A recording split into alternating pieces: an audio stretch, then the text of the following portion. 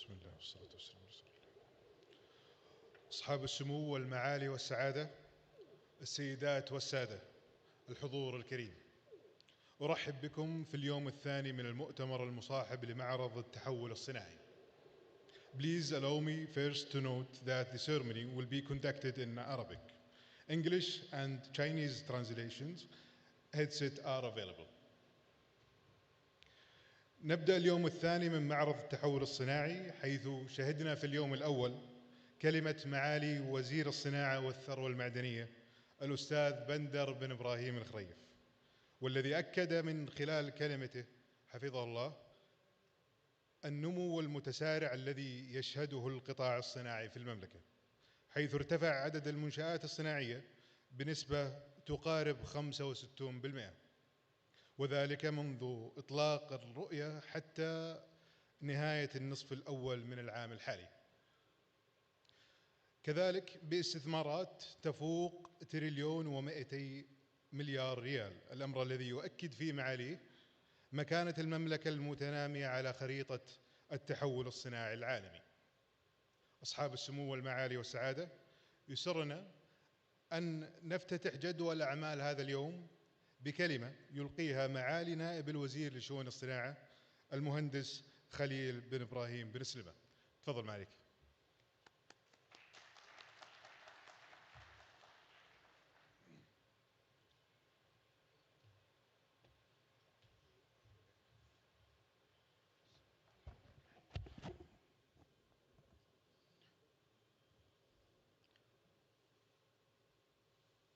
أصحاب السمو، أصحاب السعادة، الضيوف الكرام، السلام عليكم ورحمة الله وبركاته. يسرني أن أرحب بكم أيضا في اليوم الثاني في معرض التحول الصناعي، والذي يعد منصة عملية تبرز واقع الصناعة السعودية وما تحقق منها من تقدم خلال السنوات الماضية، وأيضاً تجمع الجهات الحكومية والمصانع الوطنية والمستثمرين ورواد الأعمال من مقدمي الحلول التقنية في مكان واحد لمناقشة التحديات واستعراض الحلول التي تسهم في تطوير الأداء الصناعي ورفع كفاءته. فمنذ تأسيس وزارة الصناعة والثروة المعدنية عملنا على بناء منظومة متكاملة تدعم المصنع في كل مراحل تطوره، بدءاً من الترخيص والتشغيل ووصولاً إلى التحول التقني والتوسع في الإنتاج والوصول إلى الأسواق.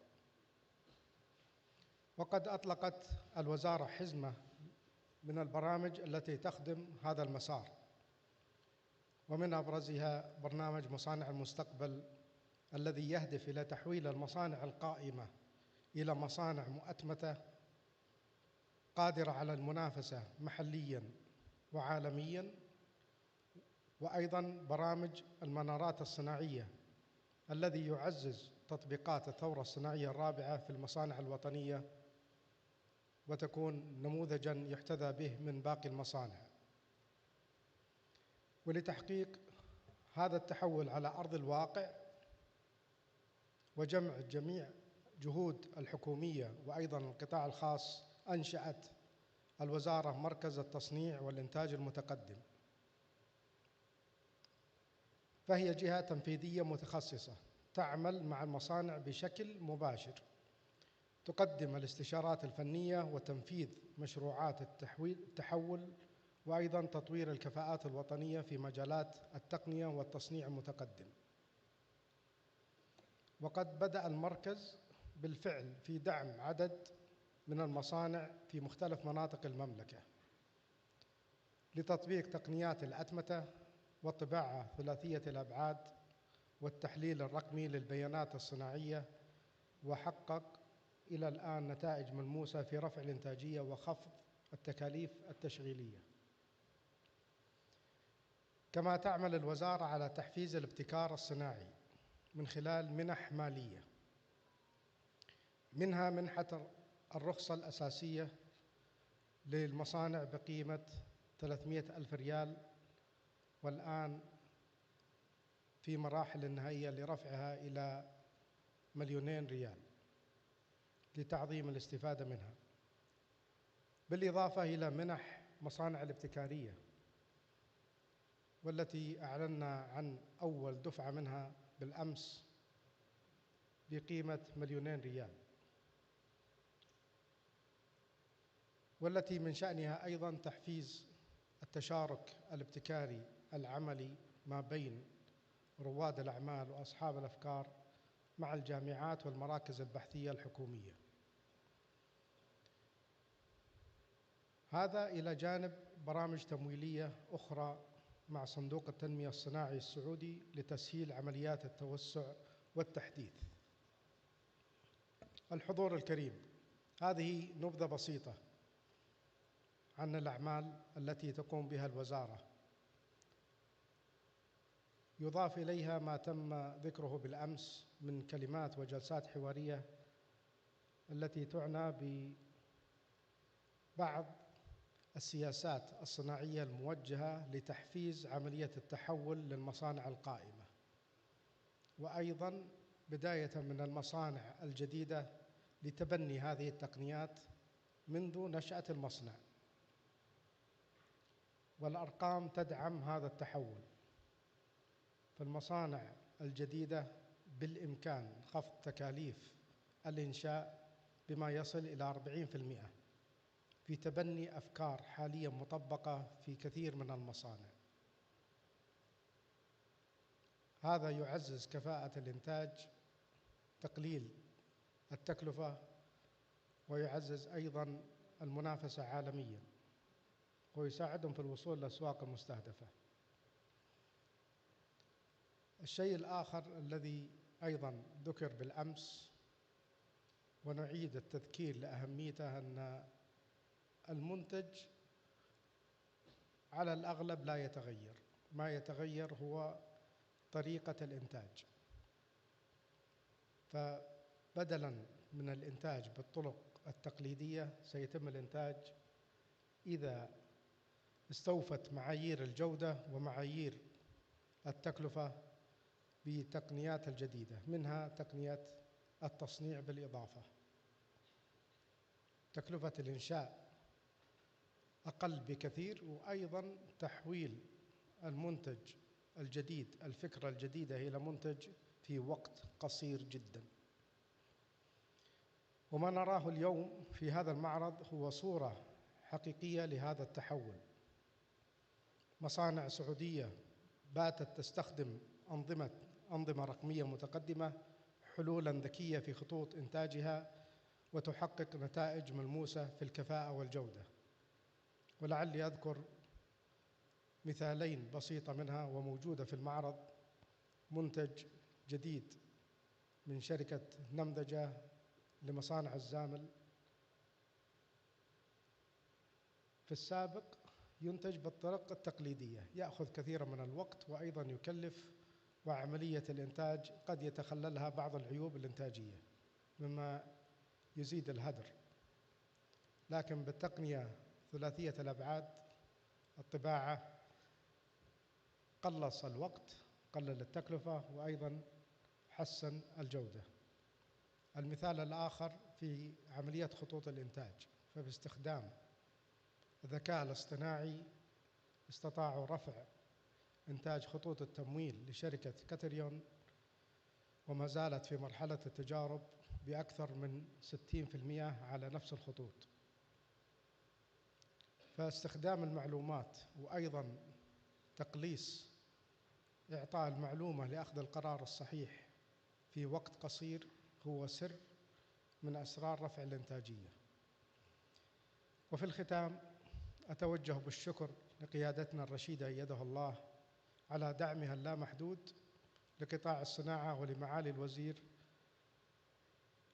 على متابعته المستمرة. كما أشكر شركائنا في المنظومة الصناعية والمستثمرين والمبتكرين من داخل السعودية وخارج السعودية على جهودهم المشتركة، وأشكر أيضاً القائمين على المركز التصنيع والإنتاج المتقدم على ما يقدمونه من جهود في تحت مظلة واحدة تجمع جميع هذه الجهود في عنوان واحد. والسلام عليكم ورحمة الله وبركاته.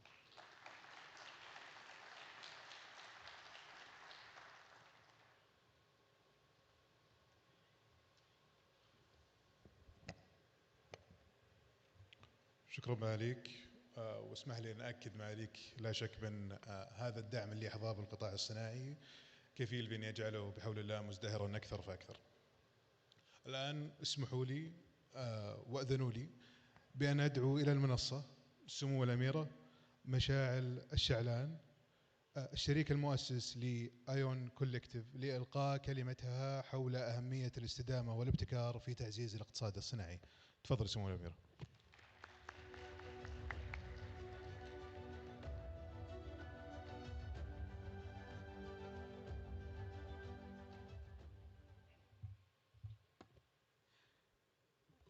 الحركة المعتادة لا وقفت وراء البوديوم.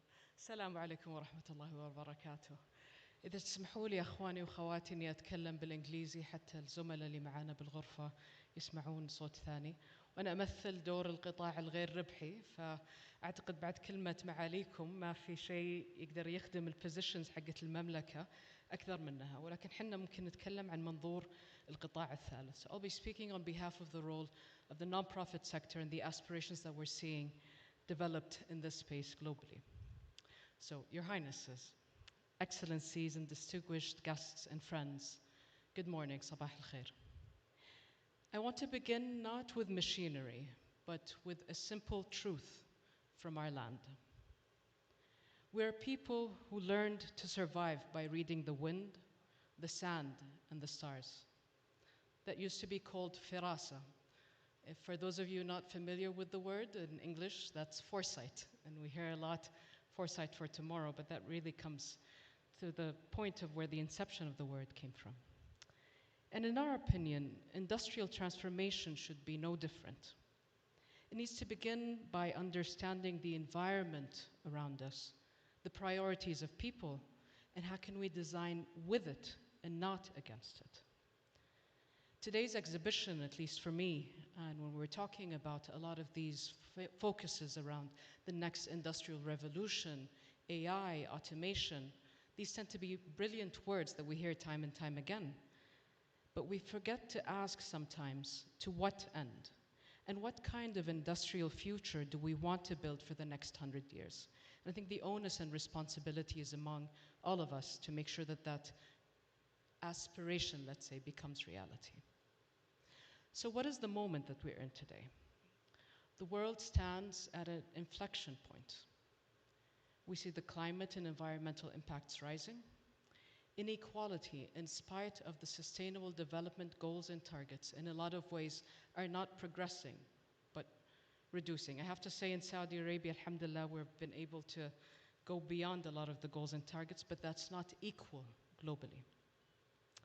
Resources are tightening and becoming a lot more competitive, and we're seeing that being reflected in the politics and the geopolitics of today. And technologies are accelerating sometimes faster than our governance frameworks. And we almost close our eyes and say, we hope that this thing will stick and it won't harm us at the end of the day. We often speak about these forces separately: climate, industry, technology, economics. But for us as Saudi Arabia, they're one and the same. And they all point to one truth, that the next industrial revolution will not be powered by extraction, but it will be powered by restoration. In our case, and in our part of the world, we call it amarat al-ard. I like to redefine it as re-inhabiting Earth and reminding ourselves of why we're there and what we're trying to do with it. And I think in some ways, nations that understand this shift really early will help define these global markets, standards, and value chains for the next 21st century. And again, welcome to Saudi Arabia for friends who are visiting, I hope not for the first time. You get to see a little bit of a flavor of our vision that gave us a clear mandate. We need to diversify in spite of everything that you're reading in the news. We're clearly feeling it and seeing the impact of it today. We need to industrialize, but in a mindful way. Not to get too philosophical about it, but we see a lot of fingers, without naming companies, being pointed at a lot of our champions in this land as being polluters. And for a lot of us Saudis, we understand that they were our champions, first and foremost. They were the first to integrate healthcare. They were the first to integrate environmental policies and environmental mandates. And in a lot of ways, industries like SABIC and others are creating a lot of the solutions in Europe and in other jurisdictions. So our real competitive advantage really lies a lot deeper. Our geography really is at the center, connecting continents. Our energy ecosystem, and we're becoming the Saudi Arabia not of oil, but the Saudi Arabia of energy, that is capable of becoming the world leading in low carbon production base. And as our Crown Prince always reminds us, and all of our ministers that are working day and night, I'm not one of those youth, I'm 39, but our youth are the youngest, most ambitious nation globally. And when you put all of these elements together, Saudi Arabia has the capacity to become a global capital of clean, competitive industrialization. And we see that there's a shift happening in the global industrial equation. Three forces are now defining industrial competitiveness. There's the issue of carbon performance. So we're seeing markets regarding low carbon products and penalizing high carbon ones. There's the digitalization of intelligence, factories that learn, co-learn, optimize, and self-correct. And there's a big issue around verification and trust, so that investors and buyers are becoming more cognizant of a need for transparency and not empty promises. And in our opinion, these are not trends. These are, in the relatively long future, becoming more and more market certainties. So if we embed them deliberately, we have the opportunity here and beyond to go beyond a participant to a standard setter in a new industrial market. But we must ask again, to what end? Industrialization is never a neutral act. It shapes futures, landscapes, and lives. So the real question we must ask today is, what's the purpose of these industries that we're building moving forward? And for us, the answer is quite clear. It's to repair, to regenerate, to lift people out of poverty, and not to be selective in how we do it. And honestly, in a lot of ways, not be ideological about it. We have to be really grounded in realities of today. So it's not about these bold aspirations of what we can do tomorrow, but what we can do today, and then work on course correcting as we move forward. And most importantly, to secure prosperity for our current generations and for future ones that will inherit the outcome of every single decision that we make today. In our country, we're lucky to be the recipient of incredible decisions that were made by our forefathers and foremothers. I had the luck yesterday to take one of our dear friends, the Crown Prince of Montenegro, through the old parts of the city. We went to 3 axes of the different Saudi states. The first is in Mrabba, or Qasr al-Mrabba, and that's in the old town around the National Museum. For me, that symbolizes the third Saudi state. We went a little bit higher towards the Dahu, which is another neighborhood, and around Qasr al-Masmak, symbolizing the second Saudi state, and then really ending our day in the Dir'iyah. So I'm not here to promote tourism, but if you have time outside of this conference, I really encourage you to get a sense to learn about who we are as a people and the grounds that really shaped us. We are ones that chose to do our own destiny with our own hands, and in a lot of ways, through this first, second, and now the third Saudi state, rise from the ashes, not with the power of ideology, but with the power of people, and with the power of a resounding idea that gets everyone working on the same path and towards a unified goal. And I think that's the kind of vision that we're lacking globally, not necessarily that of Saudi, but of a collective vision of what would the pathway look like moving forward. So I end with this, maybe call for industrial competitiveness through regeneration. We must shift from this notion of sustainability as compliance to sustainability as a competitive advantage.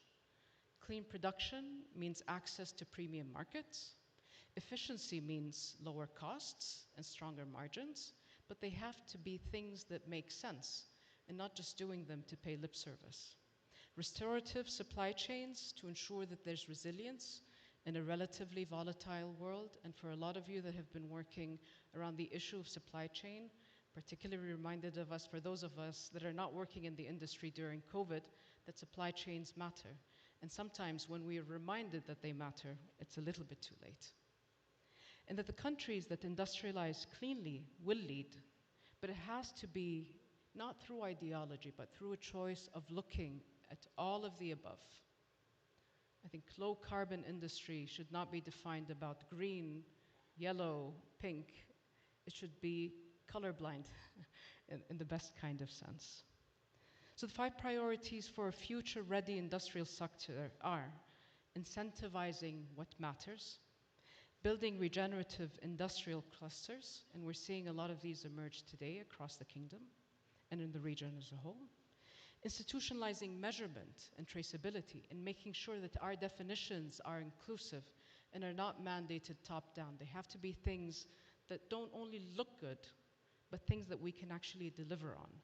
And without naming certain parts of the world, some countries are facing challenges by overcomplicating the definitions and then finding pathways to course correct it.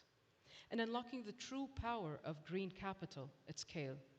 And in our case, really focus on investing on human capability, because it's not an either-or kind of situation. It should always be an all of the above.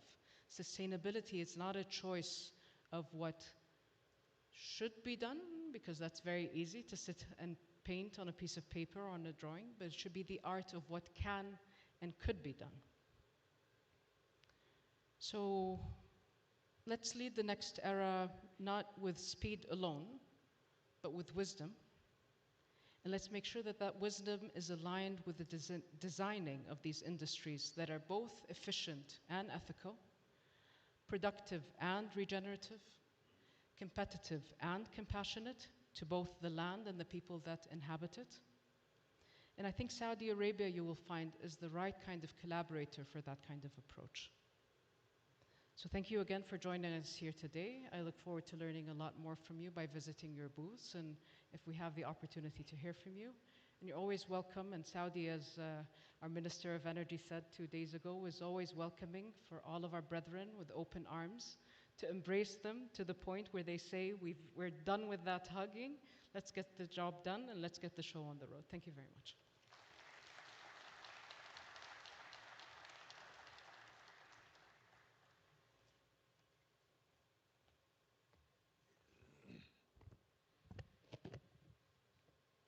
شكرا سمو الأميرة. اسمحوا لي الآن أن أنتقل إلى عرض بعنوان الإنجازات في مجال الروبوتات والابتكارات. يقدمه Mr. Eric Go, the founder and CEO of AI Squared Robotics. Please, the floor is yours.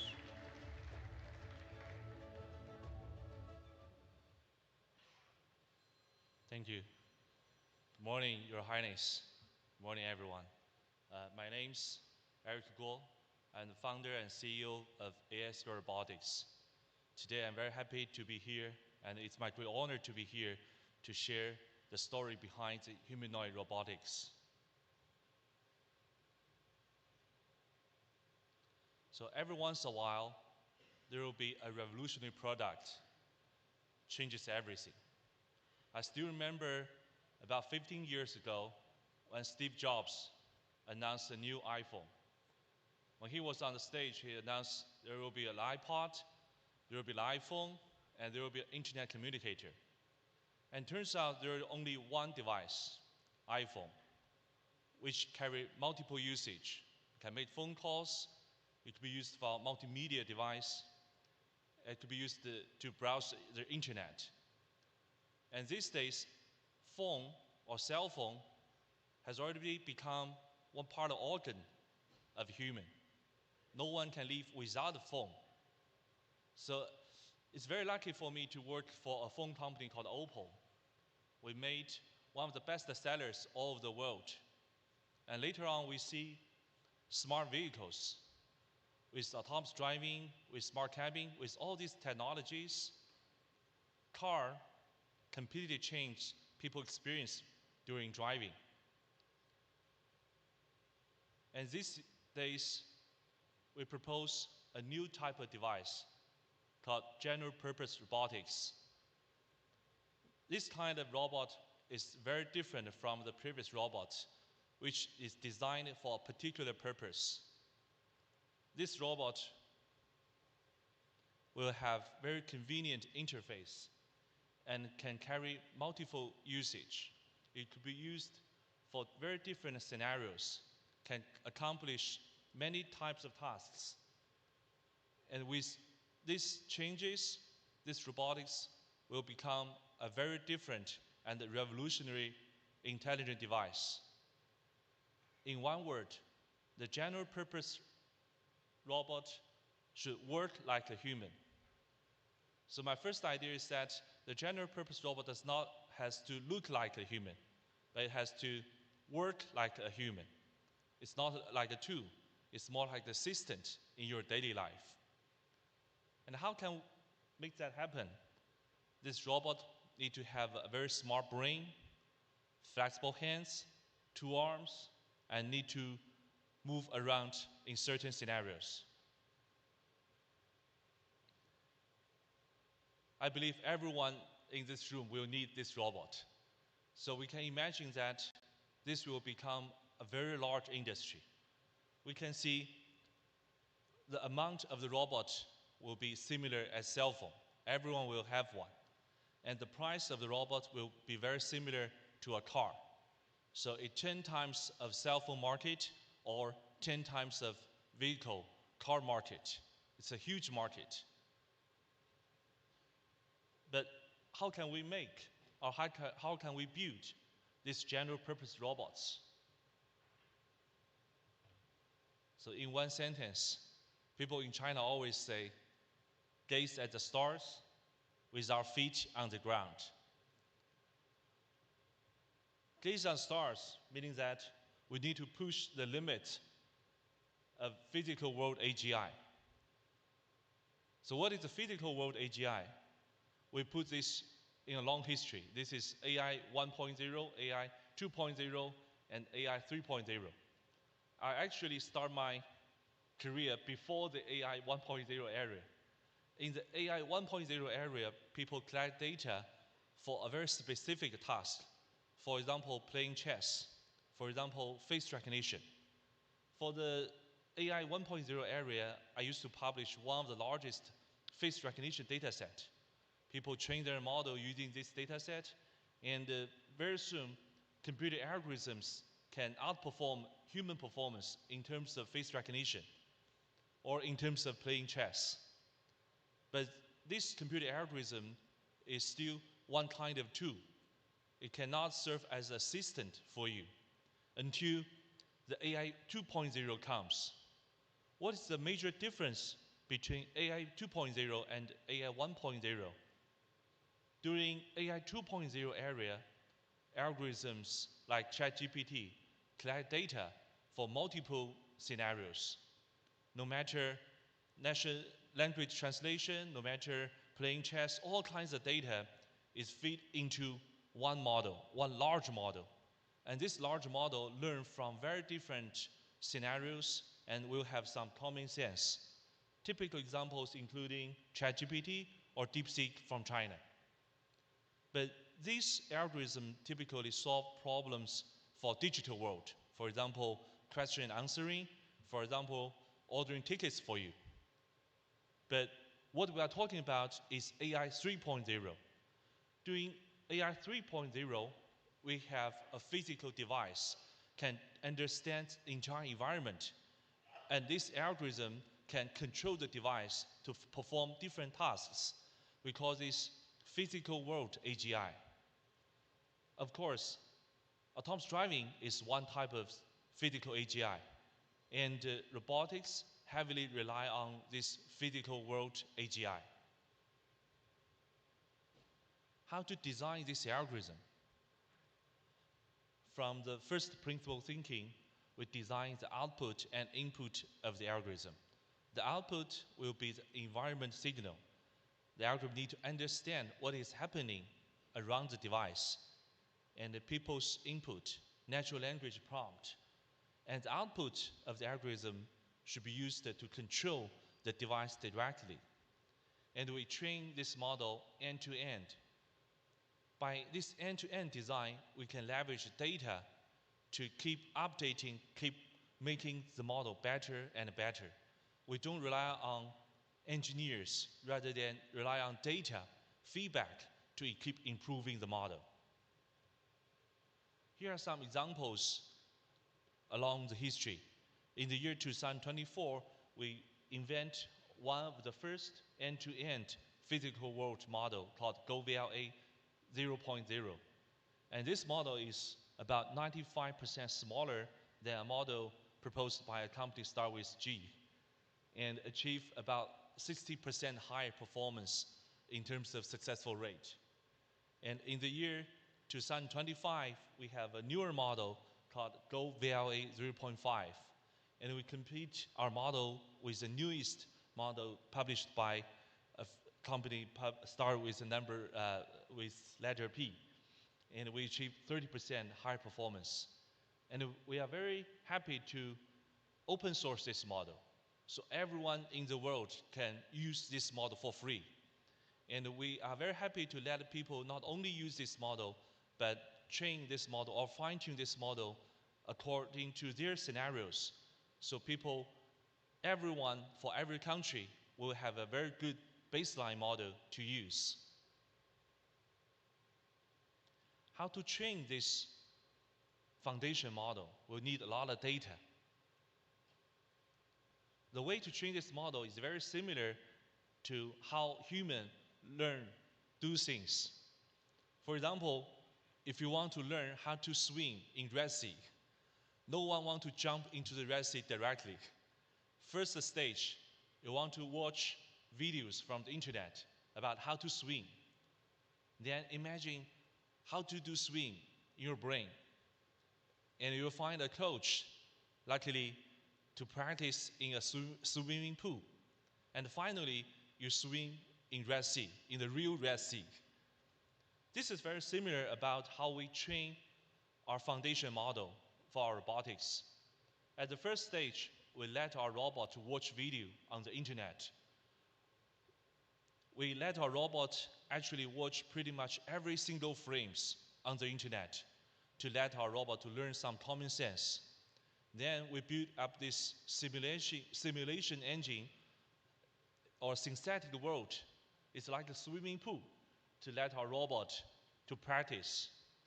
And we have built a lot of data factory to let coach or let human to teleoperate the robot do task so that our robot can practice in the real task. But this is not good enough. We want the robot to do better than human beings. How could that happen? We propose this dual pyramid strategy. One pyramid, we train the robotics forward, watch video, practice in simulation world, teleoperation. For the backward or for the reverse pyramid, we let the robot to work in a lot of different scenarios. For example, manufacturers, public services, restaurants, and we let many robots to work in many scenarios. All this data and all this technology will come back to our foundation model.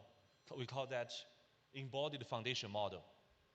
So each robot will have AI inside the body, and all this data from each robot will contribute back to the foundation model. So there will be 2 layers of AI. And let me remind everyone in the room that that's why our company is called AI Squared. So by doing this, our robot actually do more job than any single one in the whole world. So by doing more tasks, the robot will be smarter than human and can learn things even faster than human beings. The reason behind it that is we forecast that the robot will do more types of tasks than any single person in the whole world. Of course, with all this data, we'll consume a lot of energy, a lot of GPU. This is how much energy OpenAI used to train ChatGPT, it equals to about 340,000 households usage for electricity. Of course, we have a lot of energy. I just heard from the first keynote that we're talking about a country not only of oil, but a country of energy. And I think Saudi definitely has a lot of advantage training this model, because when we train a physical world AGI, we'll need even more power, even more energy, and even more GPU. I'm very happy to see that a couple of weeks ago, there is a humane program building one of the largest GPU center in the whole world. I think this will give Saudi a lot of advantage to train the best physical world AGI. Because physical world AGI need to take much more modalities compared with ChatGPT. We need to consider modalities including LiDAR, including touch sensor. All these kind of sensors will increase the complexity of the model, so that even though now we use less GPU or less energy to train the model because we don't have enough data, but later on, when we want to have a real AGI physical world, we will need more GPU and more energy. And I look forward to collaborate with Human as GPU power, computing power, to build this world best AGI model. Of course, this physical AGI model will need hardware to be deployed.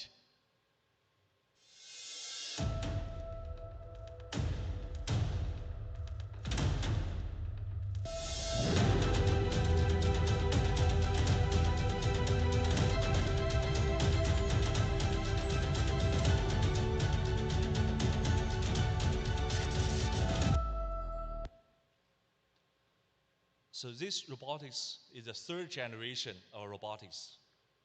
We iterated 3 generations so that it has a strong body, stable usage, and we have a chip inside the robotics.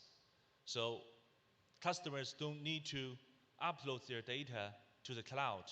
So the robot can think all by itself. And the robot comes with 6 set of sensors. We understand the 300 by 60 degrees of the environment. And the robot comes with very flexible hands, can do pretty much any task human can do. And this robot is built on China's supply chain. As we all know, China provides a large amount of smartphones, a large amount of cars to the whole world. And a lot of parts of the robot are reused from car supply chain or cell phone supply chain. By leveraging the good supply chain in China, we have already entered the mass production stage of robotics. This is how we make our robot in our factory.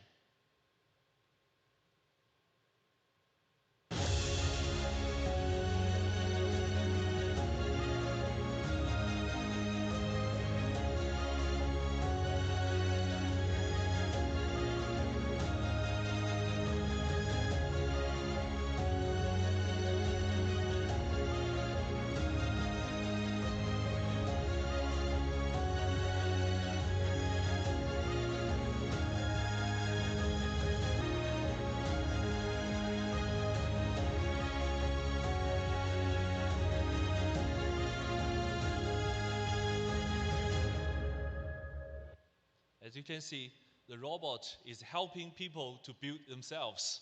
And we are also training the robot to pack themselves. So they will pack themselves and to be delivered to our final customers. And last but not least, we have AGI, physical AGI foundation model. We have stable hardware. We want to use our robot in real scenarios so that robot can learn to do things better.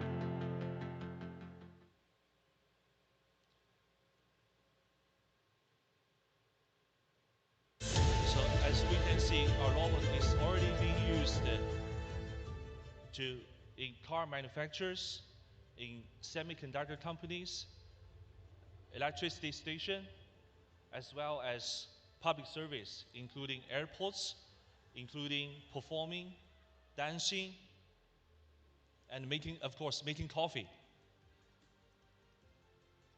So after this presentation, everyone are very welcome to stop by our booth to enjoy the coffee.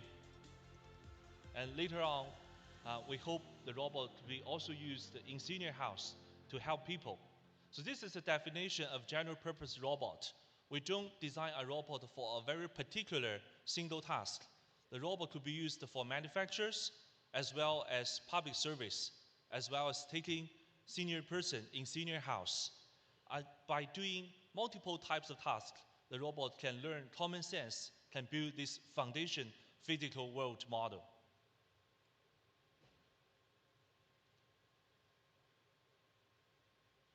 So these are the three key elements I share with everyone here today.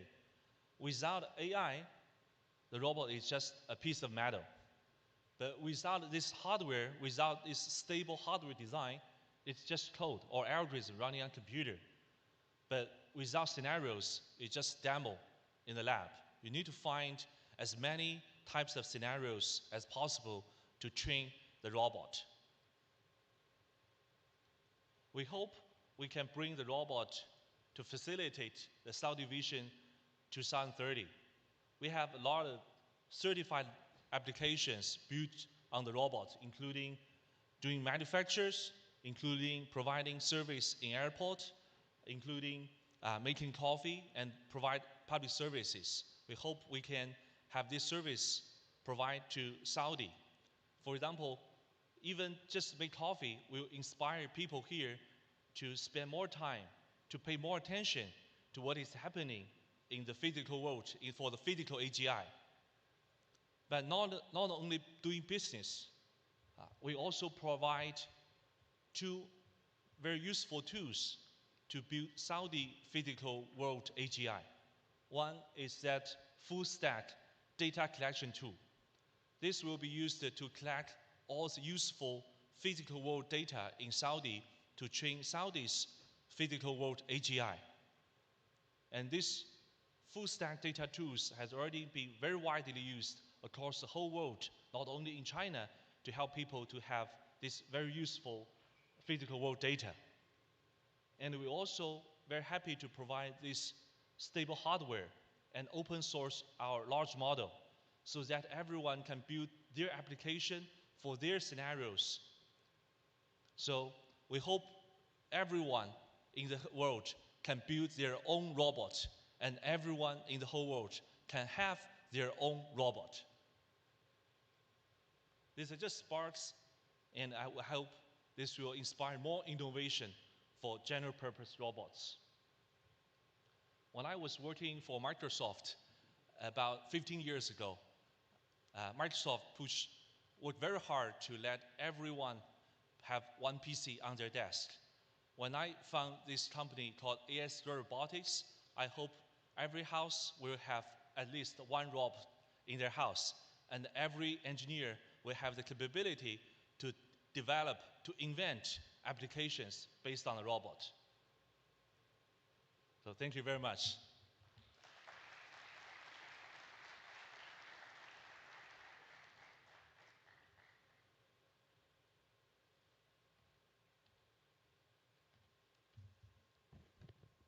Amazing. Thank you, Mr. Go, for sharing with us this stage. For now, استاذنكم بالانتقال إلى فقرة الجوائز، حيث نبدأ مع جائزة إفيسو لمقدمي الخدمات والحلول التي تم تطويرها بالشراكة مع مركز التصنيع والإنتاج المتقدم.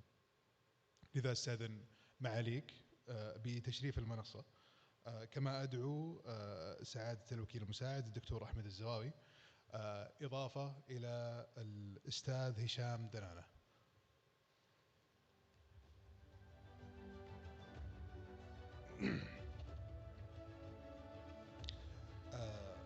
جائزة إفيسو هي عبارة عن 5 فئات، لذلك نرحب بالفائزين بالصعود إلى المنصة.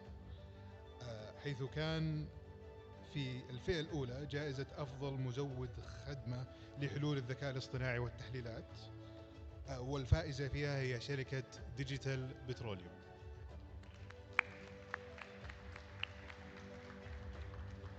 كانت في الفئة الثانية جائزة أفضل حل مستدام للتحول الصناعي ضمن الثورة الصناعية الرابعة، والتي فازت فيها كانت شركة جي فيرنوفا.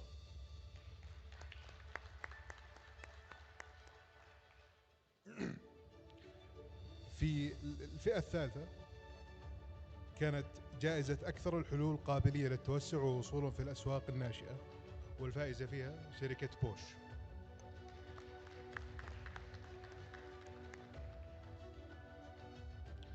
أما في الفئة الرابعة فكانت جائزة أفضل تقنية للأتمتة وإنترنت الأشياء الصناعي، الشركة تراستانجل.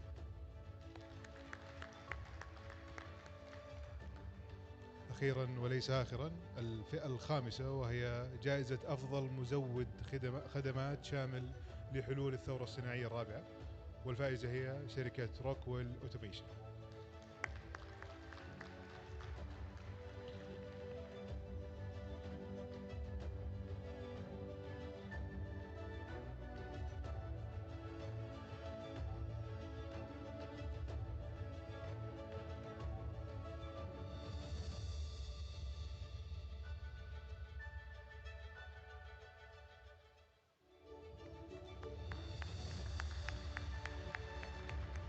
شكرا لكم جميعا.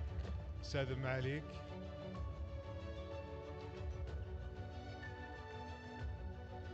شكرا لكم. أستاذ المعاليك، في البقاء لتكريم عدد من المصانع التي استفادت من مبادرة تأهيل المصانع للحصول على شهادة الجودة الدولية، كما أدعو سعادة وكيل الوزارة للتمكين الصناعي المهندس البدر فودة للحضور للمنصة أيضا. آمل من المصانع الفائزة بالتشريف إلى المنصة. حياكم الله جميعا.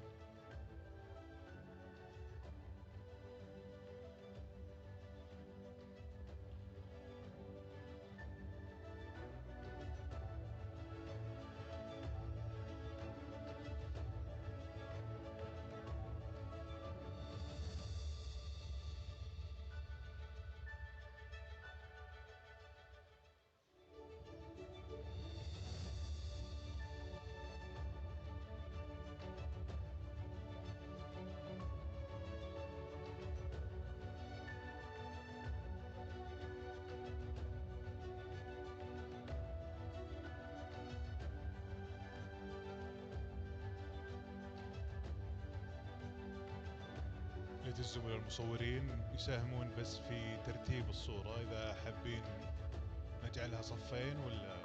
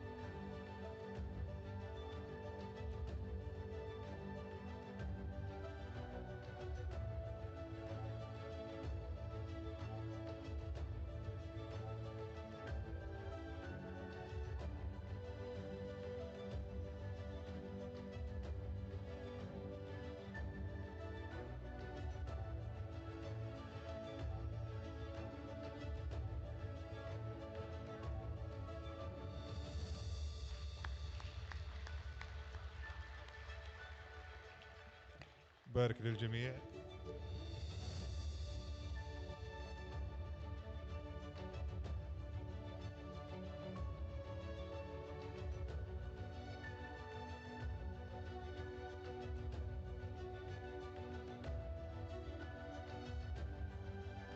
اسمحوا لي الآن ننتقل إلى أولى الجلسات الحوارية.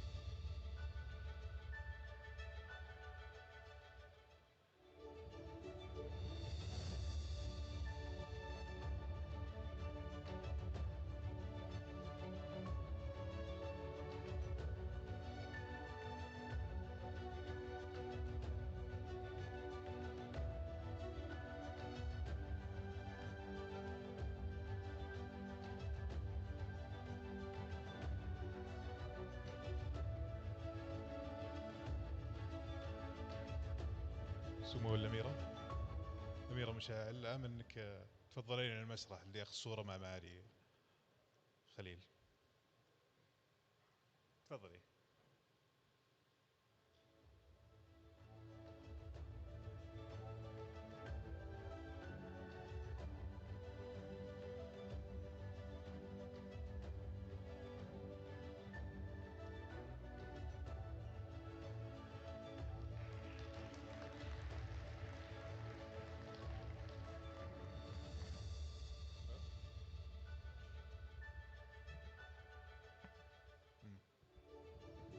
شكرا ما عليك. تسمح لي بس بإني أبدأ أولى الجلسات الحوارية بعد إذنك. تفضل. الله يجزاك الجنة.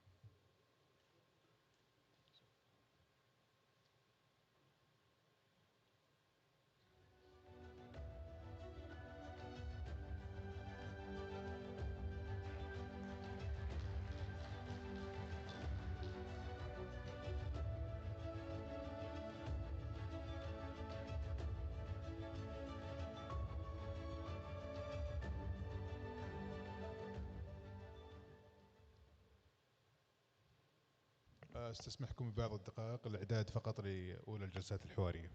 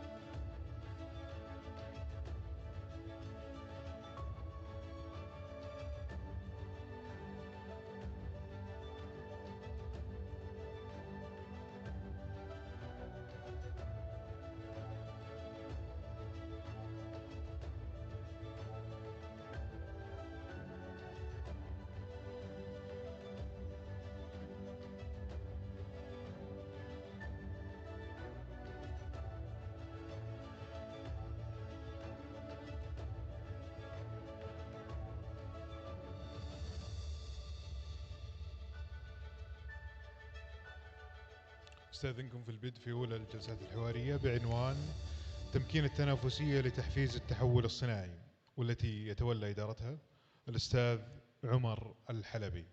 تفضل أستاذ عمر.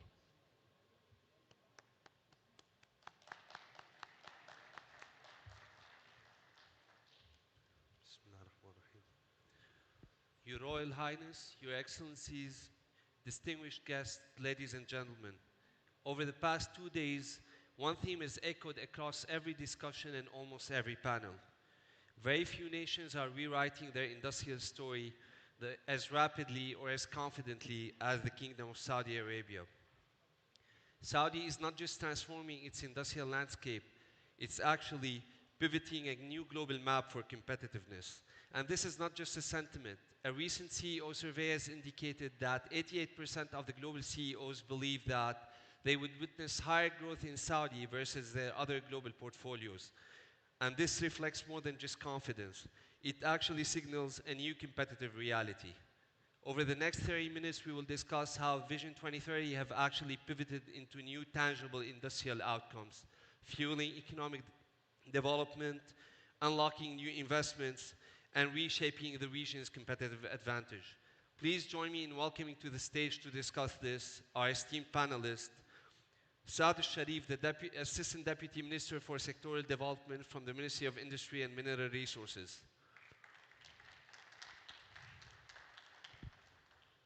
Majid al-Usaylan, the Chief Executive Officer of the City Cement Company. Abdullah Tariq al-Qahtani, the CEO of AHU Group.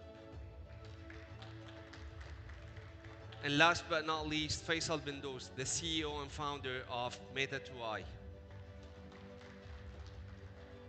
Assalamu alaikum. Please have a seat. Yeah, hello. Hello.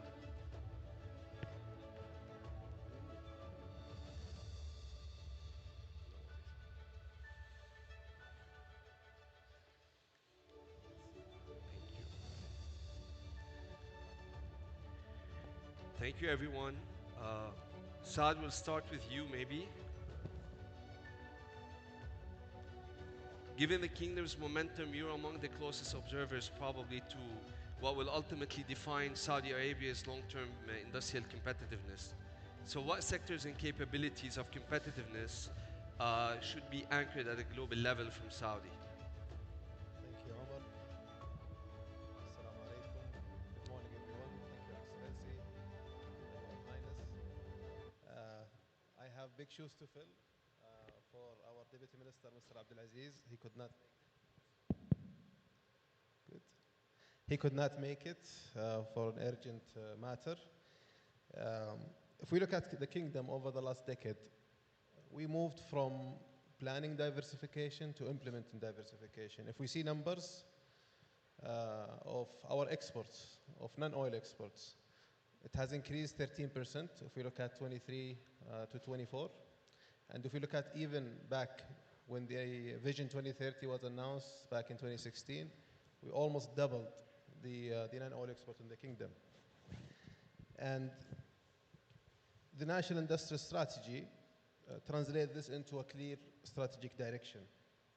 We have identified around 800 industrial opportunities with investments totaling at around 1.3 trillion Saudi riyals by 2035. So if we look at the anchor sectors, we have identified multiple sectors.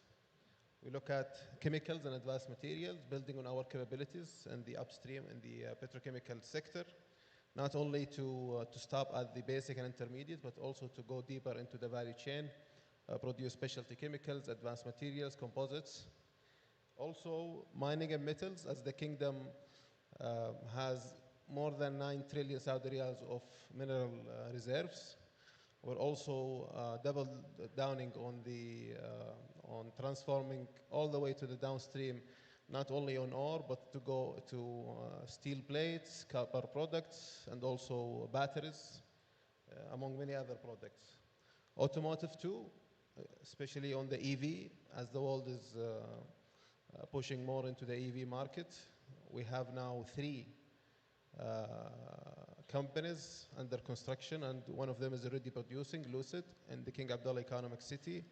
And we're working closely to also localize the supply chain for the automotive sector. And the list goes on with aerospace, defense. We have announced the Aero Park in Jeddah too. We look at food processing and agri industries, where we also have the world's largest food park in Jeddah, not only by space area, but also by the number of tenants in the food park. And the list also include health and pharmaceuticals, and also digital and cloud-based industries that enable the growth, the sustainable growth going forward. When it comes to policies that actually anchor competitiveness, we have designed, rolled out, and implemented a couple of programs. I would like to mention a few. We have launched the Industrial Competitiveness Program, and it helps the industrial sector to become more sustainable by supporting the transition for more optimal energy sources, by providing solutions, total of 8 solutions that can help the sector become more efficient. In addition to that, we are capitalizing on our strength in the petrochemical industry by making sure that these products that are produced locally are availed competitively, and that will enable the growth downstream that can cater to many, many sectors: food packaging, automotive, machine equipment, and many other sectors. And also to help integrating these efforts, and through the National Program for Value Parks, we have identified more than 15 value parks, 5 already announced. These value parks provide investors with superstructure, shared services that can help to lower their capex and opex. We have in Dammam the machine equipment, we have in Jeddah the aerospace, we have also in Jeddah the food park, we have in Al-Kharj the dairy park, and also in Medina the dates park. So these are all the elements that can anchor competitiveness in the kingdom. You've mentioned logistics. The kingdom has a unique position, and we are turning that position into a benefit also for the industrial sector. We have jumped significantly in the World Bank Logistics Performance Index. We are, as a nation, we are developing 59 logistics hubs, more than 100 million square meters, and these are all to enable the industrial sector going forward. In conclusion, if we look at modern policy, if we look at governance, to these elements together, the NIS, the National Investment Strategy, the National Localization Strategy, and many other strategies are aligned to crowd the capital and deploy it where the industrial policy is focusing going forward. So if I take any investor in EV or specialty chemicals, the whole journey is designed in a way to help them either on having an easy business environment, or having clear access to incentives, and also having clarity when it comes to the policies and regulations, to the licensing, and etc. So I think we in the kingdom, along with all the different programs, we are very well positioned to attract all the investment, and not only to attract it, to make sure they are sustainable. And as we speak, we have more than 400 billion worth of investment in the pipeline. We have exceeded our targets that we have put for the first phase, and we're looking forward for our global and regional partners to make Saudi their hub, either to satisfy the local demand or the global demand too. Thank you. Thank you, Saad. It's definitely an ecosystem play, and the ecosystem strength underpins competitiveness. Turning to Abdelhadi, given AHU's deep footprint across heavy industry, pipelines, and infrastructure, how do you see that Saudi can lead globally beyond the cost competitiveness, maybe tapping into ESG technology adoption and scaling capabilities?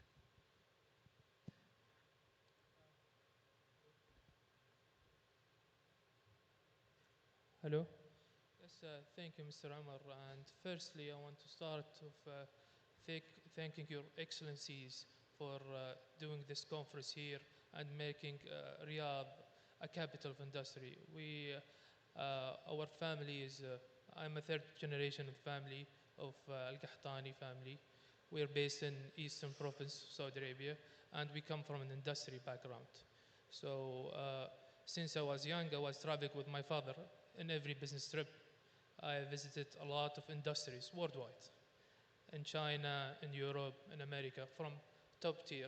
And I always have the same question. Why we don't have this heavy industry, huge industries in Saudi Arabia? So I have a lot of conversation with my father and asking him. He said, son, in your time, you're gonna have it. So thank God, alhamdulillah we say, that in this time, in the vision time, I'm very proud of the vision of the Crown Prince and making what my dreams and every Saudi dreams come true.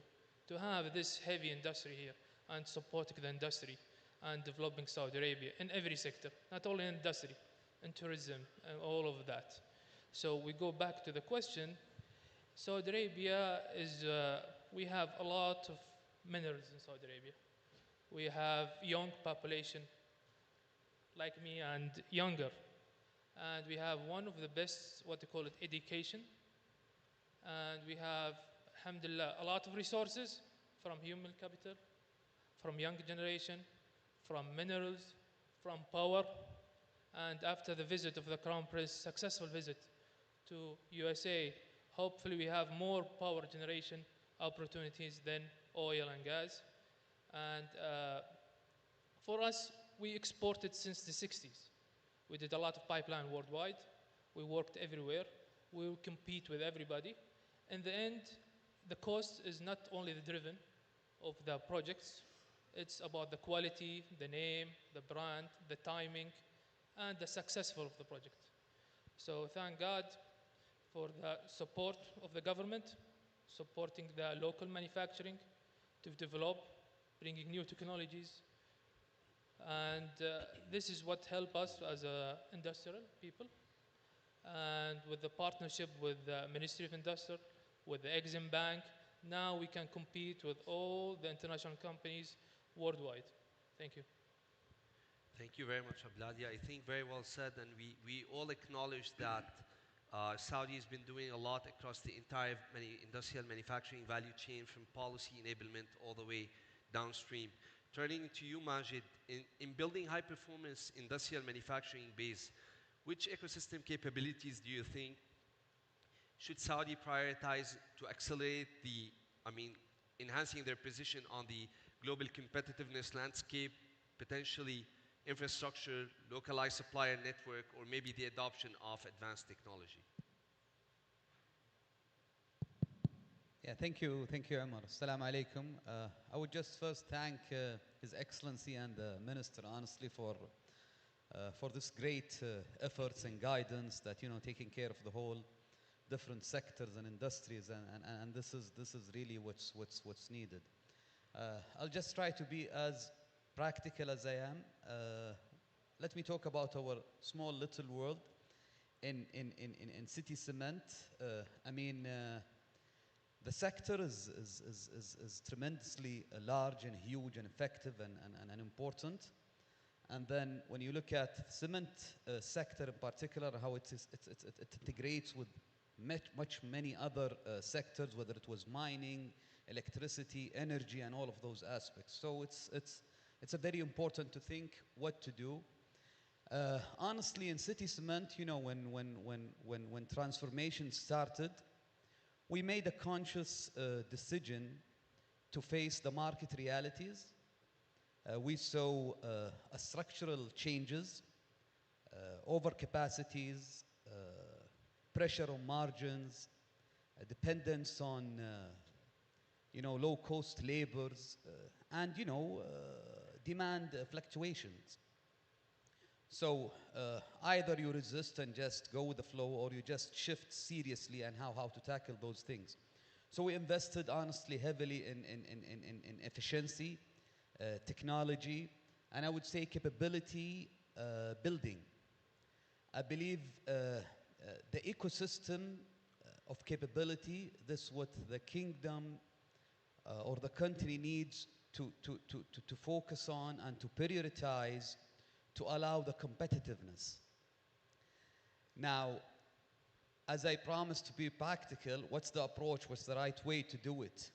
We believe that, competing on price itself, this is not sustainable. We invested heavily in technology. We invested in smart systems, and we invested in operating or smart operating our system to compete on efficiency, to compete on quality, to compete on reliability, and innovation. And to tackle that, we started like a decade ago, since 2015. You don't want to, look at your cost superficially and just cutting costs left and right. I mean, it should be well structured. When you look at any industry, you have, tons of data. In cement, since you're dealing with a lot of mines, you're dealing with raw materials, dealing with different types of fuel. So you have so many characteristics. You have so many different elements goes into your system. So you have plenty of data. We invested, in organizing these data, collecting these data, analyzing these data. And on the other side, you have the equipment itself, and then how to create, this kind of dialogue or correlation between both to be more efficient. Now, in span of the 10 years, I'm so proud, and we start, to reap off most of those investments. Today, we managed to reduce our head count, with around 80 to 90%. We were at a level of 750 employees on our, full-time employees. Today, we are at a level of 380 or 70. With more capacity, with better productivity of each, employee, we managed to control much better our energy or our fuel mix, if you wish, which contain a lot of, details and to decide what type of fuel, what type of. We managed to control better our query when it comes to mining. I mean, we have a lot of activities of mining going on in the kingdom, but to apply the right software with the right capability. So I believe it has a lot to do with the right people.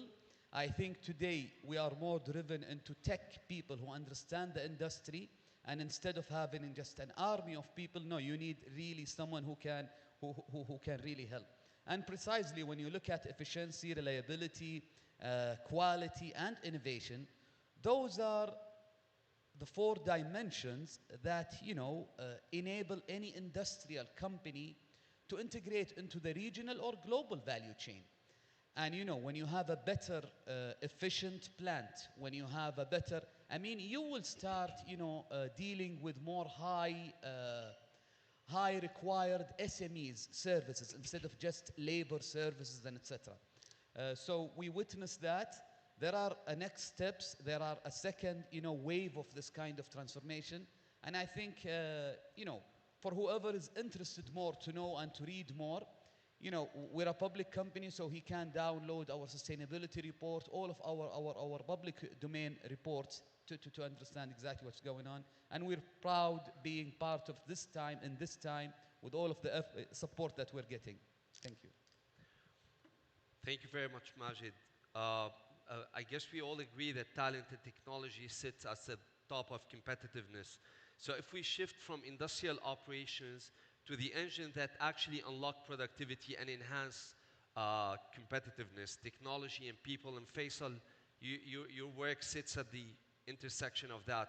So from your vantage point, which technologies and talent capabilities, be it AI adoption, automation, advanced industrial training, would actually be the most crucial to accelerate Saudi's position on the global podium? Yes, thank you very much, Omar. It's an excellent question. Let me just first thank the Ministry of Industry for this great event that we've been waiting for it, for all the organizations.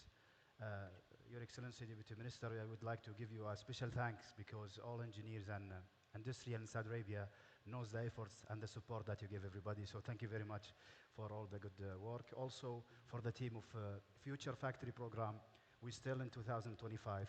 The steps that you did in this year is just tremendous with a very small team. But we really appreciate the effort that you are doing, and thank you very much for the effort. Regarding all these technologies and how we can enhance them, I think we don't need to go through all the evolutions in the industry from the first revolution until the fourth one. So the additive, the emergent technology, the evolution is a must to evolve in the manufacturing, to to reboost the quality of the production and to reboost the competitiveness of the production and the product itself. So in this era, we know that all these innovation that the market is proposing is a must, and each manufacturing need to take it in very serious consideration, because by the end, measuring your exact production capacity is the first milestone. So if you want to evolve something, you need to measure it. If you need to optimize anything, you need to measure it. If you need to manage and have a control of anything, you need to measure it. And all these technologies is the tools that will help to measure exactly in real time what is the production and what is your exact production capacity and how you can evolve it and which components that we can do. So, back in years, everybody were thinking about changing the machine immediately or revamping, all the line with new components. What these technologies allows today is that we need to stop to analyze first the process, and the first step is by doing a deep functional and data analysis to the process itself. We can jump in several steps in terms of optimization. Then integrating all these technologies will help in the second stage. So consolidating all the data in the shop floor, cross it with the consumptions of energy, cross it with the demand of the market, with real data in real time, will allow the manufacturer and the industrial to put in place a continuous improvement process integrated in its process, where they can immediately stop the manufacturing if there is any failure in production, or accelerate the production to fulfill the demand of the market. So yes, robotics, AI, all these technologies that we are listening about is very important. What I think from my perspective, the most important thing, and in Saudi Arabia we are really great, we demonstrate to the world that we are leader in this, is in data analytics and in process itself. So this is the first step that we can do, because all solution provider, whether they are robotics or IoT or AI, they need data to consume, and these data need to be structured well to have a good feedback. We are impressed about the advancement that we have with AI in the market, but I think we have enough proof to give us that if you don't have right structured data, even the AI will give you wrong answers. So I think the first step is to start by there. Thank you very much. I guess as we wrap up, we have to bring back the policy lever that ties it all together, because that's what would actually influence the technology adoption, capacity building, so on and so forth. So Saad, back to you. Which policy instruments, incentives, regulations, or private sector partnerships do you think are critical to accelerate industrial development?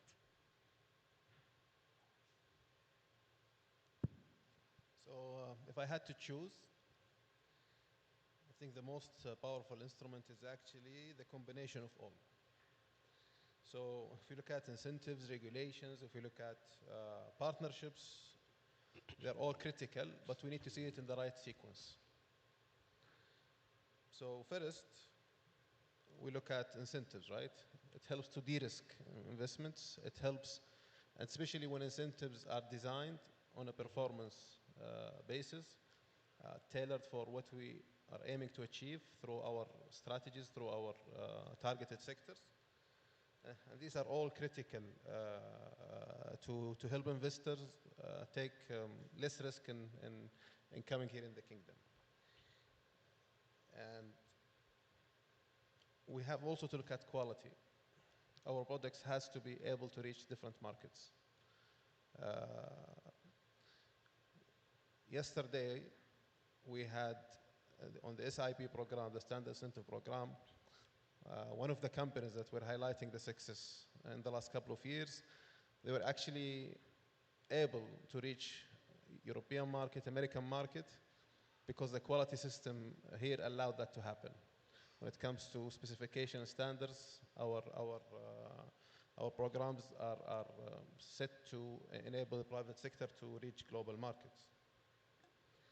And then it's very important to deepen the partnership with the private sector. That can happen through different lenses.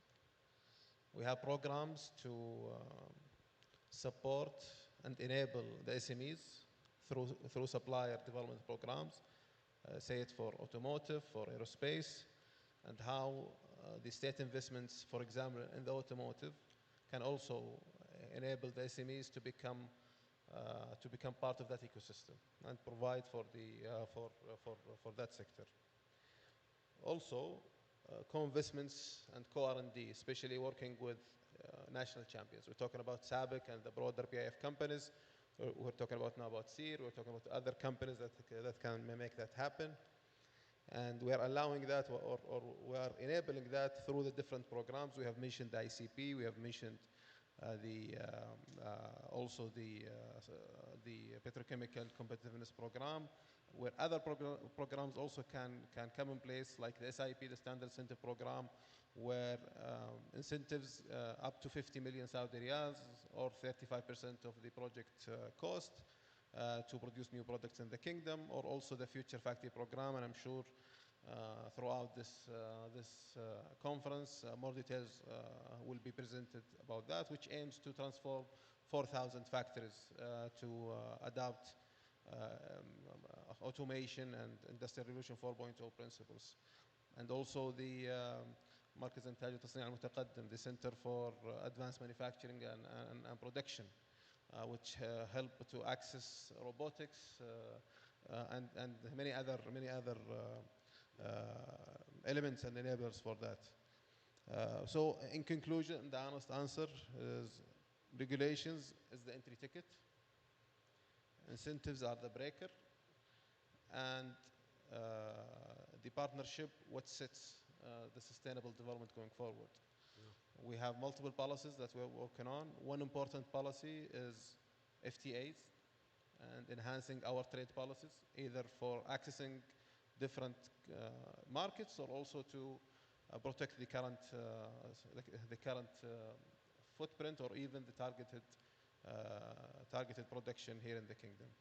So in a nutshell, this has to all to work together, and this is the mindset that we have in the ministry and the broader government sector, where we look at all of them all together. It's not just about one element, it's about how every element is working together. And we do that through partnership with the private sector, either on the design phase or the activation phase, or even the implementation phase. And this is what we do on every step. Thank you very much. I guess it's very clear that this is working in tandem. Everybody can see the kingdom's effort recently in announcing a number of policies, enhancing their global trade position. So we've seen a lot of, I would say, increased appetite from investors from all over the globe to come to Saudi, because Saudi is acting more as a platform now to not just for the Saudi market, but also to export to other countries around the world. So as we close, it's important to recognize the moment we're in. Recent global economic data have raised concerns from investors, valid concerns, reshaping market dynamics, which remind us of how quickly the world is moving. Yet, amid this uncertainty, Saudi is moving with clarity and conviction, using policy as a main lever to drive competitiveness. Thank you very much, ladies and gentlemen. Thank you, Saad. Thank you, Abdelhadi, Majid, and Faisal. Thank you very much. Thank you. Thank you, Habibi. Thank you. Thank you. Oops.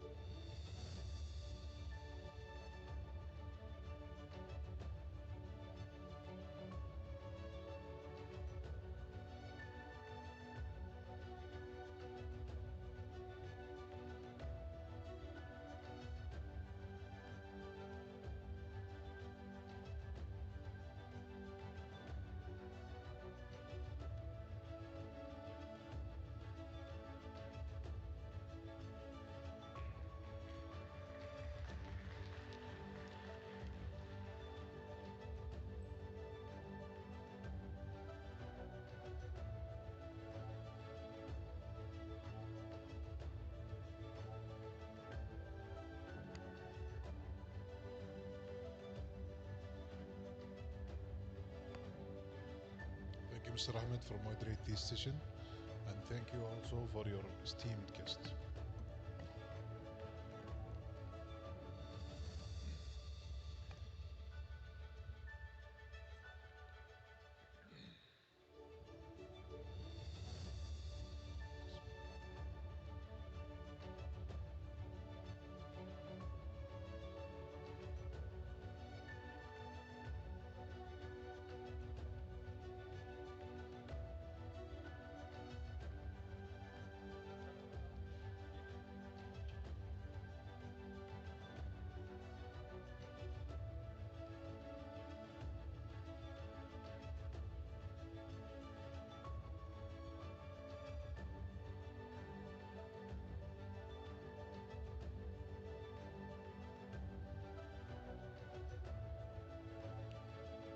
ودي اتيح للزملاء الفرصه من مصر المدينه اللي يعني القاء بعض الكلمات على مسامعكم.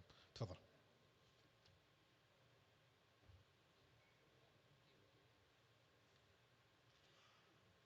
Bismillah ar-Rahman ar-Rahim. Ladies and gentlemen, I'm honored to be invited, on the spot. But as I mentioned, we're practical and we should be always ready. The idea is to share our experience, and I'm proud to really tell exactly what we did. Well, not exactly, but at least to shed as much as light as we can, and where all of those kind of investments and journey took us. We started as early as 2013, 2014, seriously looking at it from a structure perspective. As I mentioned, you have a tons of data, and you have equipments, and you have people. So you need to put those together, and you have to pick the right investment. We invested heavily in technology and smart systems, and during the journey,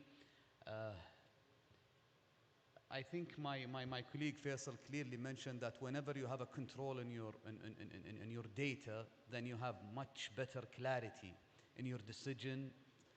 This can nicely contribute into the growth of the company.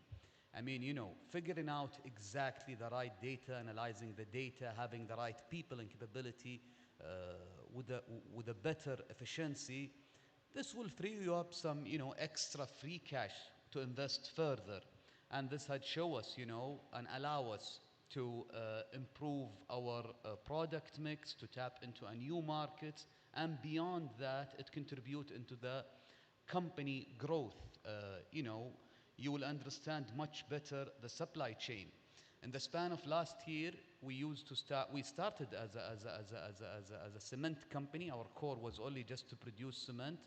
Today we are 3 or 4 different group of companies. We tapped into waste management, and today hopefully we'll be addressing through our subsidiary with CIRC and PIF, the whole need of alternative fuel. We tapped into mining, and through an international joint ventures, we are operating queries with better systems and softwares. We are, tapping into as well the industry of supplementary cementitious material. This will add along by substituting a lot of imported material, increasing the GDP of the country, and localizing a very important industry with the highest level of efficiency and being as sustainable as we can. All of those technologies has its own patent. When you compare it even from an energy perspective, it is a way less. And this all comes with the data, with the right investment. Now, in span of all of what I've mentioned, you need the people, you need the journey. The real recognition start to happen, when I think there was a clear focus from the ministry into such initiatives. I think there was the Smart Industrial Readiness Index, which is SIRI. This is one of the most serious and strict way to evaluate the readiness of a company to move into technology. We are very proud that we ranked #1 based on the country, on Saudi Arabia, among our industry, and we were ranked #7 among the globe. I mean, this is kind of proudness that we don't just share City Cement. This is something for the nation, for the country. Yesterday we were awarded by Microsoft as per the best industrial manufacturing, sustainable industrial manufacturing for the whole Middle East. I mean, and that tells a lot. It tells how, you know, we really efficiently utilized our data, our systems, and you can see it, you know, within the span. Okay, despite, you know, the challenge situation of the market, as I mentioned, this is a fragmented market, cyclical, secular, a lot of challenges. But still, you know, in the long term, you have a lot of intellectual property that you built. This allows you to grow. This allows you to surpass the challenges. And I think today it's not matter of labors. Unfortunately, you know, sometimes industry is being labeled by a mindset. No, this is a labor intensive. I mean, it's not. It has a lot to do with the leadership and the right system. Now, from a policy, I'll just jump to Umar's question. What's the policy? Yes, I think we need a lot of enablers. I think we need even much more focused systems to, you know, award or at least pick a champion, really continue to support and help in this move. The company has spent more than 30% of the net value for the last 10 years to invest in those digitalization. I mean, and still we're going forward, but we need this kind of support. I think the ecosystem or the stakeholders are a lot, and we need everyone in this. We're open to share. We're happy to invite everyone to come and see our experience, and we'll learn from each other. I'm sorry, Your Excellency, the gentleman, I hope that I delivered something, but you know, we're always there and available for you. Thank you.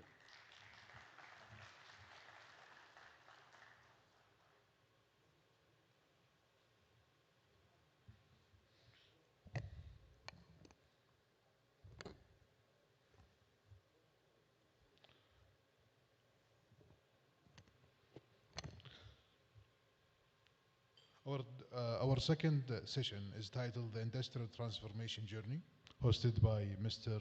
Joost Kemmenek, Managing Partner at FSO Consultant Management. Please allow me to welcome Mr. Joost.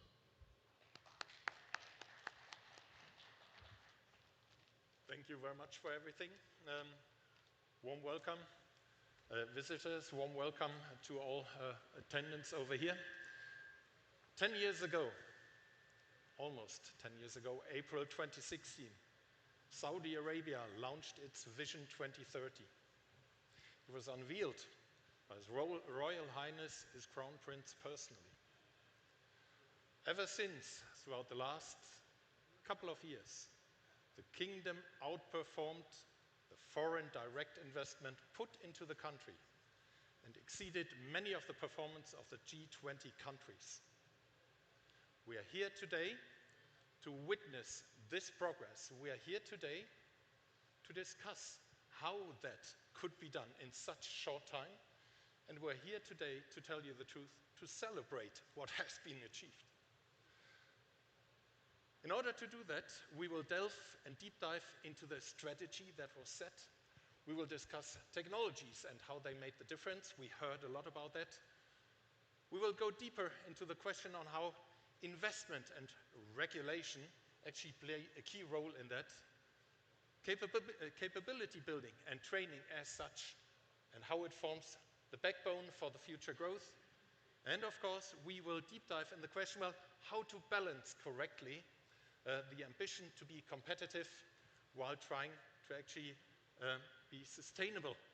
So, with that in mind, let me briefly introduce myself. Joost Kemmenek is my name. I'm Managing Director and a member of the Global Board of FSO Management Consultants. I've been here for the first time in the year 2008.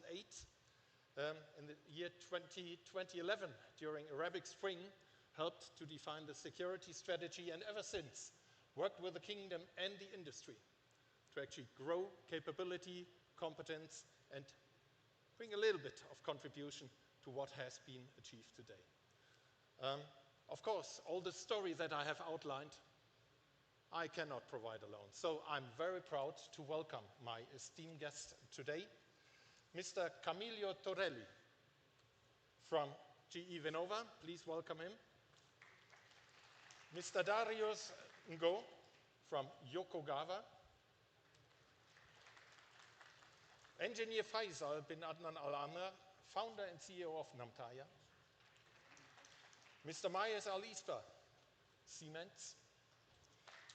And Mr. Caner Kutural from Koch Digital. Please, welcome over here. So, may I ask you to briefly introduce yourself? Sure. Please.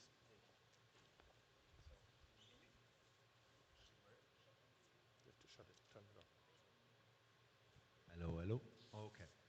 So, I'm Camillo Torelli. I'm heading the commercial organization for GE Vernova. As you know, GE has been through quite a number of split. Now we have 3 business units of GE, and we represent here the manufacturing industry and manufacturing software. So thank you for hosting me. Thank you, Your Highness, to host us and GE Vernova here. Thank you.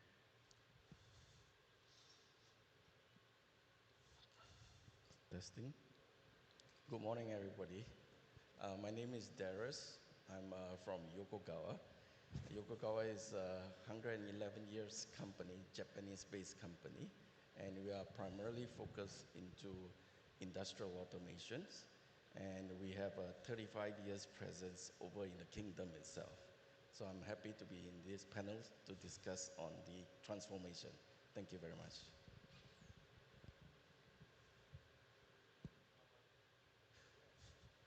السلام عليكم جميعا. فيصل بن عدنان العامر from نمذجة for 3D printing solutions.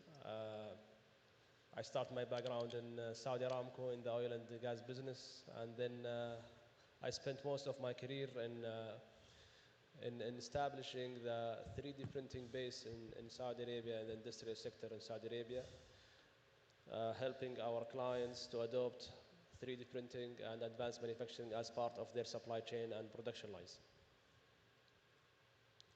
Assalamu alaikum. My name is Mayes Al-Isber. I'm with Siemens. I'm taking care of technical sales aspect for the region. Siemens has been in Saudi for over a century for now. So this is a big legacy that we have for this country and for the leadership. I'm really honored to be today, Your Excellencies, ladies and gentlemen, colleagues, industry leaders, and looking forward to our discussion.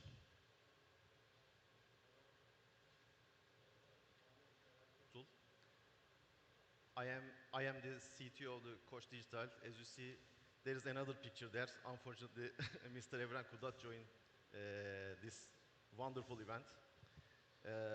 As Koch Digital, we are a key partner in the region for the industry transformation. Thank you for hosting us, Mr. Majesty. Well, what a fantastic, wow, you can hear me?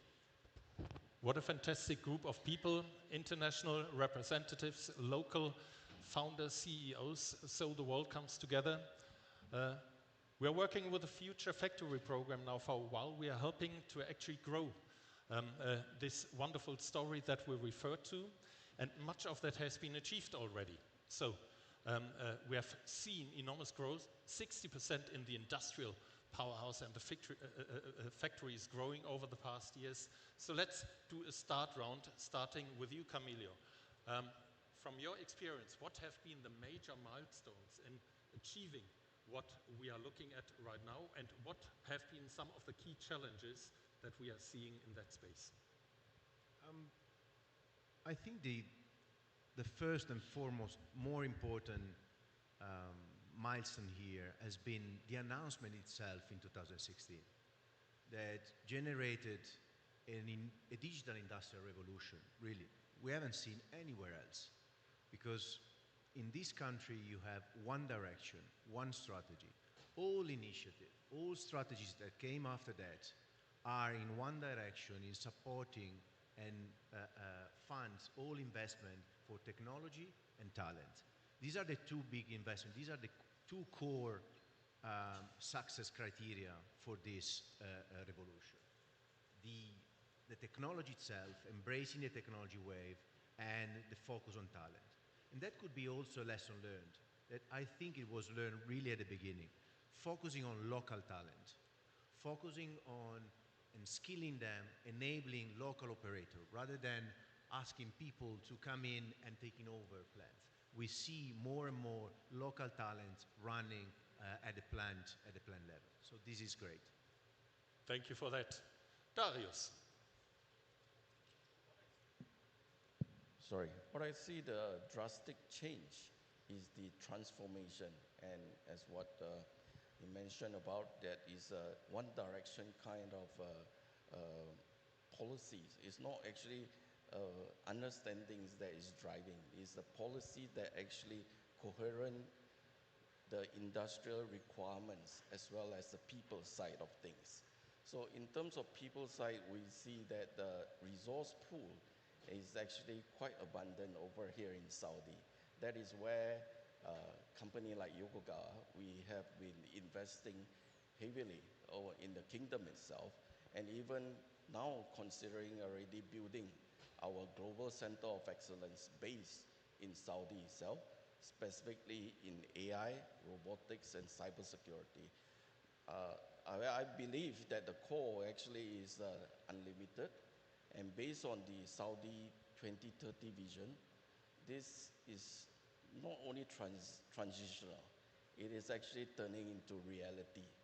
So our plan is pretty much stable in line, and what we see is actually happening at this very moment.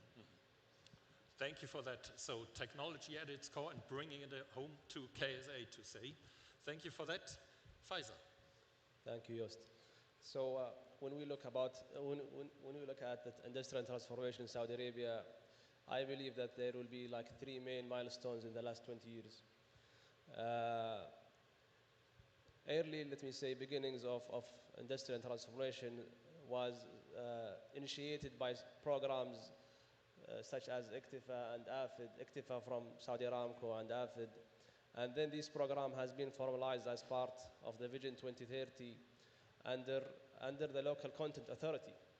Actually, these kinds of policies created a huge movement in the sector that everyone works in this market before these policies and after it can easily notice how this made changes. As a company, as Namdija works in basically enabling clients to produce parts and using 3D printing locally, we can see how these policies pushed a lot of companies to really search for solutions and create a new supply chain, and then basically creating an industrial or increasing the size of industrial base in Saudi Arabia. So this is the first milestone of having policies that push companies to produce parts or products in Saudi Arabia. Second milestone is when the Ministry of Manufacturing started to push factories to adopt more, let me say, competitive approaches instead of relying on cheap labor or cheap materials, etc. Introducing policies on labor fees, and then this has created an urgency for factories to really look at solutions, how we can make our production more efficient, how we can use our resources more efficiently. And this by nature created much better, let me say, factories. And we heard from Cement in Medina a very great story how they reduced their manpower from 700 something to 300 something. And this is actually a huge achievement, cutting the labor by half and also increasing the capacity. It's something that has been achieved by using technology and has been triggered by the policies that pushed factories to that direction. And lastly, definitely that the national industrial strategy, as part of it also future factories, which after creating policies that push factories, then this created also incentives that pull people toward adopting of the technology. So this created a huge difference in the market and the ecosystem. Everyone works in the Saudi Arabia markets knows how this strategy, industrial strategy, and future factory program created a very huge effect. And this gives us a lesson learned, which is basically policies. Policies makes most of the changes, and it drives the economy. Perfect. We come to that later to delve a little bit further into that. Thank you very much for that. Manes, the view from you and Siemens on the challenges. So perhaps from my part, I will speak from an international OEM as Siemens and our engagement in Saudi Arabia. Looking at Vision 2030, and of course this scale that is unique in Saudi Arabia, we have, from our view, three main components. Of course, policymakers, as you rightly mentioned. Second is the capital investments that has been done to enable this transformation. And third is basically the technology actors that have been engaged. Putting all of these three main pillars together has been a key part in enabling such digital transformation. The second key takeaway I see it, or that we can observe, is related that core Industry 4.0 technologies, be it AI, machine learning, be it MOM, be it IoT, and all the technologies that it brings underneath it, are now baseline for industrial transformation and be sure that this technology is competitive. So in that aspect, we see that the government in Saudi Arabia, through the different platforms that are available, are heavily investing in this. The hesitation that the industry had on how and when and to what extent to invest in these emerging technologies has been key to break this fear and to make sure that it's not only the private sector or the industry investing on its own with the risk that comes with it. No, there is a governmental support to make sure that there is a true partnership spirit. And I think this is very remarkable in Saudi Arabia, and it's definitely a lesson learned for the region and globally. Thank you. Thank you very much for that. Once again, strong link into the technology side of things. Ideally closing with Janesh from Koch Digital. What's your view on that? Yeah. Vision 2030 from the industrial perspective actually is a big shift from making individual and isolated projects to making more adaptive and more programmatic projects in the field. And there are many milestones that have been achieved throughout the program. And the first and major critical one is the one at the initial stages, at the inception of the program.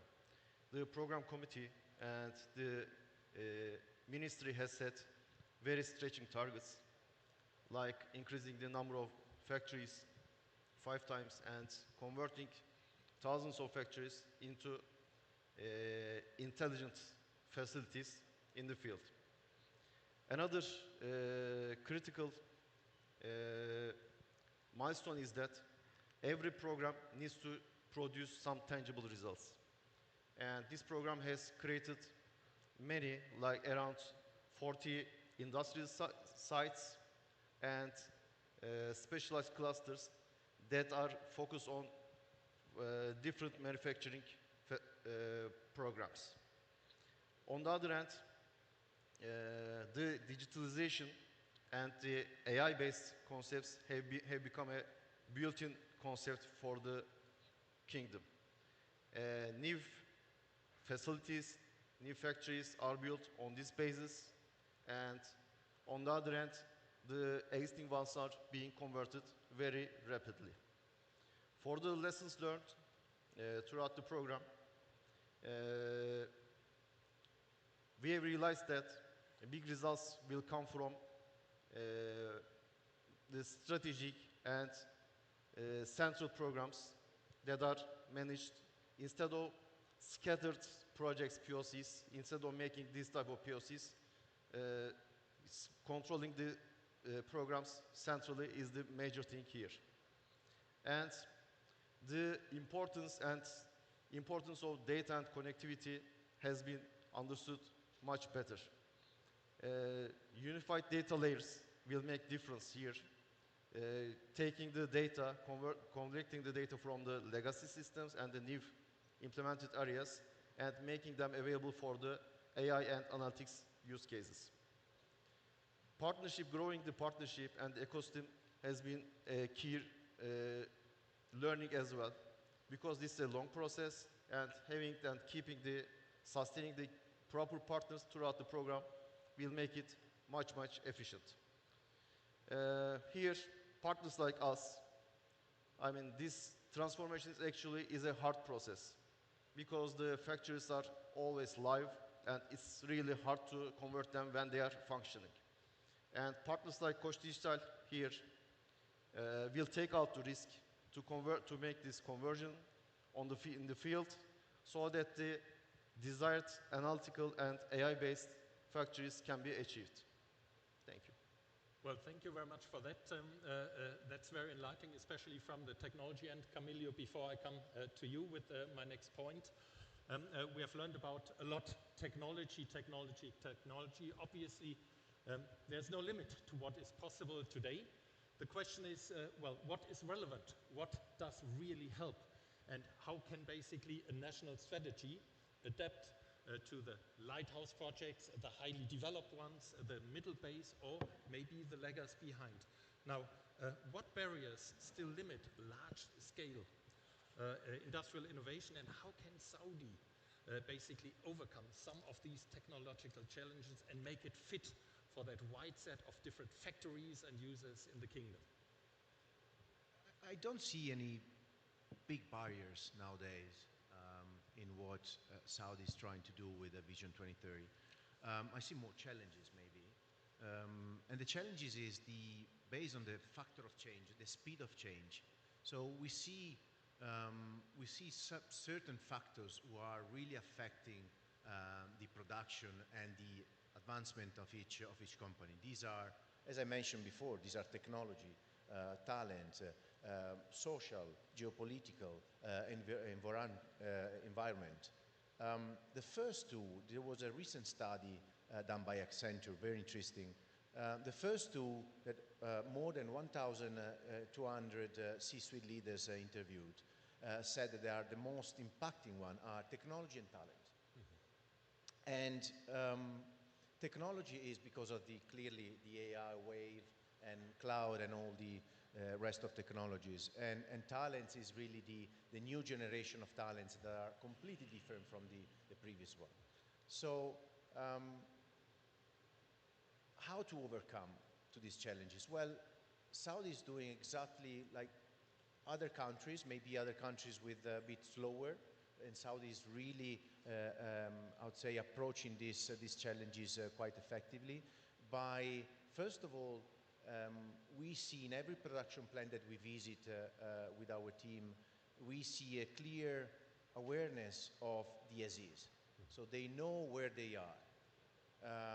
And they know also the North Star, where they want to go. They know exactly the path, they know what is the digital journey they want to take, and so they are ready to take the challenge to embrace new technologies for this digital journey. The second one is on talent. And again, we see the need to provide the talents the latest technology, the latest UI. Because I always take this example. So if you have small kids, would you give them today to listen to music CD-ROM? They wouldn't know what they are. So you'd give them Spotify, you'd give them the latest technology. So sometimes, why in the old production plant, we still see maybe the small 5 inches screens, black and white. Nowadays, we see more and more plant directors saying, no, I want the latest technology because it is the only way to attract the best talent in my production plant. It's the only way to have them really productive, really affecting my business. Well, that's a wonderful example. Yeah, with the CD-ROM and Spotify, I think nothing can make things and impact on playing on the latest technology more visible than that. Looking now a little bit further away from the technology towards the investment and regulatory end, and Engineer Faisal, you as a CEO and founder of a local entity over here with Namtaya, basically, you've gone through all of that. Now, what are the key elements that you see that have been supportive, and if you had a wish list looking forward, what would it be that you would ask for to improve in order to even move faster in the upcoming 5 years? Okay, so thank you, Jost, for that question. So definitely there is a lot of opportunities that are available here in Saudi Arabia for anyone to establish a business. I thought more about what we can do else, or because we have already established a lot of things in Saudi Arabia, and we have, let me say, created a very good and diversified industrial base through the past 30, 40 years. So if we think, what is the next move, and what we should, where we should direct our, let me say, efforts, I believe that creating this industrial base by the push of creating local content moved companies and businesses in Saudi Arabia from starting from representing companies from global into Saudi market, and then moving to assemble products and in the Saudi market, and then also gradually starting to manufacture components. So this is what we have done, and it was great, let me say, efforts to build this base, industrial base. And I think the natural move is to start now to think about how we can take our products from the Saudi market to the global markets. So how to also move from localizing vision or let me say targets of localizing products to targets of exporting what we manufacture in Saudi Arabia. And I believe that this let me see, target or objective of exporting by nature will create a much more competitive industry, because competing with the global market requires that, and this will create much more resilient manufacturing, let me say, infrastructure in Saudi Arabia. Also, it will create much more stable and a sector that is not affected by trends in local markets by relying on a global market. So, and I think that when we target exporting products from Saudi Arabia to global markets, also we need to consider that we need to base that on intellectual property, on know-how that we are developing in our markets, not on, let me say, cheap resources or cheap labor. And this will really create a very strong industry, and this is what we actually aim for. We had a lot of discussion with a lot of decision maker from the ministry, and we believe that this vision is what we are trying to do in the industrial strategy. And we believe that we have the, let me say, resources to do that and to be a global leaders. I believe that technology transformation, what we have now, enables us to penetrate the markets in a different way. So companies that has been in the market for hundreds of years or tens of years, global companies, they are very established. However, the new technologies that are available now enables us also to be competitive, even if we are, let us say, have competitive competition from companies that are established for tens and hundreds of years. This is what I think about that. Thank you very much for that. Competitiveness obviously is a key thing.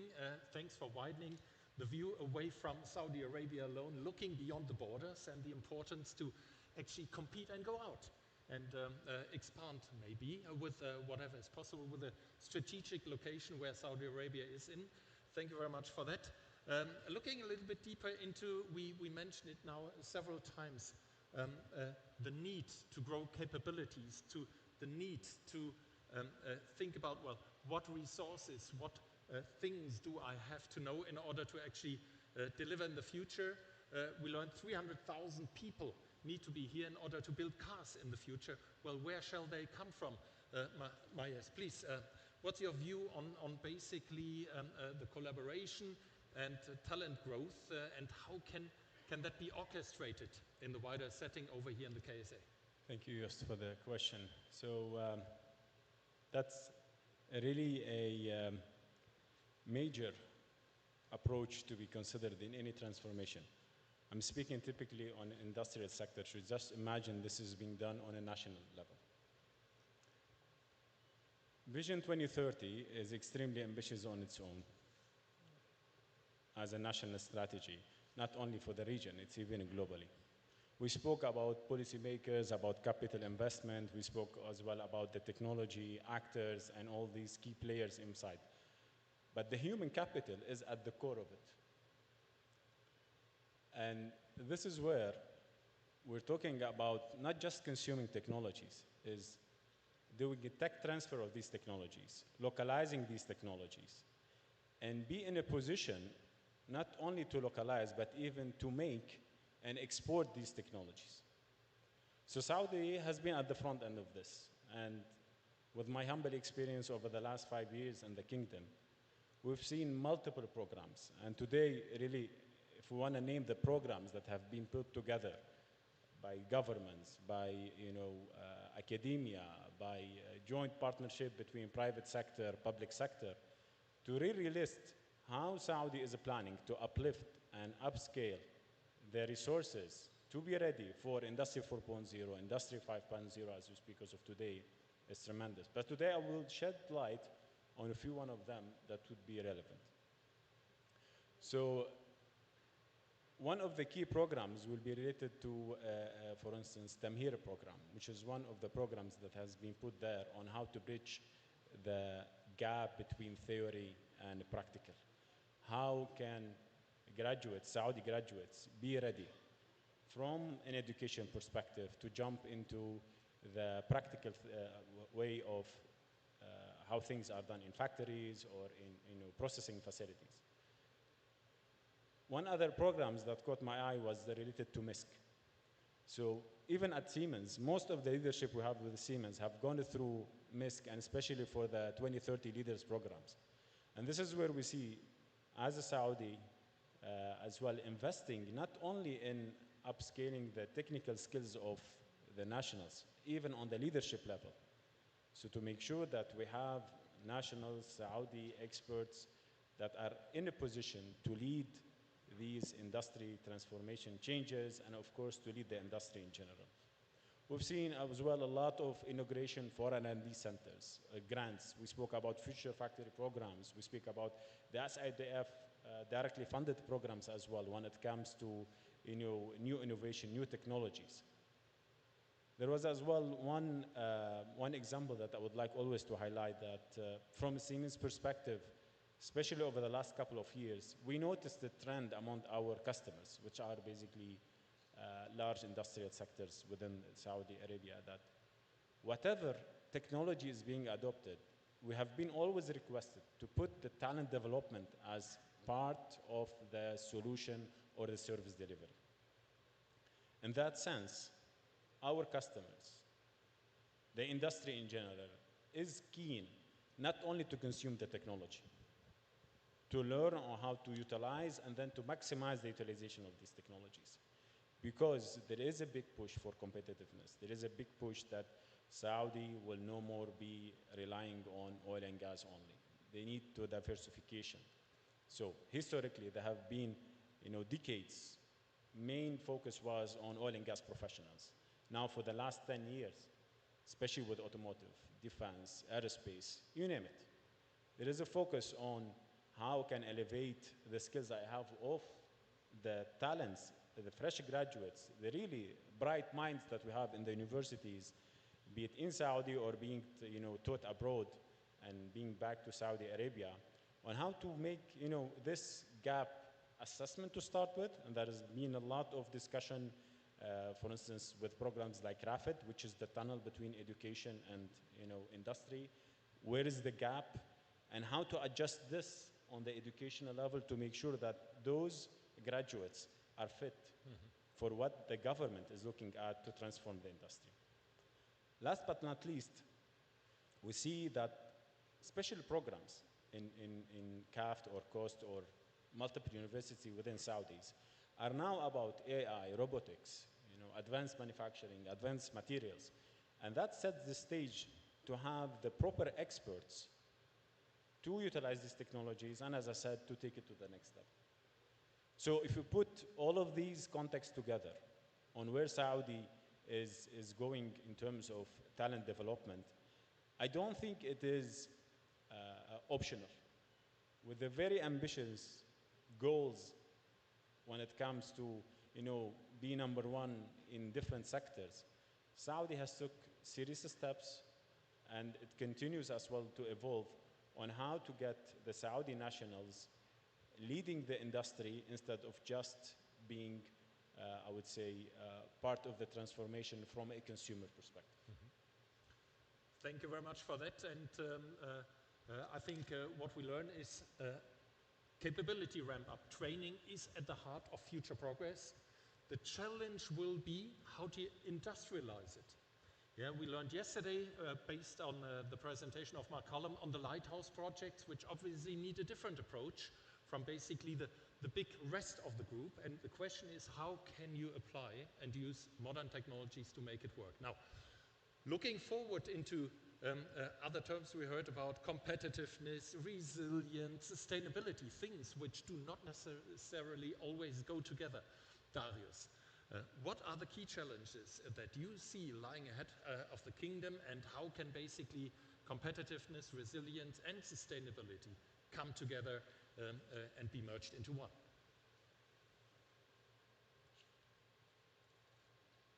In terms of resilience itself, I think you have to be a bit diverse for a start itself. And we are already seeing how Saudis already transform themselves into this area. For example, in our company, actually we are surprised. We have Saudis speaking Japanese, as well as Saudis speaking Chinese when I attended our company in Yokogawa itself. So that transformation is already implanted into the industrial sector. We see that there is a great eagerness to learn the changes required, all the advancements required for this manufacturing on the smart manufacturing areas, and the way to approach to sustain the overall drive for the business itself. So that is critically one segment that we see a drastic change since the announcement of Saudi Vision 2030. I think it's already 9 years from there. We already see the people's transformation is already doing that. In terms of business transformation, we see policies drive that make it, as what I mentioned, a coherent kind of framework, tying in industry with sustainability together. So those actually has highlighted a clear targeted goals where we are going to drive in. And the way that we are manufacturing on the ground in Saudi, we also follow the kind of standards which is actually observed by international standard itself. So which is why we have also continuously adapt into the sustainability kind of solutions to create green energies into the manufacturing from Saudi itself. And this is where we also start to see exportation. We export not only on material-wise, but the knowledge carry implant building in Saudi to create the resilience among this framework itself. This is a clear mandate that we see driven from the ministry down to the industry, and from the people aspect, we also collaborate with the academic. Likewise, the large investment into the critical advanced area that we have even not thought of beginning, into the advancement of the new AI kind of agentic AI kind of material, as well as the data center portion. So I think all this framework is already getting geared up, ready, for the next step to move ahead. And how we can sustain this probably is more people to come into Saudi and to enjoy the kind of huge opportunities is available at this present moment. Thank you very much for that. I think competitiveness is a key element of it. We said at the beginning already, Saudi Arabia is positioned at a strategic location connecting all the different continents. Camillo, before we come to the end, basically, what do you see to be the specific areas where Saudi Arabia needs to focus on in order to grow and sustain its competitiveness in that area? First of all, I think that the high competitiveness of Saudi is thanks to the fact of what I mentioned before. So one direction, one strategy that generate this urgency in all companies here in Saudi. We recently we started a project and we visited the plant of United Food here in Riyadh. And I've never seen, to be honest, 8 lines, production lines that clean, with that advanced technology on all palletizer packaging lines and so on. So it was really, really interesting. As an opportunity for Saudi, I think today we see the global market demand is growing in terms of size, but also in terms of flexibility. Nowadays, the market is quite hysteric, if you want. Maybe via social, a product become viral, and a company needs to create from night to day 10 times the production he was creating before. So I think Saudi is today or tomorrow, but Saudi is on the right path to be the market leader in production and exporting also this product, because they exactly follow the one strategy in focusing on technology and focusing on local talents. And this will generate a great difference for them. Camillo, thank you very much for that. First of all, before we now come to the final outlook, thanks to all the deep dives now, we have described everything that we can see so far, all the successes that have been made. Now it's getting very, very complicated. Because I would like to know, in 2 sentences, looking forward, looking into the future, that glass ball ahead of us, what are the 2 things that each of you would say Saudi Arabia needs to bet on, needs to be competitive on, needs to really push forward in order to sustain, grow its competitive edge in the years to come? Ganesh, let us start with you and go backwards from here to there. Given the time, maybe 2-3 sentences really spot on. Thank you. Great question. Looking at to the next decade, I think there are 2 big opportunities for the competitiveness of the Saudi Arabia industry. And first one is the AI-infused industrial platforms. And actually, there are many lighthouse works currently being done in the Saudi industry. And the opportunity here is to make these lighthouse use cases to all the SMEs in the field. So a standard mid-sized SME can have the same opportunities and same power that the national champions are currently having. So Kingdom can turn this opportunity and make the current industrial capex tomorrow's sustains competitive advantage. Secondly, I think Saudi talents will be a big asset in the competitive area. The currently growing base of engineers using these lighthouse use cases and the AI-enabled infrastructure solutions will be a big asset, and will be big asset in the Kingdom itself and also outside as the leaders of the industrial development. And partners and the big partner ecosystem, including us as Koç Dijital, will be giving the full power to improve this effectiveness and the competitiveness of the Saudi industry? Thank you very much for that, Manis. So, of course, AI is a new big thing. And we all know in October, mashallah, there was a mega investment announcement between PIF and Saudi Aramco when it comes to human. And I think this is remarkable because this is where now, as a region, and Saudi in particular, we are not only consuming technology, as I said, but it is localizing the technology. However, where I want to highlight is the green manufacturing aspect. Saudi Arabia has set a net zero commitment by 2060. With the boom of the industrial sector that we have in here, it is very crucial that investing in energy efficient solution, recycling, circular economy in particular, to be a key consideration moving forward. Starting from the CIRI index that has been utilized over the last 5 years in the kingdom for the assessment, which has now, by the way, basically, I would say, the green aspect of the factories. But going forward, definitely, as the boom in the industrial sector happening here, neglecting this would not yield to the outcome that, of course, the industrial transformation is looking at.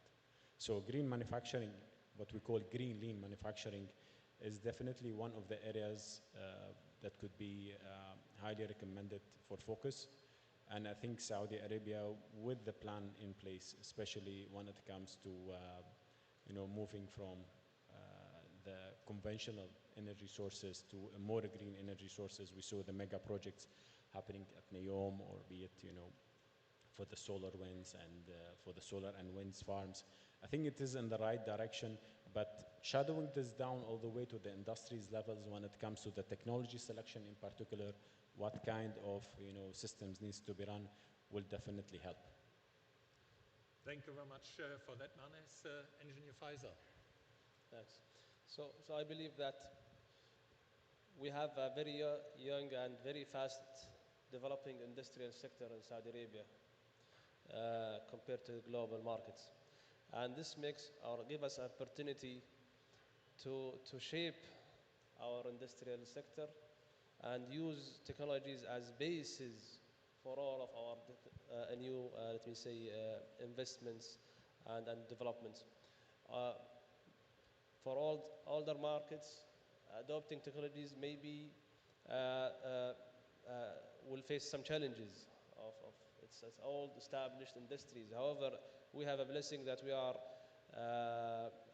developing, we are very flexible, and we can shape our industrial sector to use technology as a basis for our products and for our factories.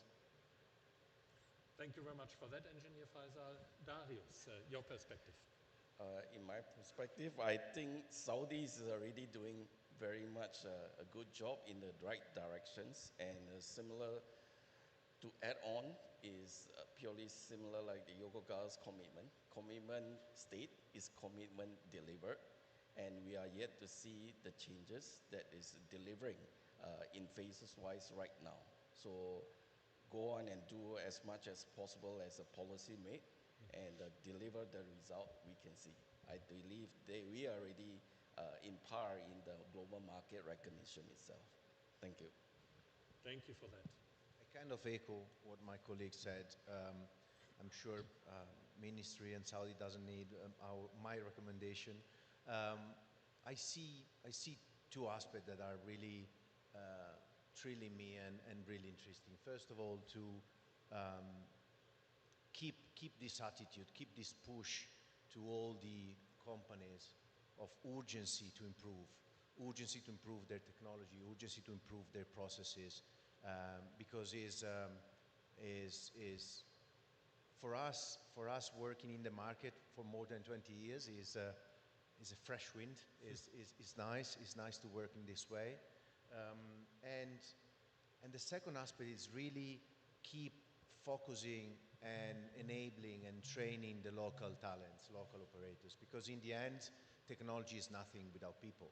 So that is my two cents on this. Well, thank you very much for the 2 cents. Yeah, might be worth billions of dollars at the end of the day. Let's work on that together. Well, thank you very much, first of all, esteemed colleagues, panel colleagues over here. Thank you very much, His Excellence, for listening, participating, and being here. We started that conversation today with the sentence that we said, we are here to witness, discuss, and celebrate what has been achieved in the kingdom in the last 10 years. I think the achievements are absolutely outstanding. Let me close on a personal note. Half of my life, or major areas of my young life, I have spent in Asia, helping to build the little tigers, as they were called. Singapore, Thailand, and Indonesia. These little tigers have grown to be big tigers right now. And I thought what I see down there is really impressive. I just can say, coming here to Saudi Arabia, seeing from 2008 how everything has evolved over here, brings a new and massive player up on the geopolitical agenda.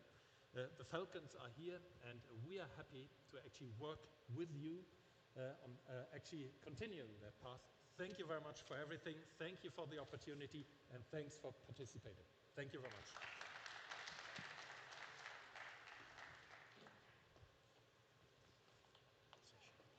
Good session. Thank you very much for everything. Fun session.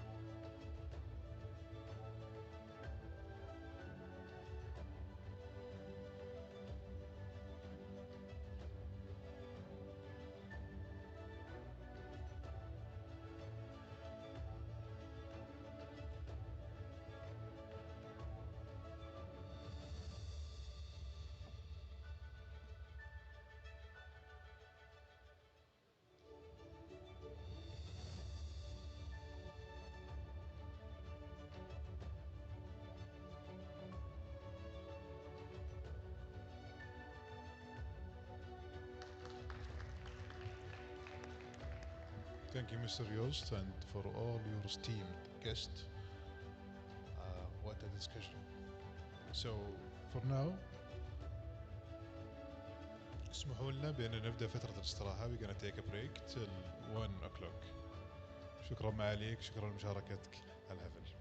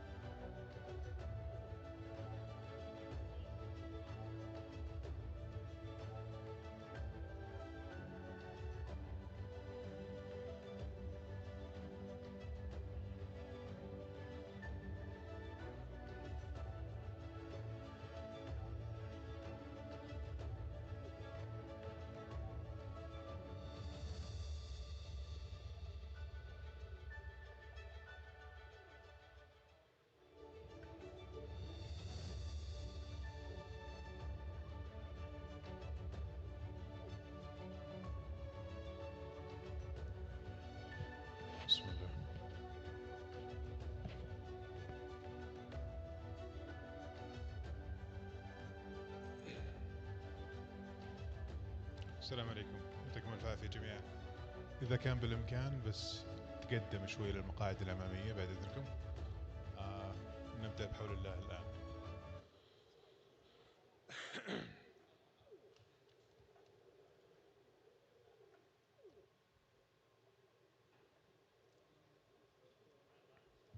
So, good afternoon, everyone. I hope you enjoyed your break. Welcome back. This session will be conducted in English language.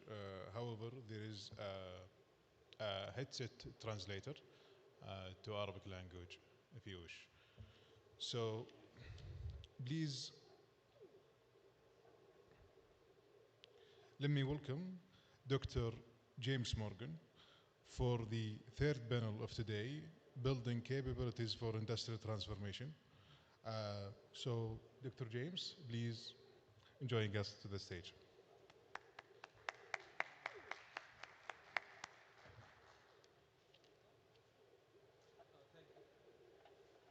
Much. Oh, good. We're on. Thank you, AV team. And I'd like to invite my panelists up to the stage. We're going to be talking today about the building capabilities for industrial transformation. So more of the skills and the education piece so we can enable a successful industrial transformation program in Saudi Arabia. And I'd like to invite the panelists up to the stage. Could we have the slide up with the photographs, please? Because you're going to take a seat underneath your photograph. Thank you very much, gentlemen. Thanks for joining us. And give them a big round of applause for sharing their expertise today. Thank you very much.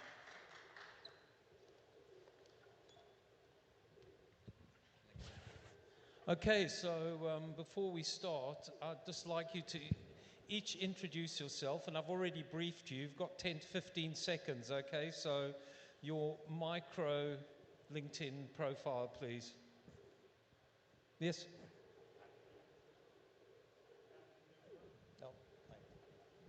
Good afternoon, everyone. I'm Ian Campbell. I am the Senior Vice President for the National Transformation at KAUST. I, before that, ran Innovate UK, the government's innovation body, for a number of years. Biochemist by background, and here to share some of the insights as to what NTI does today. Thank you. Hello, good afternoon, everyone. Yassin Attas. Currently, I'm the Deputy CEO of Kafaya Consulting Firm. Before that, I had about 15 years of experience into manufacturing and supply chain, then a mix of different roles and responsibilities within the government and the private sectors, and eventually I'm also integrated pretty much within the transformation journey happening in Saudi related to so many disciplines, including the industrial sectors. Good afternoon, everyone. My name is Hassan Al-Haj. I'm a partner with Oliver Wyman. And since 2013, I've been working here in KSA on human capability development, especially at the national workforce development level, Saudiization, upskilling, and how to make sure that we better connect economic development with labor markets. Thank you. Good afternoon, everyone. Mohammed Al-Naqib. I'm the Executive Director for Rockwell Automation, covering Middle East, Turkey, and Africa. Very excited to be sharing this panel along with the panelists here, so I hope you enjoy the session. I'm looking forward to it. Thank you. Thank you very much for informing our audience. I'm going to start off with the educators, since we're talking about capacity building and capabilities. Dr. Campbell, KAUST's Center of Developing National Scientific and Technological Capabilities in Saudi Arabia. From your perspective, what are the most urgent requirements in this context? So I think we're at an unprecedented time of change and technological revolutions. And within that, there's the need to combine science, research, technology, and data at scale.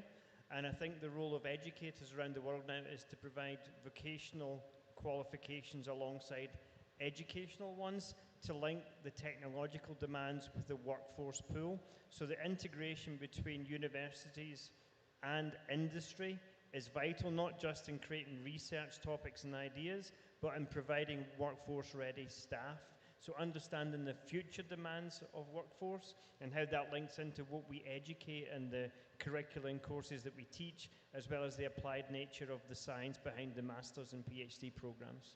So this approach, how's it going to make Saudi Arabia globally competitive in the industrial area? So I think we start from a strong base. So there's a long history of bachelor degrees in the kingdom, maybe less so in MScs and PhDs, but we're seeing that transform over time.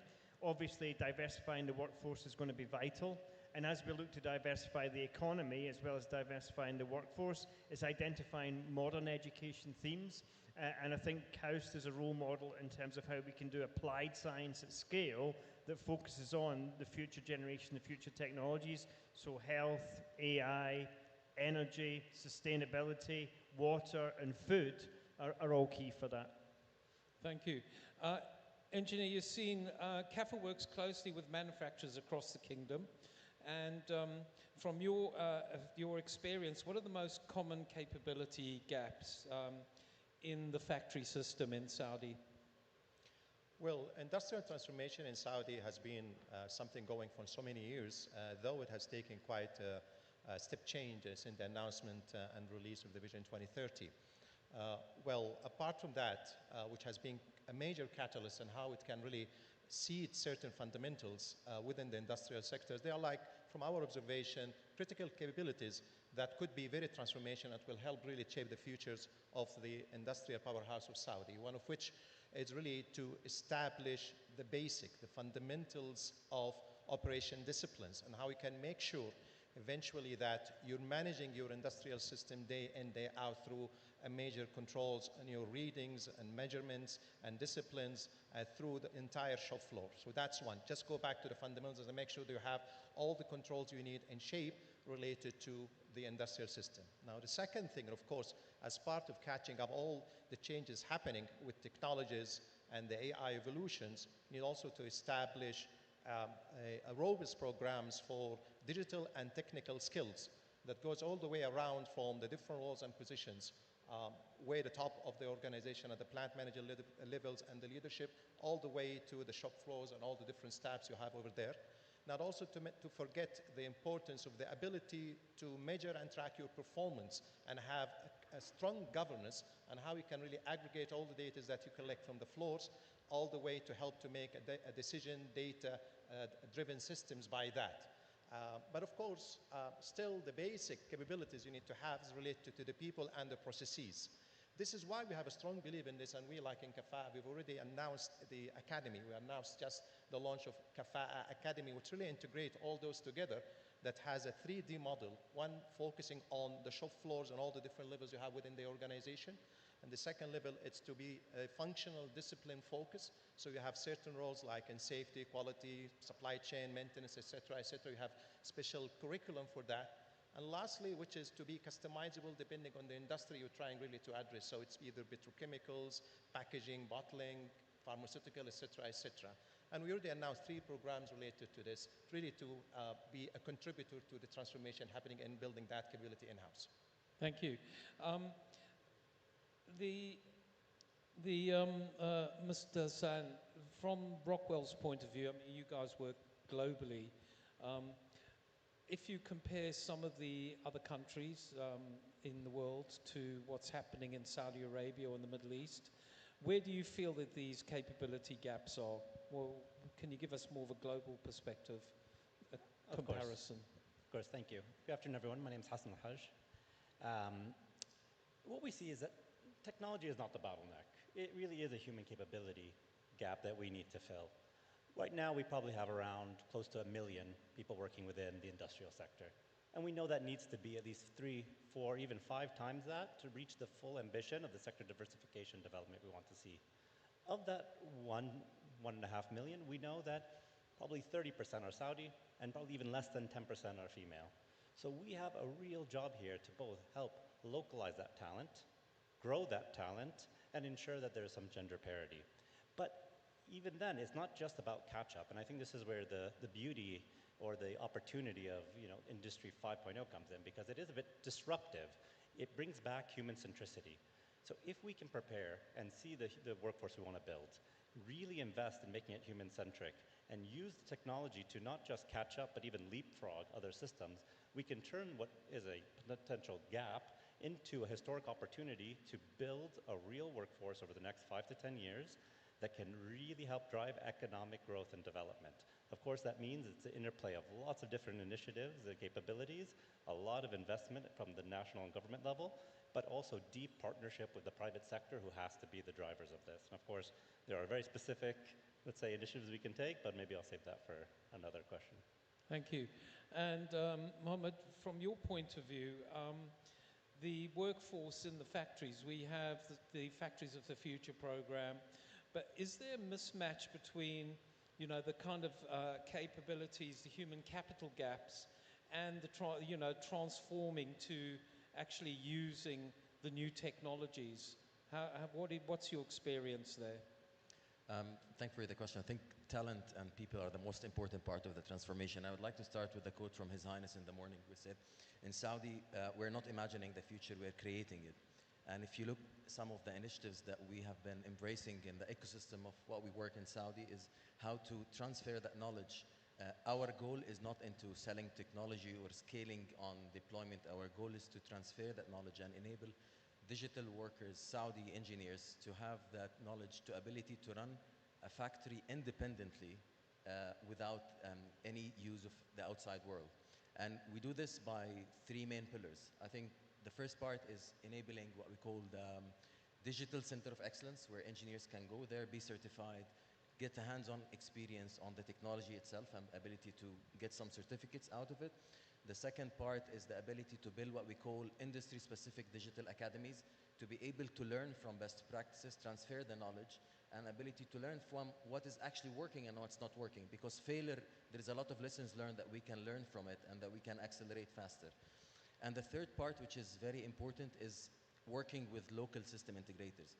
And I think the main goal here is to transfer the know-how from outside into the kingdom itself, the ability to enable those system integrators to develop, deploy technologies at scale with local Saudi engineers and with the local capabilities that we have. So how do we align, Mohammed, how do we align the demands for now with the education system? Do you feel that there's a gap there still, or do you feel that the graduates that are coming out of the colleges are fit for purpose in this transformation era? If we think onto the different initiatives that the government is taking, and I think it starts from the school and university time. So from that time, it's experience you can learn is not from books, but actually from executing it on the ground. And I think Saudi has the talent, has the capability, and has the resources to do this at scale. Thank you. And if we continue on this note, Mr. Hassan, do you, from your experience, the critical digital technologies that are required, what would you prioritize to make sure that we have the right tools available for the transformation process? Top to bottom. And what this really means is it means having, you know, your operators on the factory floor being able to co-work with humans, robots, machines, enabling, you know, leveraging their digital twins to see what the maintenance requirements are, and doing this all seamlessly, right? And to do that, it requires not just, you know, exposure, but deep, and I look at it as dual training. Obviously, there needs to be exposure and structured training programs, but unless you actually start getting people on the factory floors as part of their apprenticeship, getting them exposed to this, utilizing it, and even innovating and pioneering with it as entry workforce, you're not going to ever get that level of engagement with the technology. So I think whether the specific technology itself was almost irrelevant because it will continue to evolve and we can't even forecast what it'll be in 10 years. But building those systems of, you know, the human approach to transformation, is that, I'm sorry, I'm going to stick with Mr. Hassan on that one, engineer. If you could just give us, you know, a little bit more on the 5.0 idea. Look, one thing I love about 5.0 is compared to Industry 4.0, it's disruptive. It says, wait a minute, this idea of pure automation pure disruption, displacement of workers doesn't work. Actually, the only way industries will thrive and continue to grow is by having real human centricity. And I love that it's one of the core pillars. And by, what does that mean? It means that how do we make each human more effective, a multiplier effect, so it's more than you'll ever get from the composite parts, right? If you have 1 + 1 = 3, 5, 10, hopefully it becomes exponential. And then how do we work together in that network effect? So I think Industry 5.0 is I mean, again, it's negative consequences. So really we're at a precipice or a juncture in the road. And I think if we embrace it and really engage with that human centricity, the technology will come. I'm not worried about that. I'm worried about the people and making sure they're ready for the technology. Thank you. Engineer Yassin, as Saudi advances towards this globally competitive industrial economy, how should national industrial capabilities be prioritized? I think we here in Saudi, we're quite gifted and lucky to have that as an integral piece of the industrial strategy of the nation by itself. And today, if you look at what are the key focuses of that strategy, it goes into still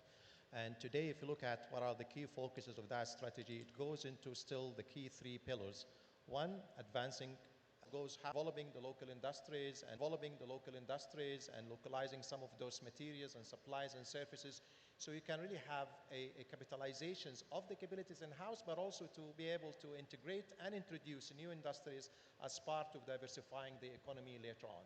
So with that in-house, you need also to be very creative because you have time to catch up. You know, we're trying to transform Saudi to be an economical powerhouse in the industrial sectors. And we're doing that with the leapfrogs to catch up the years that we have really to be as a competitive levels with the international arena. I think that's government aspirations. And the way in which we do that is twofold. First, to be attractive for foreign direct investment, and we've all seen the news last week in Washington around emergence of technologies, adoption of AI has been one of the key pillars of that. But also we need to create sovereign capability in terms of a workforce that's ready to take R&D forward and combine that to the needs of the nations with the products and services that it requires. So for example, if you look at healthcare, the sovereign production of vaccines in Kingdom would revolutionize both the cost and the ability. What has been proven in other countries, Singapore, Ireland, if you can embed research and development as part of your industrial strategy, manufacturing will become sited in the country. And if we can do that, then you can have that virtuous cycle, research, development, new products, manufacturing. You create a whole clustering economy that creates value, creates export opportunity, creates new job opportunities. Look at KAUST. KAUST was established on food, water, energy, and sustainability. We're actually undergoing a strategy refresh. And that's going to look at food, the use of natural resources, water in particular, and how to enhance the digital knowledge of where vegetation would grow successfully and how to harness the natural environment to do it. Then you look at energy. That's both energy production, renewable energy sources, energy storage, which I think is going to become ever more important, and then on top of that, new means of creating energy from existing environment, and that includes looking for rare earth minerals that are deployed in, for example, semiconductors. Some factories start a transformation process and then they might sort of slow down, it might fail. You know, from a consultancy point of view, you know, there are challenges, obviously. What are those challenges and how do you help people? It all goes back to the enablement that any single organization has to have, and basically in order to manage such a transformation program, because it's much beyond just a digital project to be taken per se. But like there's certain capabilities you need to establish in-house that will eventually help you to establish and instill those basic enablements. One of which is really to have the strong discipline, a governance and a control all the way across the entire organization, in which helps you to have a good grip of how you're performing, what kind of decision to be made, and what kind of support and interventions you need to do. At an individual company level, find your key partners that help you to identify the technology, to provide you with resources and the help to establish the right system, but also partners to help you with your R&D and innovations. That will eventually be a key catalyst for any transformational change. Thank you. two very short responses to two very short questions for our last two panelists. Mr. Hassan, from Rockwell's point of view, sorry, Mr. Mohammed, from Rockwell's point of view, how are you contributing? Integrators. So a lot of the technologies that we currently work with, future programs, with smart factory programs, has been deployed fully by local system integrators. And I think that's a very important milestone which it can talk to itself about how the government is investing, but also how the talent are perceiving this information and how the local integrators are getting this knowledge and are able to transfer it into an actual projects that gain value in the kingdom itself. Thank you. And lastly, Mr. The kingdom itself. Thank you. And lastly, Mr. Hassan.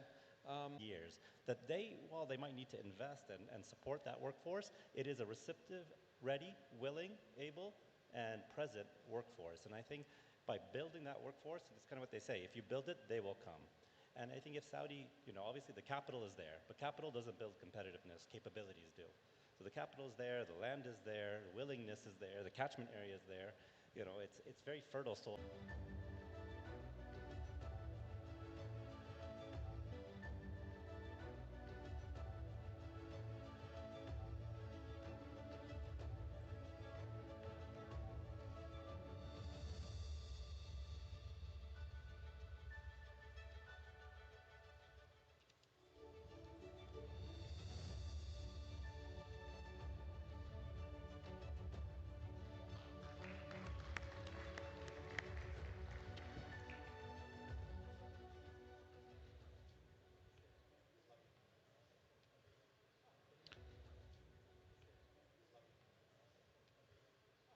Thank you. Its first version, Hanover Messe in Saudi Arabia, industry transformation.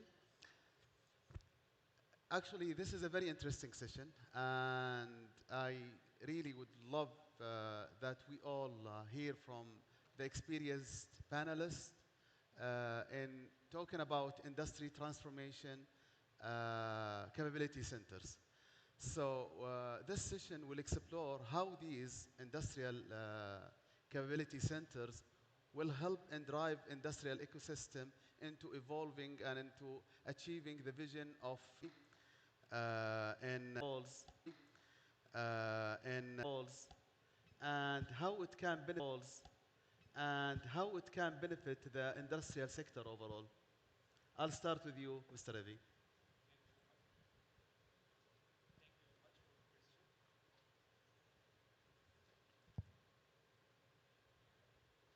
Thank you very much for the question, and thanks for having us on this panel. So for us, how we conceive of the industrial capability centers, transformation capability centers, we consider them as a one-stop shop that drives forward the operationalization of... I hear from you, Dr.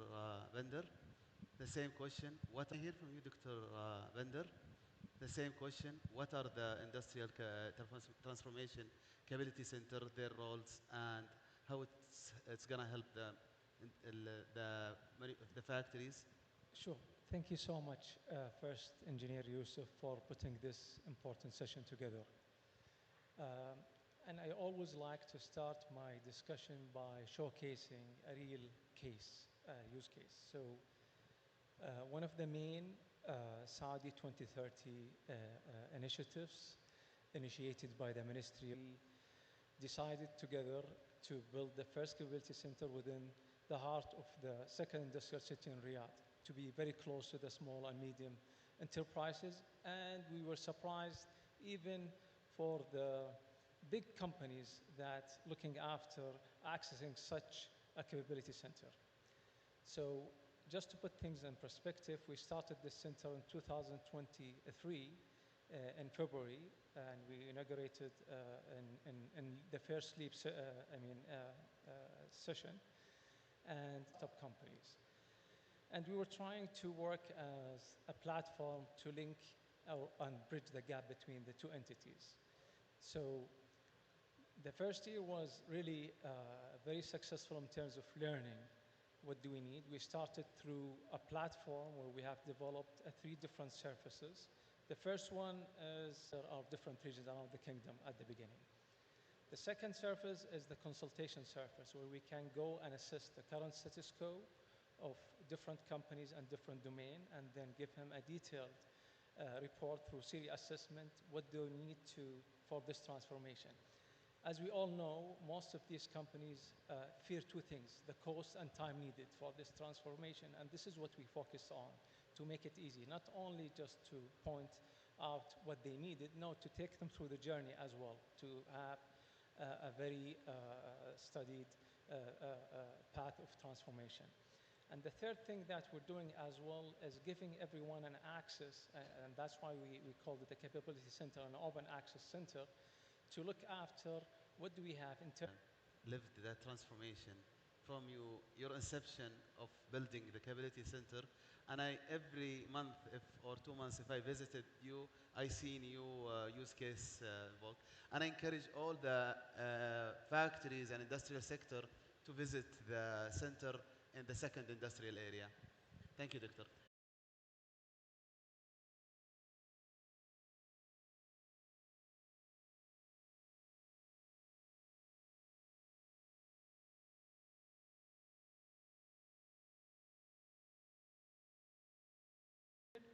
And solutions can be achieved.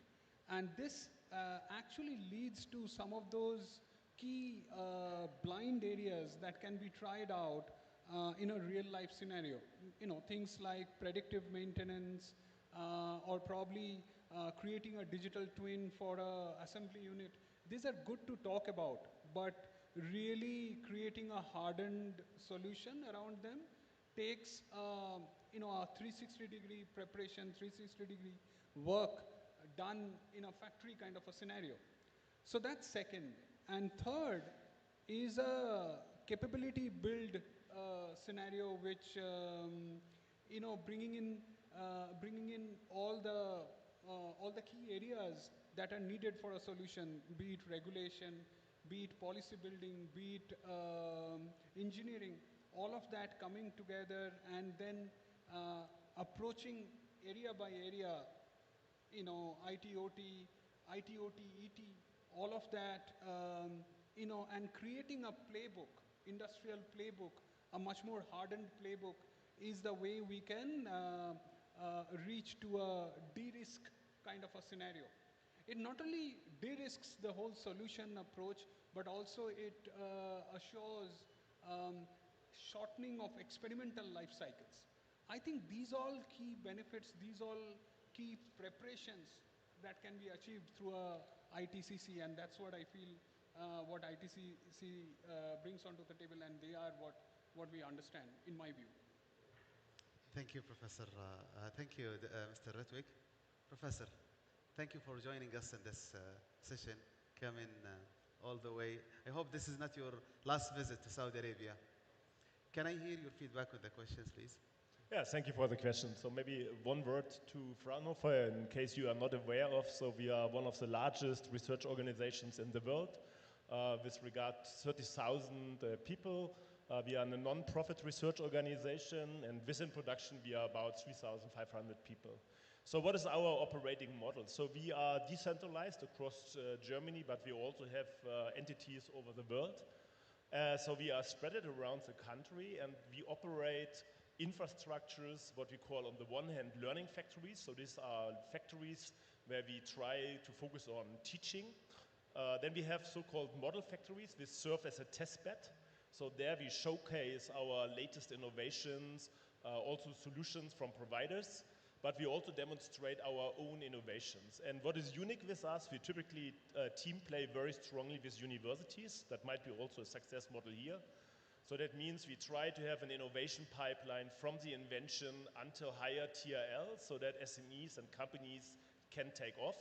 And then we have different transformation pathways, so that means either via HETS, so education, or via licensing, or via spin-off, where we bring these innovations then into practice and into industry. Very interesting. Thank you very much. So this very interesting feedbacks, actually. And when I think about it, I mean, it has multiple versions. So how do you map, and this is maybe a personal question from my side. How do you map the industrial needs into what kind of capability centers you need? So if they are at the basic level, you develop, you build your, what do you call it, requirements on the center. I would like to hear, because how many centers you have around Europe? So in Germany, we operate 76 institutes. However, we have a bit more facilities in addition. So what is our model is a combination of top-down, bottom-up. So bottom-up, so that means we are very close to the SMEs and companies, asking and understanding what are their needs. However, top-down, we have also strategic areas where we focus on, for example, batteries, hydrogen, food, semicon. So that means that is a combination of top-down, bottom-up strategies. And that is typically the working model we drive. Thank you very much. My second question to all the panelists, and we want you to share with us the key objective that we are trying to achieve with all the industrial transformation capability centers. Inside, what we should focus on. Today, on the ground, there is 6 capability centers around the kingdom, spread it all over there. What we should focus on, looking at all the aspects of the industries here. Yes, I can share our observations from Turkey, having worked with more than 800 companies, 300 of which are small, medium-sized enterprises, and the rest being larger companies from 15 different verticals. So we have a good sample size. I think it's important to have a multi-tiered approach. So one size doesn't fit all. And for the large cap companies, they are obviously advanced in their maturity level, and they can do much more than just for their own companies and factories. They need more support in advanced technologies like AI, supply chain resilience, visibility, etc. And they have the power of also mobilizing their own supply chain too. So I think one key objective would be to also give the task to the larger ones that they should mobilize and uplift their supply chain, pull them along too. Have a dedicated program for them.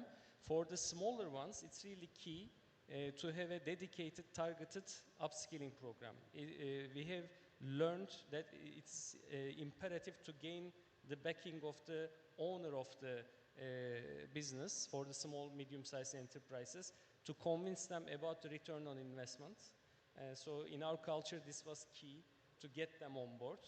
And for all, respective of sizes of the companies, it's important to have also change agents who are literate enough, speak the same language as with you, with the industry capability center, so that you can make projects happen on the ground. And last but not least, having a multi-year, not only one-time touch, but a multi-year program, progressively measuring the impact on the ground every year. I think this is also another key measure that can be put in place. Otherwise, having a diagnostic service just touching the company factory once doesn't really help. It's really keen to hold them accountable for the KPIs like productivity, sustainability, and that would be the second thing.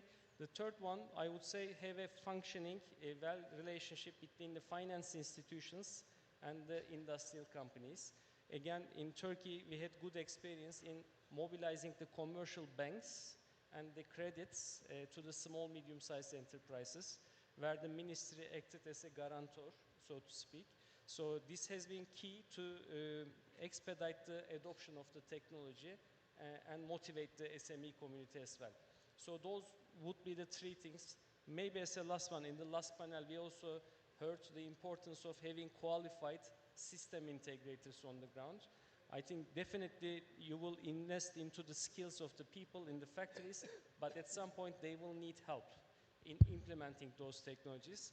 Having qualified system integrators is key, and also checking, monitoring the quality assurance of those system integrators is also important. Otherwise, if you don't have those, at some point the companies will have bad experience, which will demotivate them from doing more. So those would be the 4 things I would list. Thank you, Mr. Rahim. Dr. Badr? Sure. So I think it's very important to measure the impact in order to develop and follow what is needed for this industrial transformation.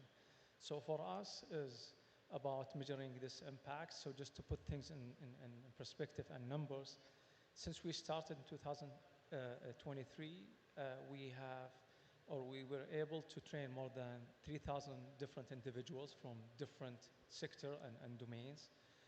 We were able to even give more than 1,700 hours of consultation to help with this transformation. And we have, help with manufacturing, either through additive or subtractive manufacturing technology, more than 500 different components. So with all of these accessibility, now companies knows exactly what is needed for them to be at the top tier of the future transformation.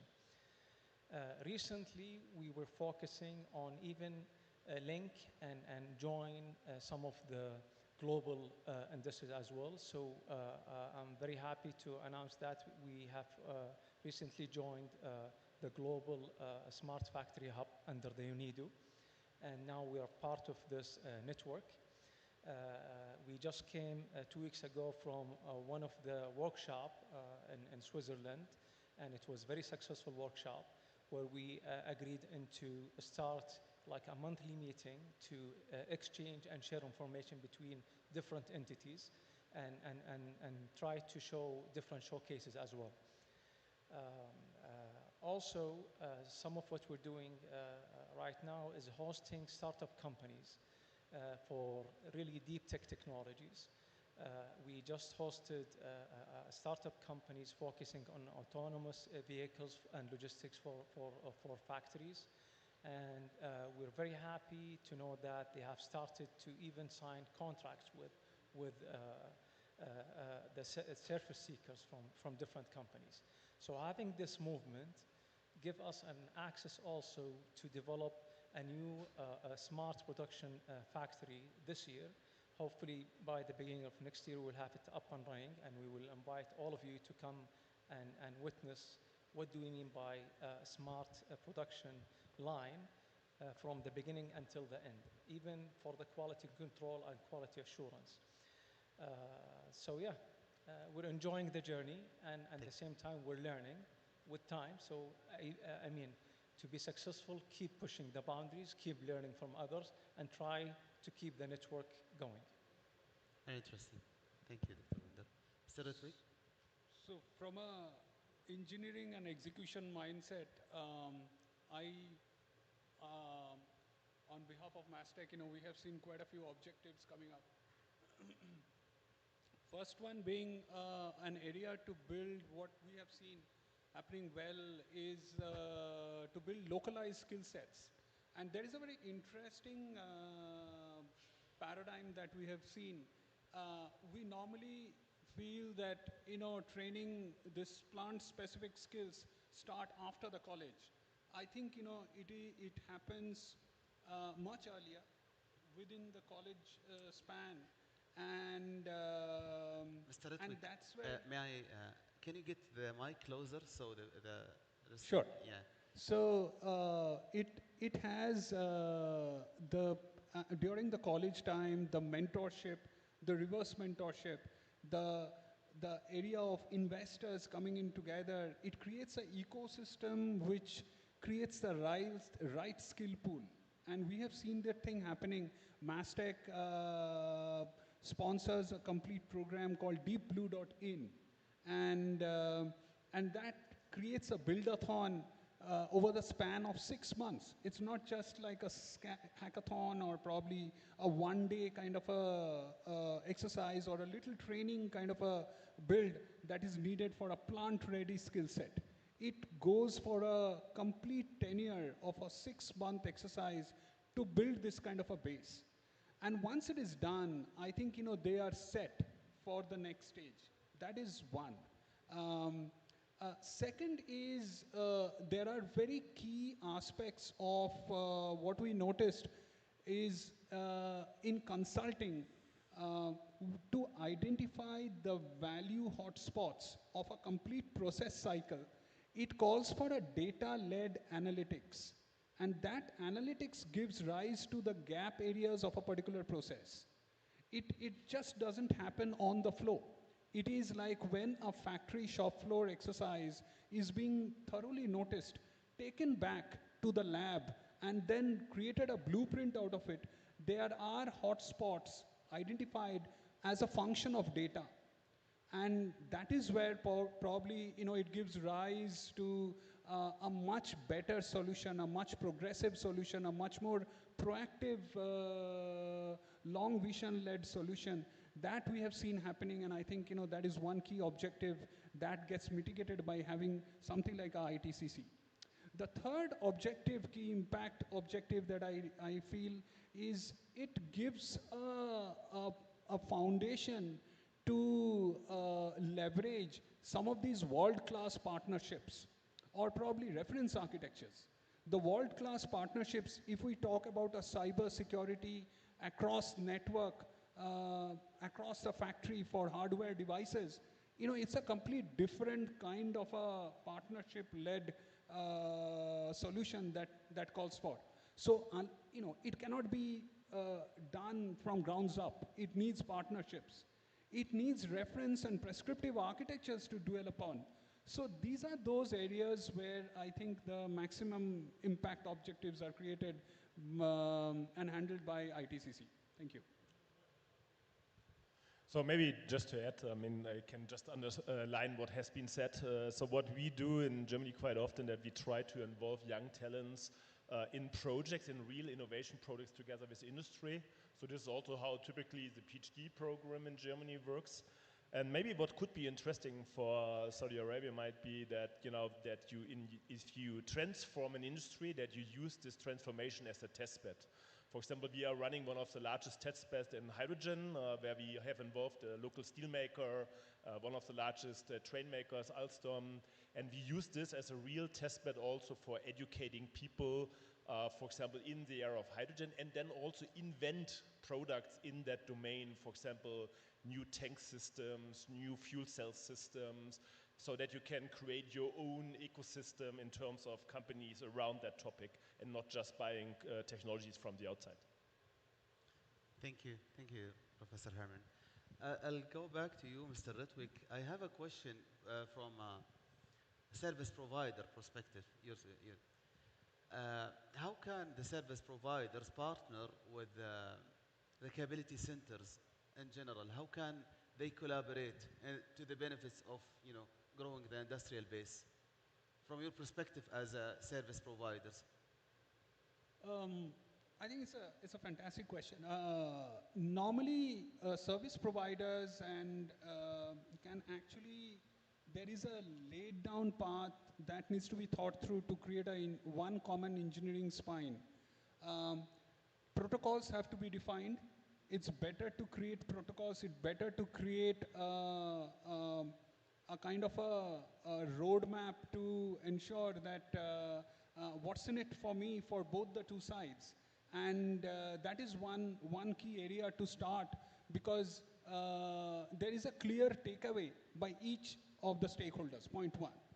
Point two, it needs a common room, again a common foundation where manufacturers, service providers, operators, regulatory bodies, if they all come together, there are a high chance that the discovery cycle gets shortened out. So for any solution, if we have all these stakeholders brought in together at a common place, the discovery life cycle, the experimentation life cycle gets shortened. And moment that happens, the movement, the approach to a particular solution gets short-circuited. I think that's the key area where service provider starts getting benefited and starts to operate in a much, much better way. I would probably say these are the two key areas where service providers can play a big role, apart from a lateral feed into generating the talent pool, the one that I was talking about earlier, in creating a reverse mentorship and playing as mentors along with academia to give real life training and set up skill base. Thank you, Mr. Edwin. From your perspective, Professor Herman, how should they partner? I mean, academia and industrial capabilities. You're coming from academia, and also you're helping in building those centers. In Saudi Arabia, just to give you a context, every university has their own capability centers, and depending on the focus of the university, they build their capability centers around it. So, looking at this perspective and looking at the requirements of the industrial sectors, how can we combine those needs from the universities to help in their research, and at the same time looking at the requirements of the industrial sector? I think first of all, it's great that universities here have already capability centers. I think this is an important step forward. However, on the other side, if I can bring the perspective of Fraunhofer, so what we do is that we collaborate very closely with universities. I think Kax is also already experienced with Fraunhofer, for example, but what we try is universities typically start at lower TRL and then go up to TRL 3 and 4. And also the nature of a university is something different. It's more on the invention side. It's also from the publication side and academic record. Whereas in Fraunhofer, and that is maybe the role of the capability centers, we try to take these inventions and then go into a scaling, which is still not now in the interest of industry, or the risk for the industry would be too high. So that is where we are positioned. And this is also then where we build further capabilities, and then we transform it into industry so that you have a full innovation pipeline. And that might be an interesting model to have this understanding of your innovation pipeline. And also maybe you can run equipment on a larger scale, which you typically might not run in a university because you need permanent technicians. You have high cost, high risk in running this. For example, in battery cell production or fuel cell, that might be then too much for one university to do it alone.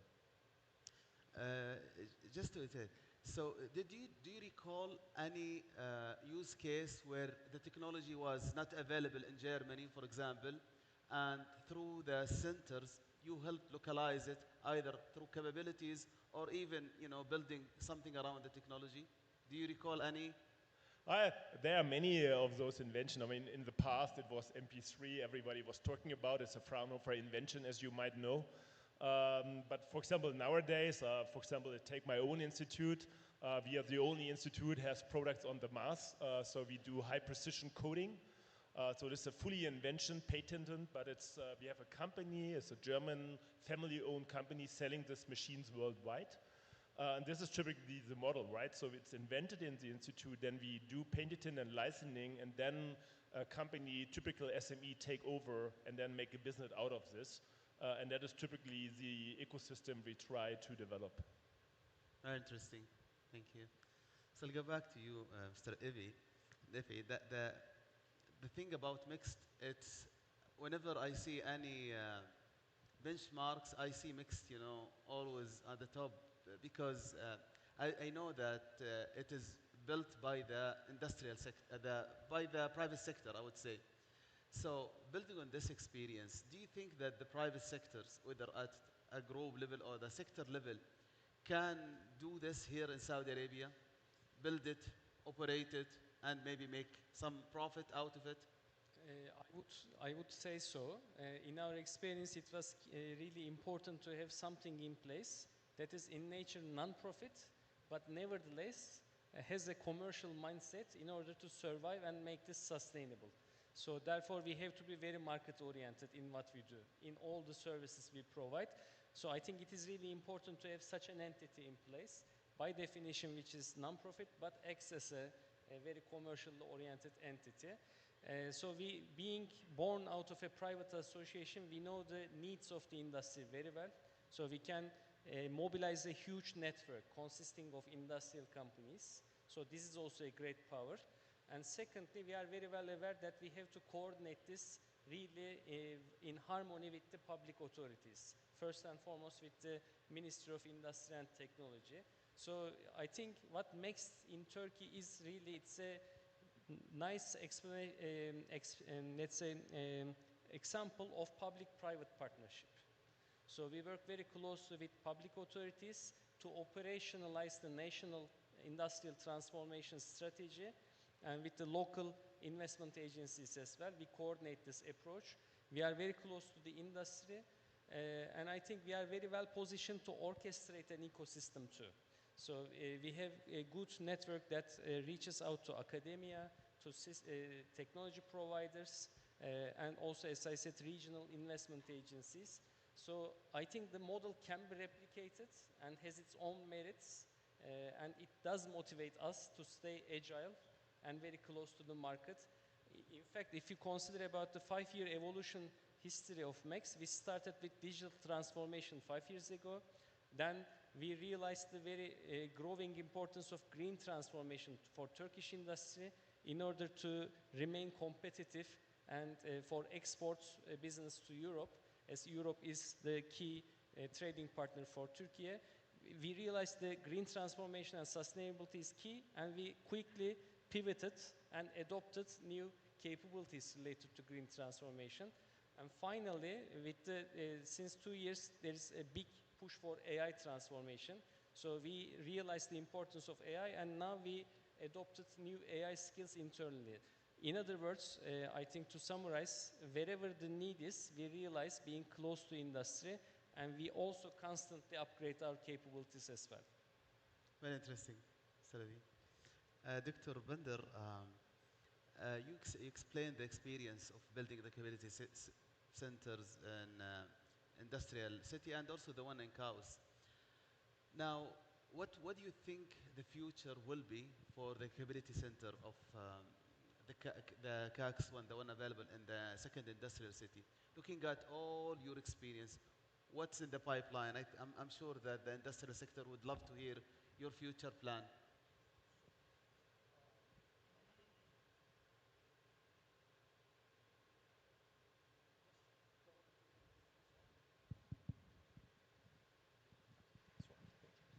So going back even to add to your last question, to your question, how do we keep the trust between the service provider and such centers? So part of what we're doing right now is hosting what we call the CEO Day. The CEO Day is an important event where we invite a lot of companies, CEOs, to attend this event, take them through a quick tour around the center, showcasing what we have as a capability center. This will expedite the process of linking what we're providing to these companies. Beside that, at the end of the tour, we are hosting one of the global main players in the world to showcase their technologies as well for these decision makers. Having doing that, I want you to imagine how it's a win-win situation for everyone.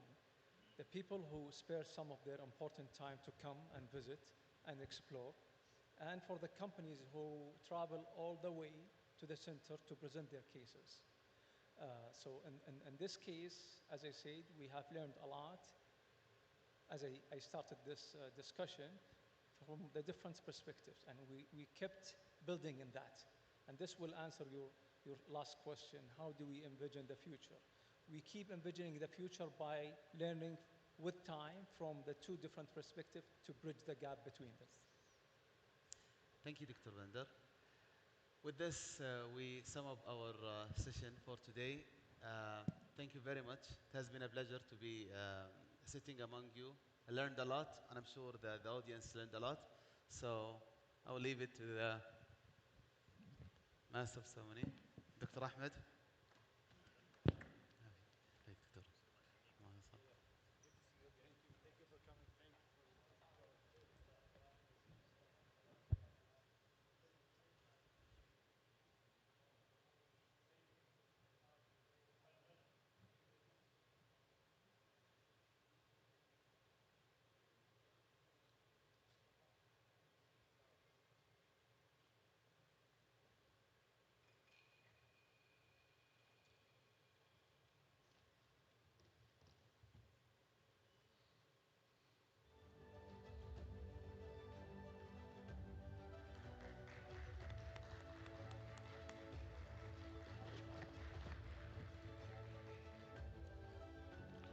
Thank you, Mr. Yusuf, and for your guest for their contribution to the fourth session.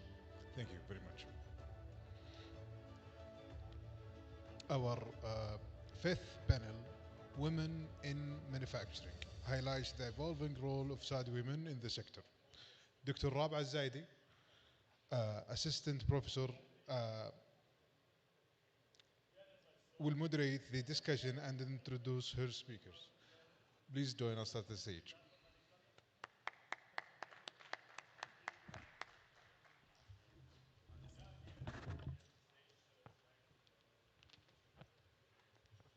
Excuse me, gentlemen.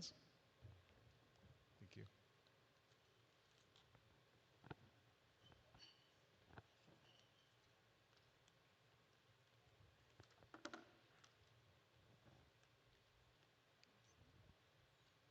Would you like me to start? Would you like me to start?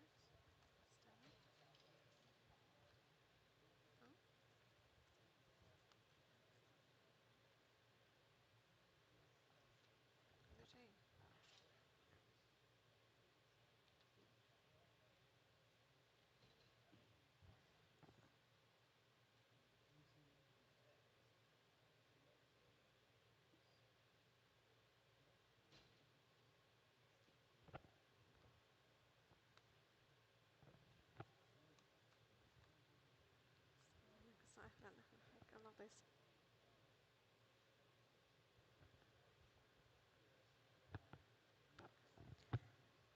Hello, everyone, and welcome to the Women in Manufacturing panel.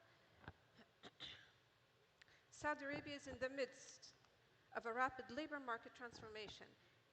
Female labor force participation has risen sharply in recent years, reaching about 36% as of the end of Q4 in 2024.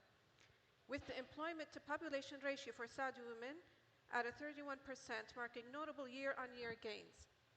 On the industrial front, government sources and industry leaders report over 100,000 women now employed across more than 12,000 licensed factories, reflecting faster entry of women into the manufacturing and industrial trades. While these gains are real, challenges do remain.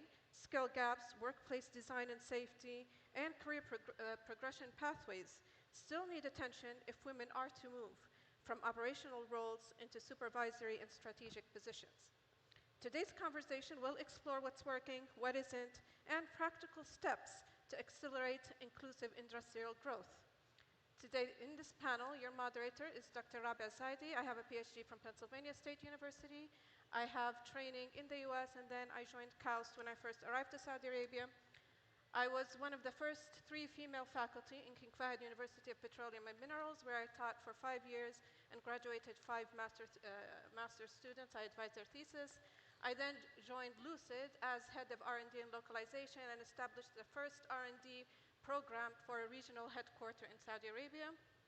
And that is where I expanded in the manufacturing industry, in addition to what I worked before in Saudi Aramco. I am now Senior AI Director at Humane, and I am spearheading the manufacturing product that we will launch very soon. I would like to welcome on the stage with me the panelists, who are distinguished trailblazers and pioneering women in the industry, if I can find their names. Mrs. Nof Noor, Productivity and Performance Senior Manager at PepsiCo, Snacks FMCG. Mrs. Sulafa Jibarti, CEO and co-founder of Clear Vision.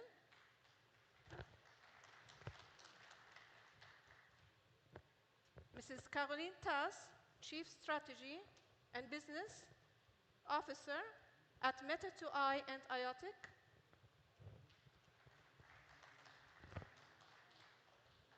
And Engineer Bayan Al-Nuaimi, Associate Director at Dir'iyya Company. Welcome, panelists.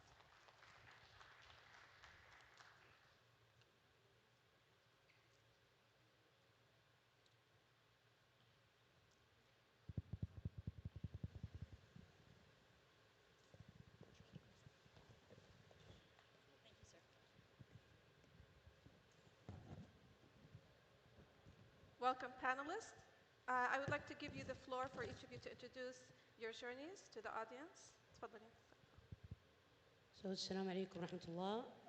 I'm Sulafa Jabarti, the co-founder and CEO of Clear Vision, a holistic technology company founded in Saudi Arabia 2003, providing multiple level holistic technologies and consultations in the digital transformation sector. I'm also the chair of the Digital Economy Committee in the Saudi International Chamber of Commerce and a member of the board, and the deputy chair of the National Committee for Digital Trade and Applications. I'm the co-founder of Global Tech Saudi Advocates and co-founder of Tadamun Investment. I'm a member of multiple non-profit organizations of the board, as well as multiple Saudi International Chamber of Commerce business councils like the Canadian, the Omani, the French. I'm a member of the executive committee in the Ethiopian Business Council. I've been nominated to be one of the 30 women leaders for digital economy in the Middle East. Happy to be here with you today. Thank you, Saraha. Hello everyone, this is Nof Hassan Nouh. I'm the productivity senior manager at PepsiCo company. My experience used to be in manufacturing, leading a different manufacturing role, plus 15 years. I'm certified as a lean manufacturing, black belt, and project management. My last achievement was getting the MBA from university in Italy. Happy to be here with you today. Good afternoon, everyone. This is Bayana Noemi. Actually, I have been moving between different sectors for the last 15 years, starting with heavy machinery and then moving to power plants. After that, I moved to defense sector, and later on, I moved for the FMCG. Currently working as a development for Der'iyya company as an associate director. All the experience was based on procurement and supply chain manufacturing. Happy to be here today. Thank you. Thank you. Good afternoon. My name is Caroline Testy. I'm French. My dream was to work and live in the Gulf. So after graduation 17 years ago, I moved in the region, and I had the chance to have an amazing career here. I come from Smart City in the UAE. Then I work into smart airports, and for a couple of years now, I'm into smart manufacturing. I also had the chance to open a couple of businesses on the side, so I like entrepreneurial. And I would like to thank you for having me today, because over the last 17 years, I had the chance and the privilege to have an amazing career in a male-dominated environment. And it's been an amazing journey, and I think it's important we can testify that there's a lot of opportunity and to have amazing career in those different fields. Great, thank you. Thank you for our panelists for being here. Our first pillar that we will discuss is key factors that are influencing the transformation of women's participation in manufacturing and industrial employment globally and in Saudi Arabia. I will maybe start with Nolf. If you can share with us from your point of view, what are the major economic and industrial trends that are driving increased participation of women in manufacturing roles today? Okay, thanks for asking this question, because it used to be, this is kind of the question, everyone asking me why you are working in manufacturing, why the factories is attracting to you. Usually, the factories and the work environment in the factories used to be not something familiar to have a female. And once I got the call and asking from me to join the team to lead a small team of female in one of the factories, there is kind of a spark happened. And yes, I want to go to that location. I want to see, and it was very interesting to me to see what is happening there and what is exactly my role will be. When I got my first visit to the first plant, it became something for me like kind of, yes, I have this feeling, this is the place I will grow and this is the career I want. Once I got more information about my role, my responsibility, it showed to me what is the management is able to do, what is the support I will get from during this role, and what kind of training, what kind of learning journey it's waiting for me. And I believe this is what happened to all the female who start working in manufacturing. They get the support, they get the learning opportunity and the growth for their career. and the journey started from there. Thank you. My next question for you, Caroline. I know that there are a lot of initiatives that are driven, many by NIDLib, and I do believe the Saudi Industrial Fund have Nukhab, the Nukhab program for training and developing talent, in addition to the NAVA Academy by PIF as well. So are there any, what are the most significant, in your view now in KSA and maybe in the region, significant training certifications or technical skill gaps that prevent women from entering industrial employment? Sure. So yes, you're right. There is some gap and there's a lot of things happening, but I think before going to the skills, the first thing is about awareness of these sectors. Many think or imagine that when we talk about manufacturing, we talk about it's noisy, it's dirty, it's man-dominated, and I think we have to start changing that idea that now factories becoming automated, they are clean, they are data-driven, the environment is really different, and that definitely offer more opportunities.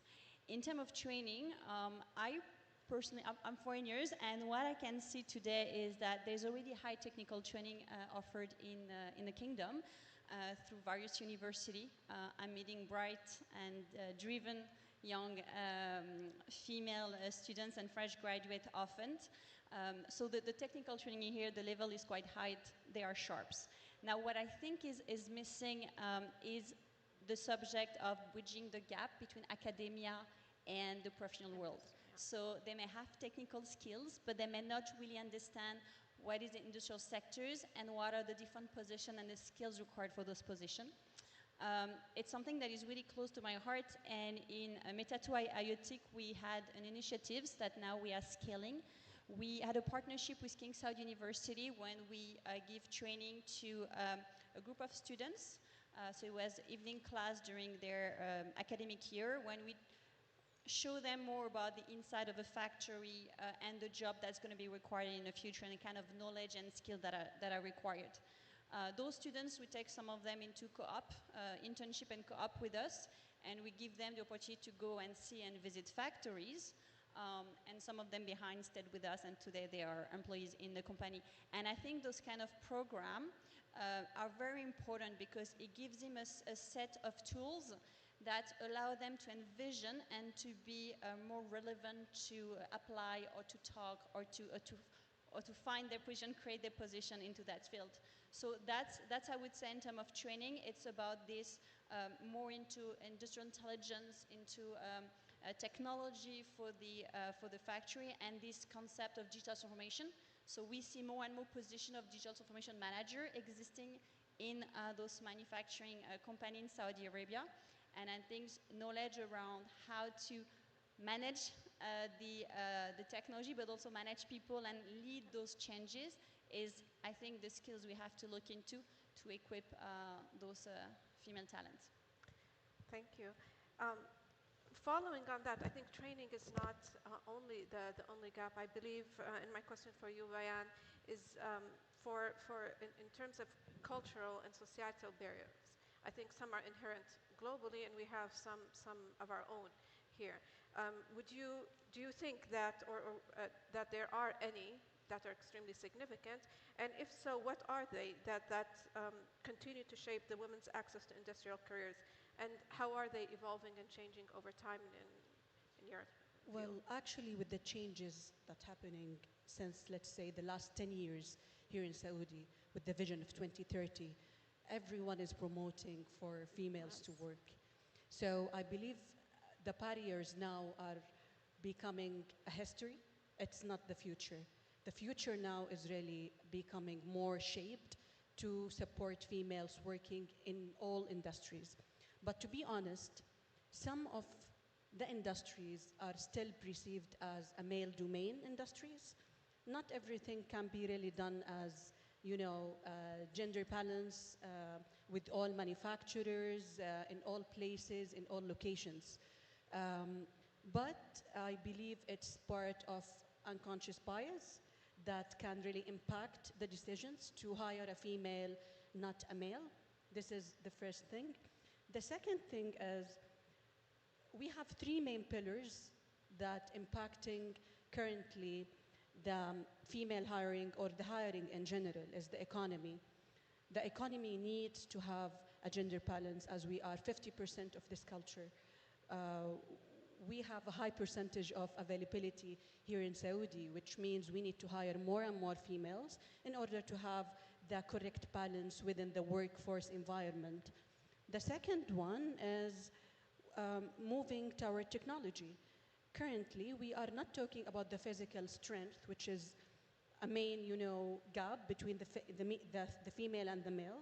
The physical strength is something that we need to talk about, but it's nowadays about the cognitive skill.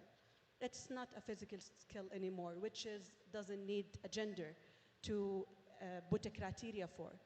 And the last one is the governance for the companies are promoting for a gender balance and to have a healthy organizations with a specific percentage, which is supporting so much the females in the industries overall. And do you believe these stereotypes about how these roles are perceived, are they changing over time? I believe these venues, these conferences play a great role when you are here and we're having these panels and they play a role. Do you see them changing? It is changing. It is changing big time, especially with the support of Vision 2030. The regulations are really promoting for having more females within industries, and I believe companies are really now happy to hire more and more females within their, especially for the blue collars or even for the senior levels. Great, thank you. For Mrs. Sulafa, what policy interventions, governmental or institutional, have had the greatest impact on enabling women to join manufacturing workforce? I think Bayan touched on some of them, but if you can elaborate on. Well, I would. Yes, Shafa. Okay, so I would believe that the main one would be the reforms in the 2030 labor market policy reforms, which have reflected on the Human Resources Development Fund.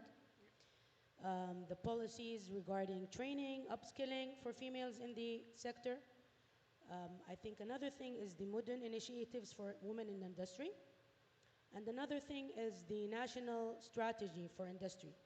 I think those have many areas of policy making that have changed the stream. Policy is very important. But beyond and before policies is the idea of the whole environment being ready and being uplifted.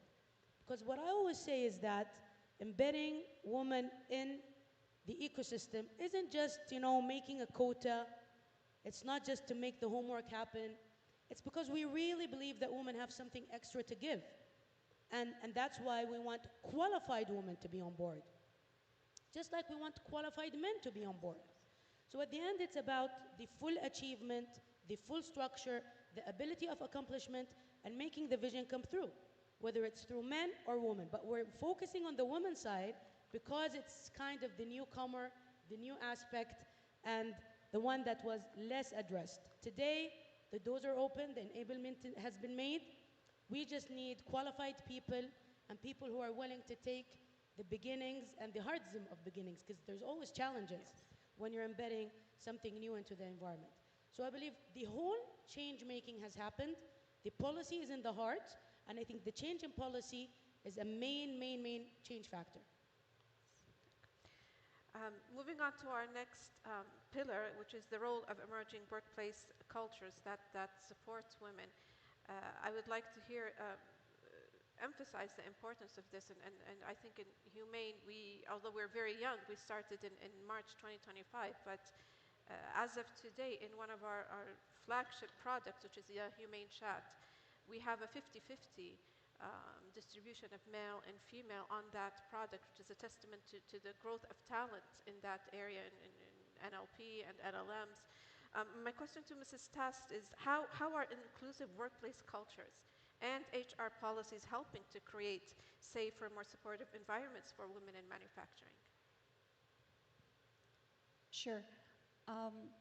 So I visited about maybe 100, 115 factories in the kingdom, and more than I expected, I saw factories where you have women working mainly on the production lines, and there is an environment that is created for those women to be able to work in a comfortable environment. So there is already a lot of things which is done, probably not enough promoted. There is effectively more to be done. And it's also important to emphasize the safety aspect of it, especially when we talk about manufacturing and production. So I think we're on the right track to be able to provide this safe and thrilling environment for women within the factories. Now, I didn't see a lot of leadership, women in leadership position. So I think that we'd be interested to look at the HR angle and see how HR could support the development of a career for women seeking leadership position within the manufacturing sectors. Now, I was talking about the factories, but I want to talk also about the ecosystem on the industrial sectors, because I'm from the tech side. We're also part of the industrial sectors. And I think all of us, as in our leadership position, it's our responsibility also to be aware of it. For instance, in Metatoi IoTIC, we are hiring. We had a lot of female candidates. We're having some of them joining us in January, and I'm really expecting also to have an open conversation with them to make sure that we can create an environment that is beneficial to them. But my goal as a leader is not to get a women environment, is to make sure that the mixity, the mixity environment that will be in the company will be very beneficial for the whole business, will add value, and we allow each talent that we have with us to really be able to thrive. So I think it's important to acknowledge and to consider, but in an inclusion approach, because we have also amazing male talent, and the idea would be how all together can collaborate and thrive and create that great mixed environment that we are looking towards. Good.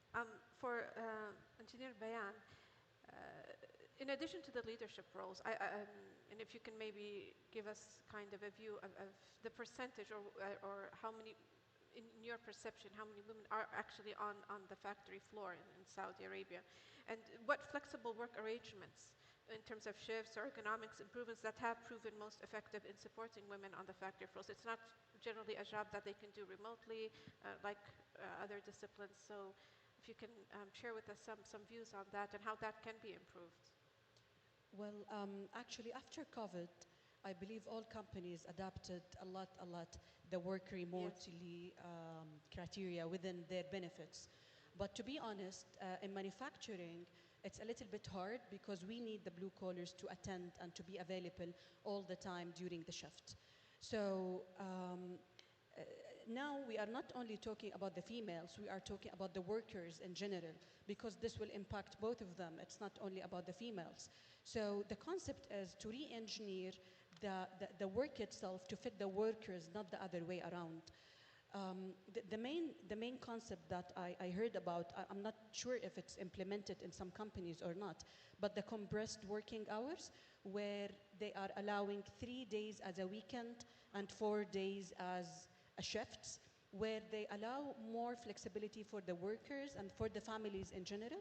And the other option is to have, for example, school hour shifts, where it allows female and male to pick their kids from the schools, because this is one of the main issues that we are facing. Especially for the blue collars, they cannot really leave their shifts and go and come back to the office. And I believe Nof have a well understanding on that, because she worked at the manufacturing. In my previous experience, we worked together, and we knew that was a really big struggle for the blue collars. If you come one day and you find that you have 5% of your blue collars are not there, it means the shift will be impacted.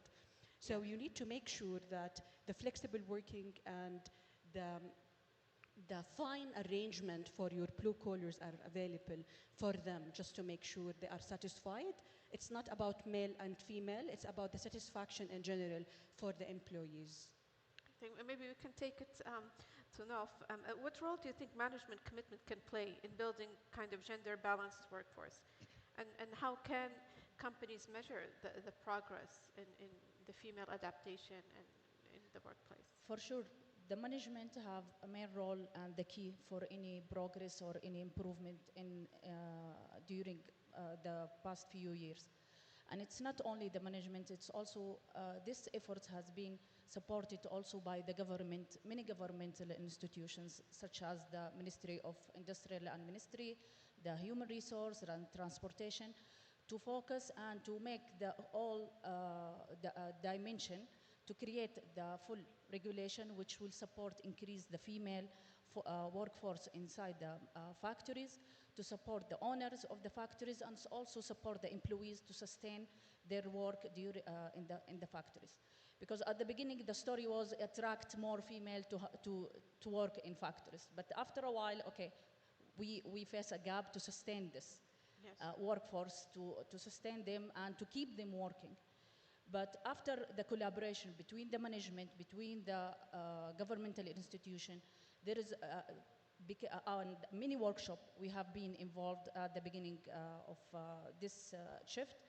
We found that we need this collaboration to support the female, to give them the roadmap, what they need, to show them what kind of skills, even to provide the safe environment, to provide the tools they needed so they can improve and they can grow in this career. What kind of support can the government provide? For example, one of the major that we face it especially at the beginning, it was the transportation and the daycare. Especially when we are talking about the front lines employees, it's very difficult for them to hire a maid or to have a place to put their kids. And there was a very great initiative to have a daycare inside the industrial city. So the female, they can put their kids in the daycare, then going to finish their work and back to their home after finishing their shift. And in terms of management, how do you think they could support this? They used the support that we got from the management, and I personally experienced that without this support, I would not be here. And for every role and every step in my career, there is someone believed in me and give me the tools that I need. Training, exposure, even if there is any training plan required inside Saudi or outside Saudi, it was provided by the management. So it was not only a vision that we need to increase the workforce, the female workforce, or to hire a leader in our team as a checkbox. It was a genuine. Exactly. There is a vision and there is an action and there is a milestone has been settled and a plan to support even the growth of this female who started their career in the manufacturing. So the management had to believe genuinely in this adaptation, not as a mandate to kind of fill quotas. Exactly. Salafa, if you can highlight mentorship, sponsorship, and leadership development programs as CEO, and how can they intentionally be structured to promote more women into supervisory and leadership roles? Well, mentorship programs are very important all along the road, especially in enabling women in sectors that are very well known worldwide that are male-dominant sectors. So no doubt that mentorship, coaching, especially coaching, because the difference between coaching and mentorship is coaching is closer to the work environment, and it could be on-the-job coaching. But again, there's a very important element that is not related just to the technical skills, which is also coaching them on self-skills, self-awareness, self-leadership, self-confidence, and making the right choices. So from a management perspective, you want the whole picture to align together, and you want the females in the sector to be able to grasp their total abilities. So most important thing is to make sure that they want to pursue a career in this path. This path goes with their vision in life, and it goes with their self-requirements, their self-motivation, and what they want to be doing. Because, you know, in my opinion, employment and job is part of life. So they need to know that, okay, does this match your journey? Is this what you want to end up doing? Or is it because everyone is like shining up the light on these industries for women? And I think that is also part of enablement. So enabling women to know when to enter and when to exit and what to train for and what not to train for and what they really want. I think this is also part of, so the soft skills are not less important in this than the technical skills and then the coaching in the job. I believe it's all very important, and I believe it's an ongoing need. It's not just a first step to entry, but it's an ongoing need to make sure that people are keeping momentum and women are keeping momentum in the sectors they're entering. And I'm sure you are mentoring a lot of women in your role as the CEO. Well, let's say the most important part of this, and the thing I face more, is actually women starting their own things. So the bigger buzz we're driving for now is women in technologies, startups in technology, especially in the Global Tech Advocates. We're having a woman group. It's going to be launching very soon, and I'd like to invite all of my friends here on the panel and other women to join. And it's basically bringing people on board, advocating for others, and helping them go through the path, skipping the hardism, skipping the challenges, but most sincerely to me is being true to themselves. Because it's not just putting yourself out there and preceding the media and whatever. It's much more than that. You need to be genuine to yourself to be able to be genuine to the ecosystem. And I think that's a big, important part of enablement. I agree. That's a very key and important. Thank you, Salafa. Our last pillar that we will cover in this panel is forward-looking perspectives. How do you see the future of women in manufacturing? Mhandisa Bayan, how do you envision the progression of women from operational roles to management, engineering leadership, and strategic decision-making positions? So I would like to call it a three-pillar progression strategy.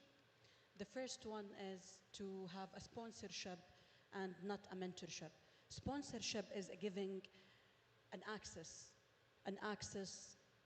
to all the trainings, the valuable trainings, not only giving an advice.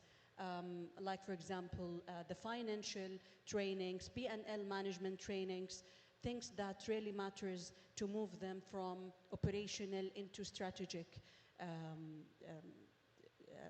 opportunities.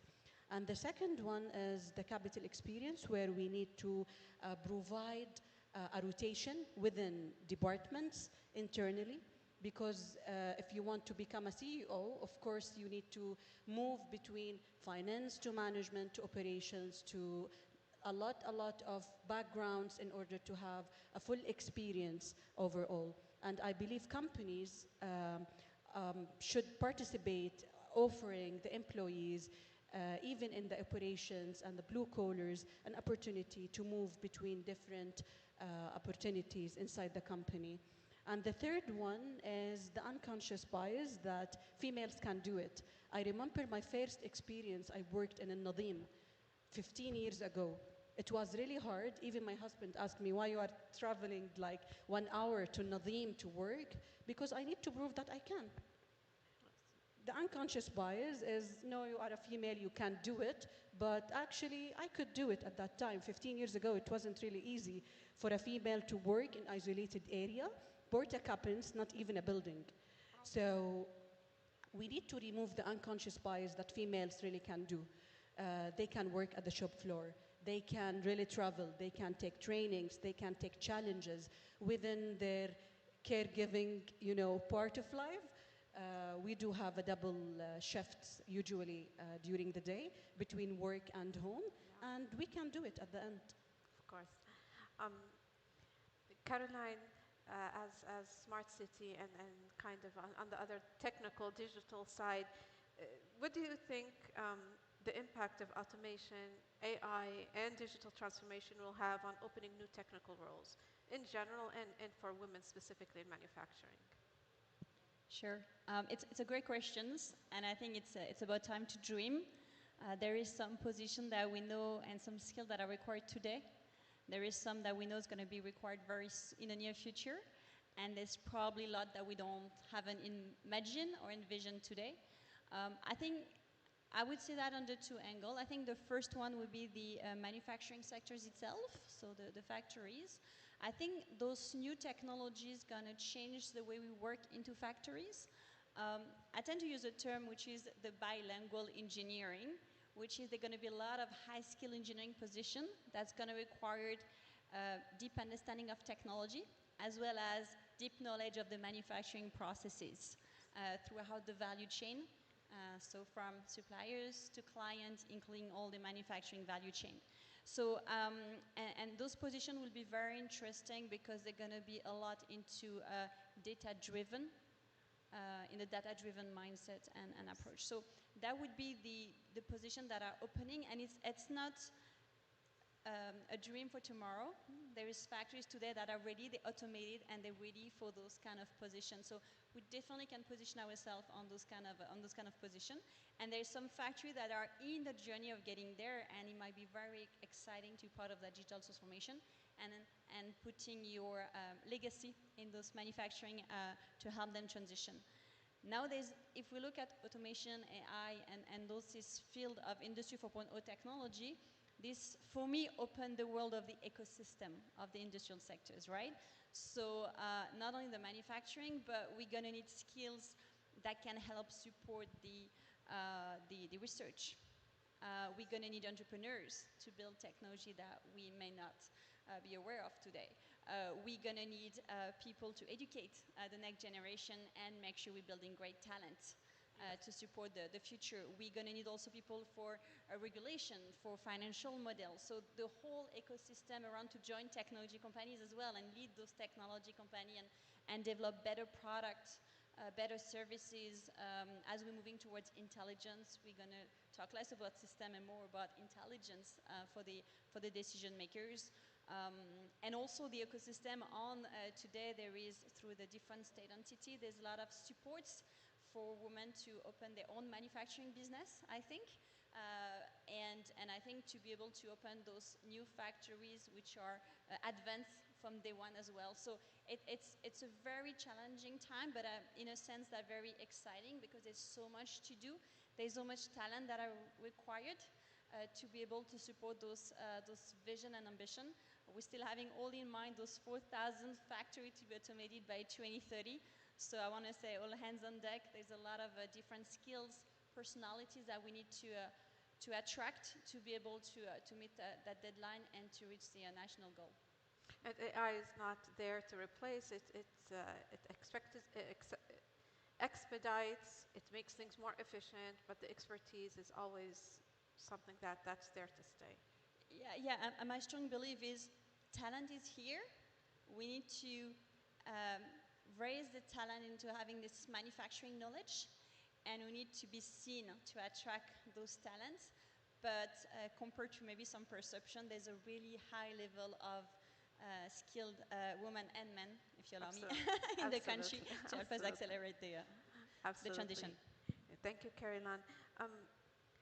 Nof, if you can give us high priority, 2 things that companies can do today to ensure that women become central contributors to future innovation and industrial competitiveness. Sure. I believe there is 2 high priority points that we need to make sure that we are covering to keep this journey a successful journey and successful stories, to be more, and we can see more female coming here and telling their stories. First of all, as Sulafa said, we have to find the right capable and competencies in the market. It's not only to a checkbox that I hire a female in that position. We should target and we should find the right capability, which is to fill the position that we have. And for sure, to have a female in manufacturing field, it's a tough environment. It's not an easy environment, but in the same time, it's a very organized environment. So it's required the training. It's required to show what is required as a soft skills and as a hard skills, technical skills. And we need to provide this plan, and we need to have this plan. So the team, once they will start to work in the factories or in any manufacturing premises, they can understand what is safety, what is quality, what is productivity, what I need to know exactly to close my target or to close my day-to-day job. This all skills and knowledge, we need to provide it. at the beginning. Second, I need to keep this investment because any training for any workforce, it's an investment of time, of resource. We need to sustain this female. We need to sustain the workforce, even if they are female or male, by providing a safe environment, by showing them will be the next step, where they can go, how they can grow, how they can move from one position or one role to another role. What is the leadership role it will be waiting for them in the future? Thank you. Thank you. Thank you. Our last question, Sulafa. What future skills will be the most essential for women to thrive in advanced manufacturing, and how can these be developed early? You know, no doubt that number one is going to be going to the economy of the future skills. And I could call them economy of the future because it's not only understanding the technical side of it or being trained on the technical side. There's a lot of numbers and economics behind that. So we don't only need women trained in like AI, data analytics, machine learning, robotics, quantum, and so on. That's very important, yes, but plus we also need people who understand the economics behind it, the finance behind it, and how to make a success story. There are a lot of companies that succeed in technology but fail in their numbers at the end. And when we speak about business situations, which is most of the time, they reflect on the development of the country, the development of the economy, and so we need people who can understand this, that, and that, just like we need it in the total workforce. I believe that equipping women with those, opening the doors for that kind of learning, and many like the details behind the story. A lot of women are up to details and into details, and there's a lot of details in technology. So we need people in that, and then we need the other side of it, which is understanding the whole picture. So we need to equip them in strategy, finance, and business, bringing all of that together. And I think that maximizes the best out of everyone, maximizes the whole process, and maximizes the achievements at the end. Great, totally agree. With that, we come to the end of this panel, and I would like to thank our panelists. I genuinely say it when it's very reassuring to know that you guys are at the helm of this industry, and you guys, with your mindsets and your capabilities, you bring a lot of pride to us. It was a pleasure and honor to be on stage with you. Thank you very much. Thank you. Thank you, everyone. يعطيكم العافية. بس استنى شوية حيعطونا يعني استنى شوية بس.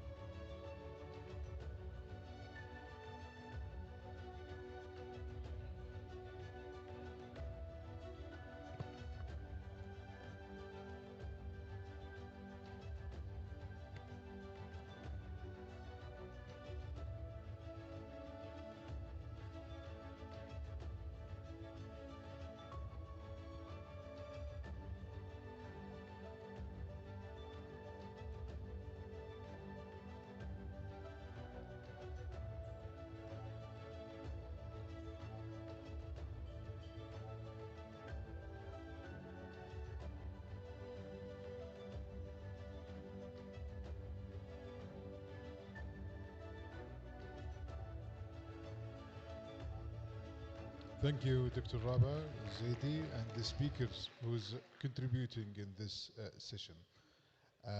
Once again, I will invite Dr. James Morgan to moderate the upcoming session.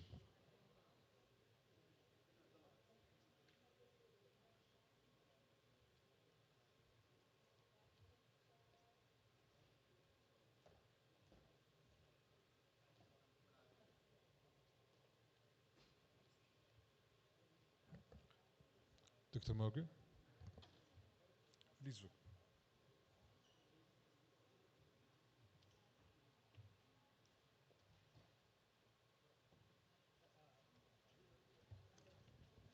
Thank you for joining us for the last panel of the day. And we have all our lovely experts just to the right of the stage. I'm going to invite them over in a minute. If we could have the slide up on the screen, please, Mr. AV people. And we are going to be talking about investment enablers today. So one of the most important things is FDI, bringing money into Saudi to leverage the digital transformation in the kingdom. So I would like to invite the panel up to the stage. Dr. Dalia, Mr. Abdullah and Mr. Fahad, if you could take a seat underneath your names, please. Give them a big round of applause. Thank you very much. We're going to have some great conversations today from our experts. Please take a seat. Thank you. Does everybody have a microphone? Oh, here they come. You turn it on here.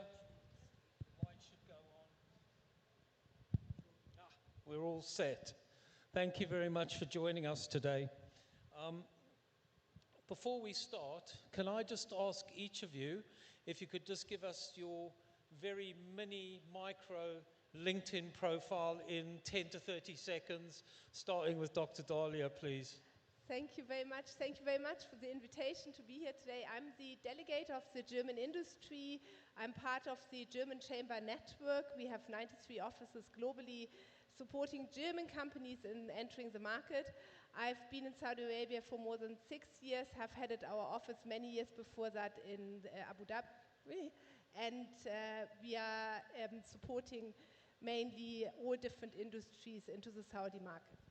Thank you. Good afternoon, everyone. My name is Abdullah Jaffali. I'm the regional president for Honeywell in Saudi Arabia and Bahrain. I lead the business in Saudi and Bahrain in the energy sector, automations, as well as in aviations. I'm proudly part of Saudi Leadership Society, part of MESC Foundations, as well as I'm the board member in Saudi US Business Council. Thank you. Assalamu alaikum. Thank you, Dr. James. My name is Fahad Naim. I'm the CEO of a company called SIC, which stands for SIDF Investment Company. We are the industrial ecosystem investment arm, investing in private equity, private credit, and venture capital in the industrial ecosystem in Saudi Arabia. Thank you very much. So quite an illustrious panel there who's going to take us through the FDI regulations and the business opportunities that can be had in Saudi Arabia for investors. I'm going to start with Mr. Fahad, since he is probably the leading enabler in this panel today. Regulation and clarity. How has Saudi Arabia improved the regulatory transparency and the investment environment? Well, like every other aspect of the offering mix in Saudi Arabia, when we look at a successful investment, there are predictors. If you look at regression, for example, there are X coefficients. One of the most important factors is regulation. Today, we have a very robust regulatory environment in KSA. We used to witness, in my career, we used to witness a lot of private equity funds and venture capital funds setting up their funds in offshore safe havens, Cayman, BVI, most recently ADGM and DIFC. But from 2023 onwards, almost every fund is being set up as a CMA, closed-ended private fund. And this was mainly a result of the regulatory enhancement to the type of companies. We didn't have the so-called GP-LP structure, which is a form of company. Now we have the simple closed-register company, which mimics a GP-LP. When it comes to important regulations like the bankruptcy law, now there are very clear proceedings for bankruptcies that tackles every asset class, its priority in the liquidation. Up until last year, when you lend an entity against, let's say, a type of a collateral like receivables, it was not crystal clear. Today we have a central depository where every lent real is linked to collateral. So just these are to name a few regulatory enhancements that made the strong economic basis of Saudi complemented by a clear, transparent rules and regulations, which will make this economy a safe haven for all pension money, sovereign money, and corporates seeking alpha on their investments. Can I just press you on the IP aspect and how that works, protection on IP? Well, IP, we have the National Intellectual Property Center, which is, again, a recent addition post the launch of the vision. I think the patents registered in the Saudi IP system is growing at a double digit year on year, which then can be, the IP itself can be used as collateral for lending. It can be used as in-kind contribution when you're forming JVs. So it's actually a very important enabler that we already planted the seed for, and it's a fully functional agency as we speak. Thank you. From Honeywell's point of view, global company, investments around the world, have you got anything to add to what Mr. Fahad, maybe the perspective from outside looking in? So if you look to any, if any business leaders look to any part of the globe, what is the one thing that he will be looking forward, which is clear productivity in the futures, can predict what's happening today as well in the future. And this is exactly the Vision 2030. When they announced, the Crown Prince's Royal Highness announced Vision 2030 back in 2016, was clear where we are and what's the plan to move forward. It's focusing on creating jobs for youth and empowerment for women, diversify the economy, as well as attract international investor as well as local investor. And what does that mean if we combine them all together? It's like job creations, quality of life, and GDP contributions. So that's from outsiders, and as an international investor, it's really a great business environment that have a clear view in the near futures. And on the top of that, I'll be very transparent. We have a clear access to all government regulations in the countries in terms of business roundtable, in terms of feedback for new regulations, which help the business environment for both sides, from a government perspective as well as from a businessman, women perspective as well. Thank you.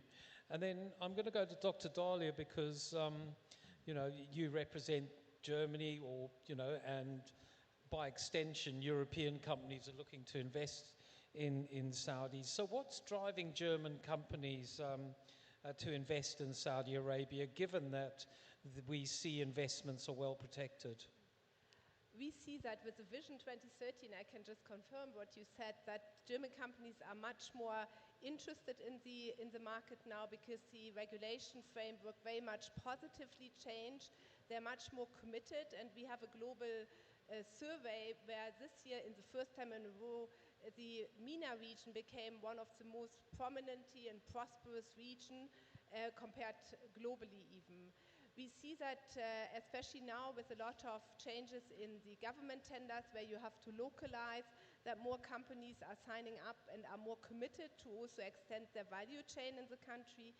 We also see very often in discussions that it is not so much in increasing your market share when you want to localize, it's more of keeping your market share. It's a requirement, and there are excellent mechanisms. We've heard examples already to extend your value chain on the ground, and we really feel that the German companies are also committing to it.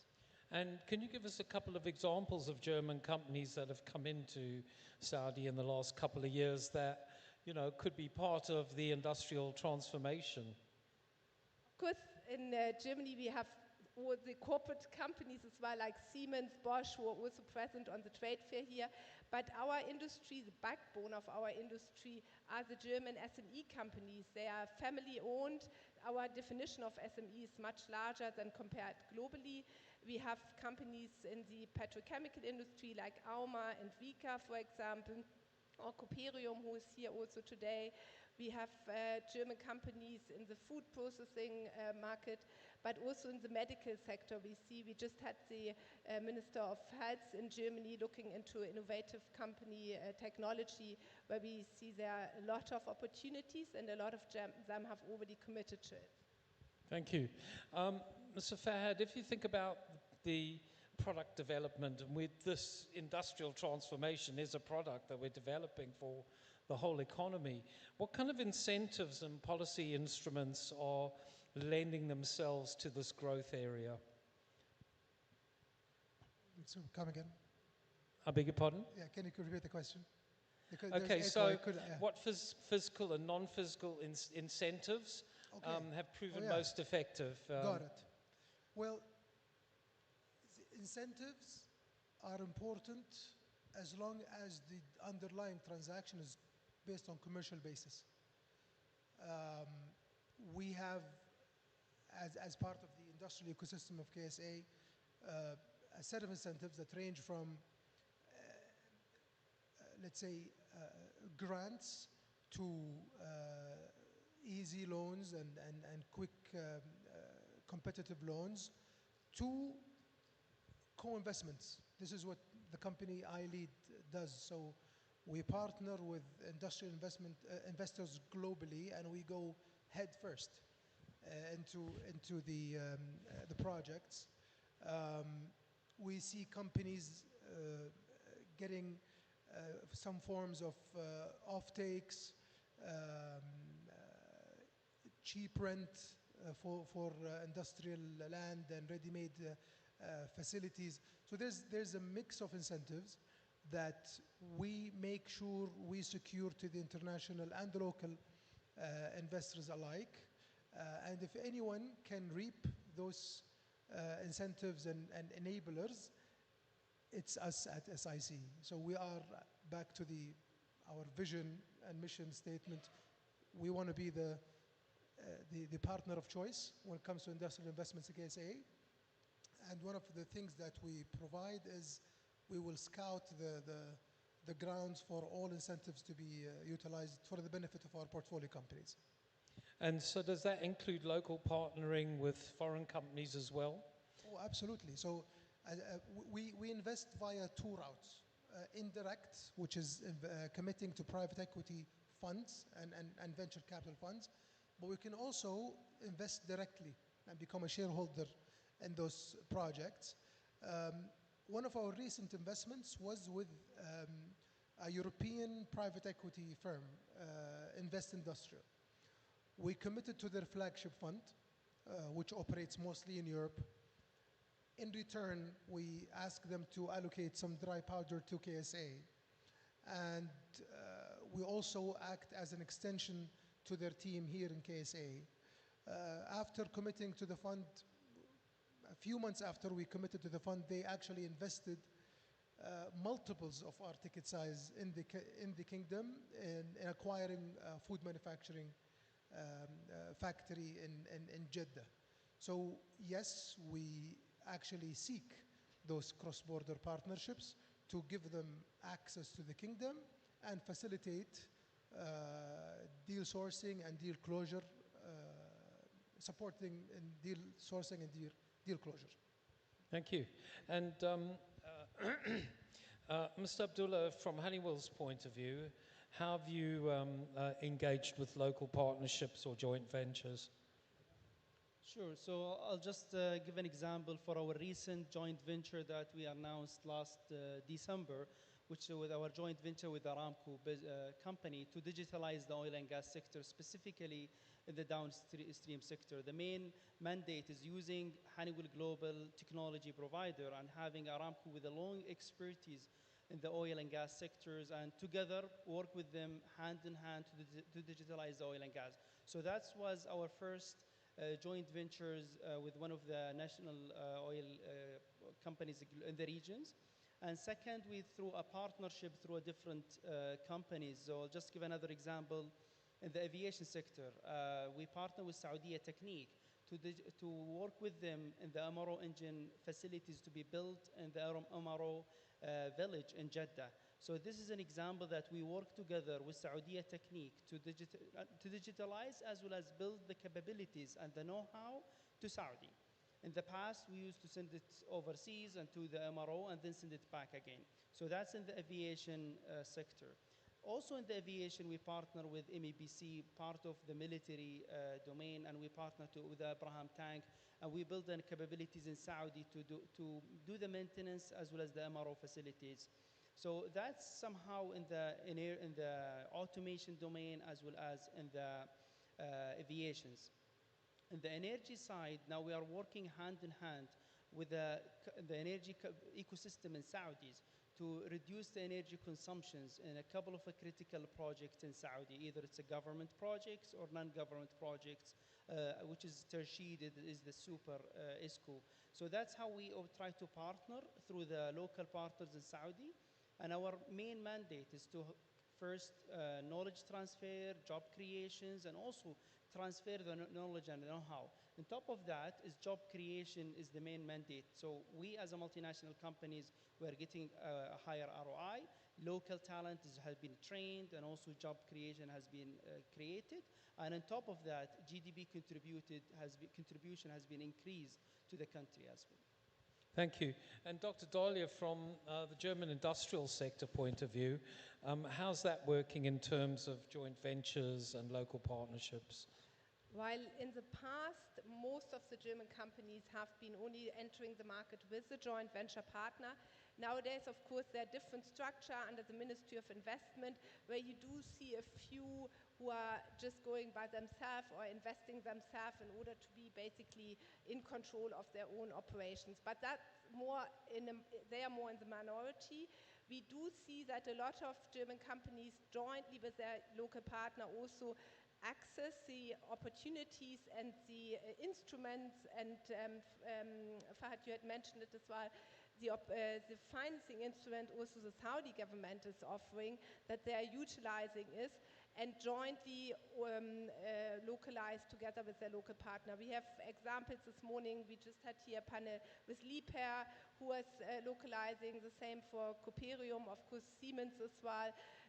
So most of them still work closely with their local partner, because that's how they can become much stronger and also make sure that there's a certain know-how transfer in the market. Thank you. Dr. Dolja, I'm going to stay with you, and just how critical are specialized industrial zones here in Saudi Arabia for enabling these partnerships and the German industrial sector? From our perspective, they're a key enabler. We do see from the German side that especially the sector-oriented clusters, one example, of course, from Germany is the automotive industry, and in specific, the cluster which is being built in King Abdullah Economic City, north of Jeddah, is very important for our German companies who are currently engaged in the setup of the SEER project or Lucid project as well. It really enables them to set up in an environment where they can scale up, because there are other different entities there where they can sell their products to. But at the same time, of course, also from the history, we have a lot of oil and gas companies who are based in Dubai or in the industrial zones. Here in Riyadh, for example, we have pump manufacturer Vilo and KSB, who are localizing within the industrial zones here in Riyadh or next to Riyadh, because that's where they find the proper infrastructure and also find tax incentives. So it's offering an absolute competitive environment, especially compared to the neighboring country. Mr. Fahad, thank you. Mr. Fahad, from your point of view on industrial zones and hubs, when you're talking to potential customers or clients that you're loaning money to, how important is the industrial zoning and the government-supported infrastructure? How important is that to them?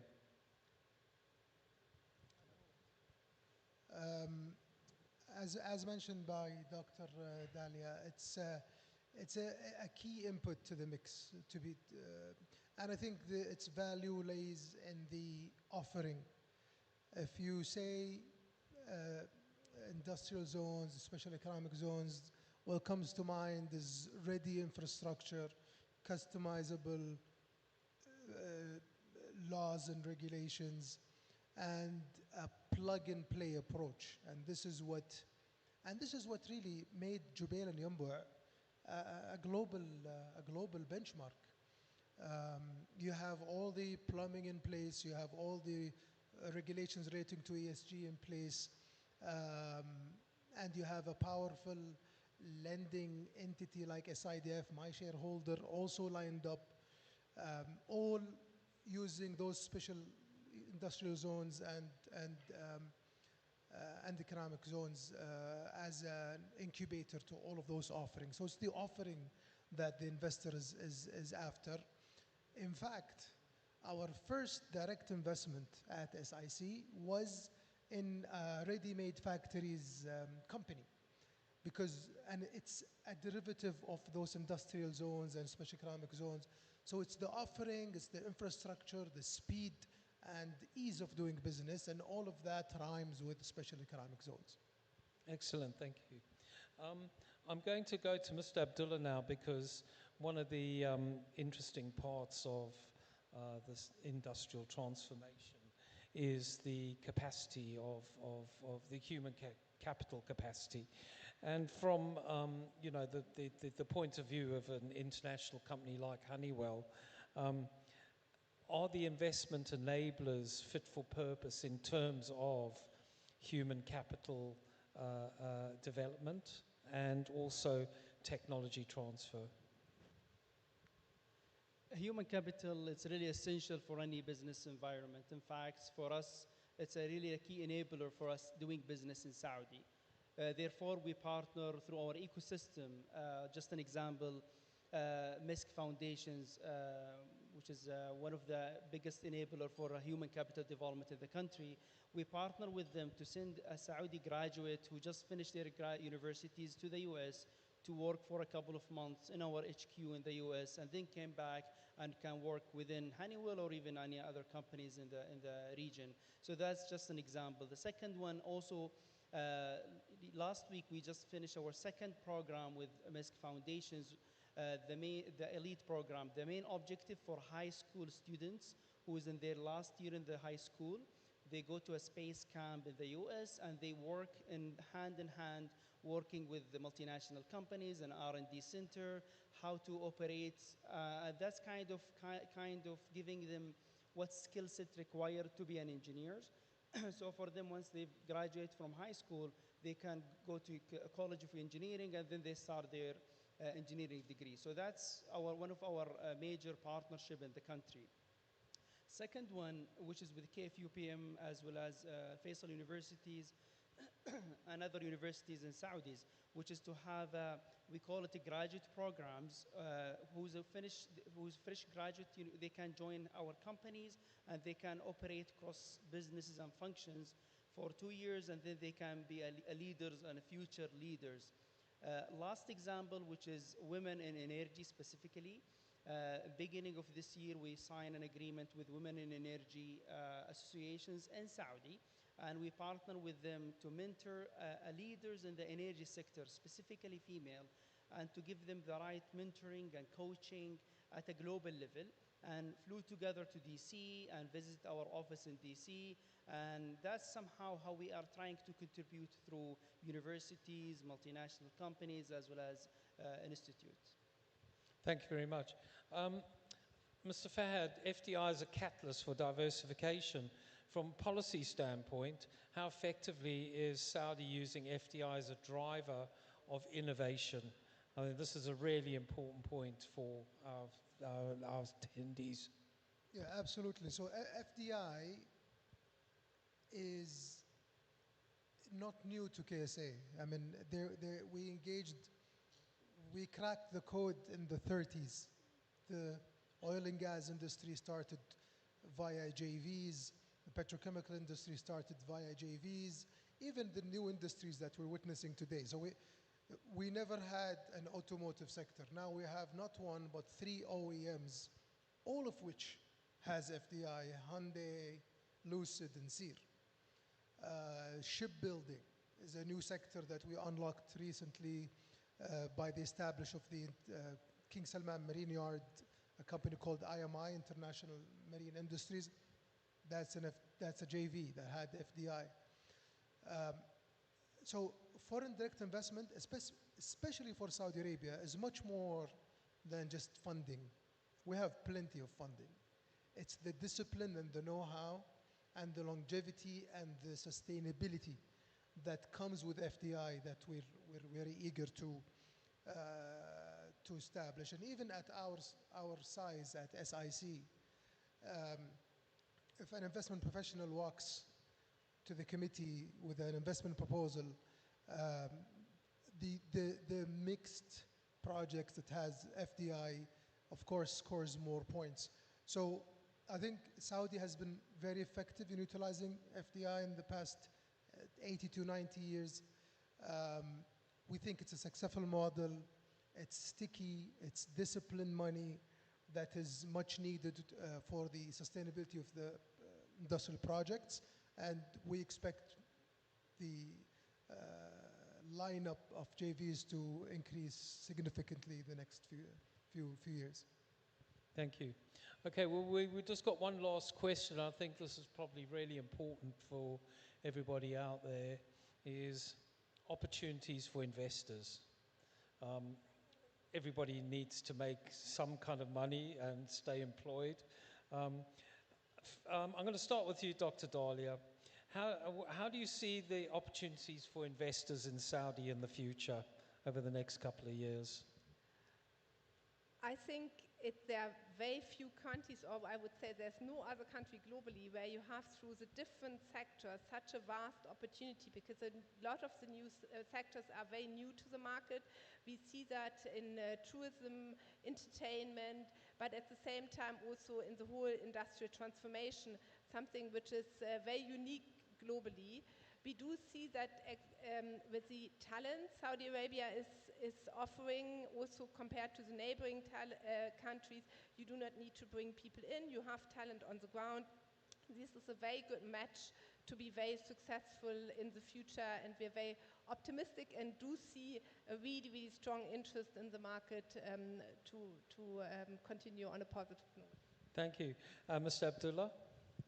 I'll double down on the talent base. If you see any economy, the foundation which is talent, and in Saudi, the average of the youth is 30, which is 63% of the youth is below the age of 30. So that's just an example of the youth population that we are in. Second, Vision 2030 is progressing very well, and you can see we are growing in the 3 mega trends. One, in the aviation sector. Last year, Saudi Arabia, we crossing 100 million passengers per year. The plan to reach 330 million passengers per year by 2030. So that's, you can see, tripling the number of passengers in the aviation sector. If you see the energy sector, doubling the energy producing in terms of gigawatt in the country. So that's also another area to pivot and also to co-invest. And last but not least, automations with all the AI and the manufacturing that we are in here today. Just an example how the manufacturing could be improved using the AI and generative AI. So these are the 3 areas I can see huge potential growth for all of us. Thank you. And last word, Mr. Fahad, the investment opportunities in Saudi. I will refrain from recommending subsectors because I need to be neutral. We have favorite sectors in mind, but I'm going to just speak broadly. So to Abdullah's point, Vision 2030 is a huge driving force, and His Royal Highness the Crown Prince is chairing the most critical entities that's undertaken this huge plan, from PIF to some PIF portfolio companies. So all of this is overarching. All of this speaks to the science of creating return on your money. Alpha, which is the excess return that an investor would expect, is driven by broad factors. all of which are present in KSA. The young, motivated talent, abundant funding and deep capital markets, regulations to safeguard the investments, and last but not least, and the openness to the outside world. Saudi has never been as that open. Foreign ownership is allowed for 99.9% of sectors, can be 100% for foreign ownership. Accessibility to the country, the public markets is part of the MSCI. Super Return, which is the most prestigious private equity conference, took place already in Riyadh, which is a testimony to how the country could and is already a host for private capital. So I think all sectors will benefit from this tailwinds, especially the industrial sector. And I'm sure that for every interested investor, they'll find an investment product out there managed by a Saudi investment firm that could host, look after, and grow their money. Thank you very much. And can I just add one more driver is ambition. And that is an amazing thing that I've seen in Saudi. So thank you very much to our experts here today. Please give them a big round of applause. Thank you very much. Thank you. Could you stand in the middle for a photograph, please? Thank you.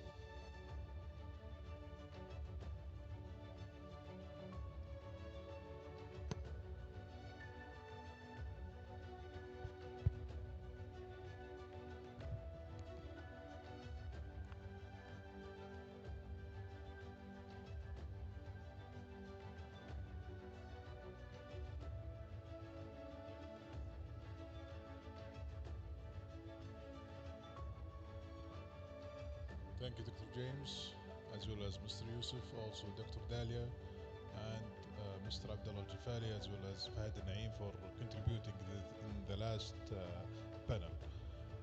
Thank you all. This is our last panel. شكرا لكم جميعا. الله يعطيكم الف عافية. ما قصرتوا جميعا.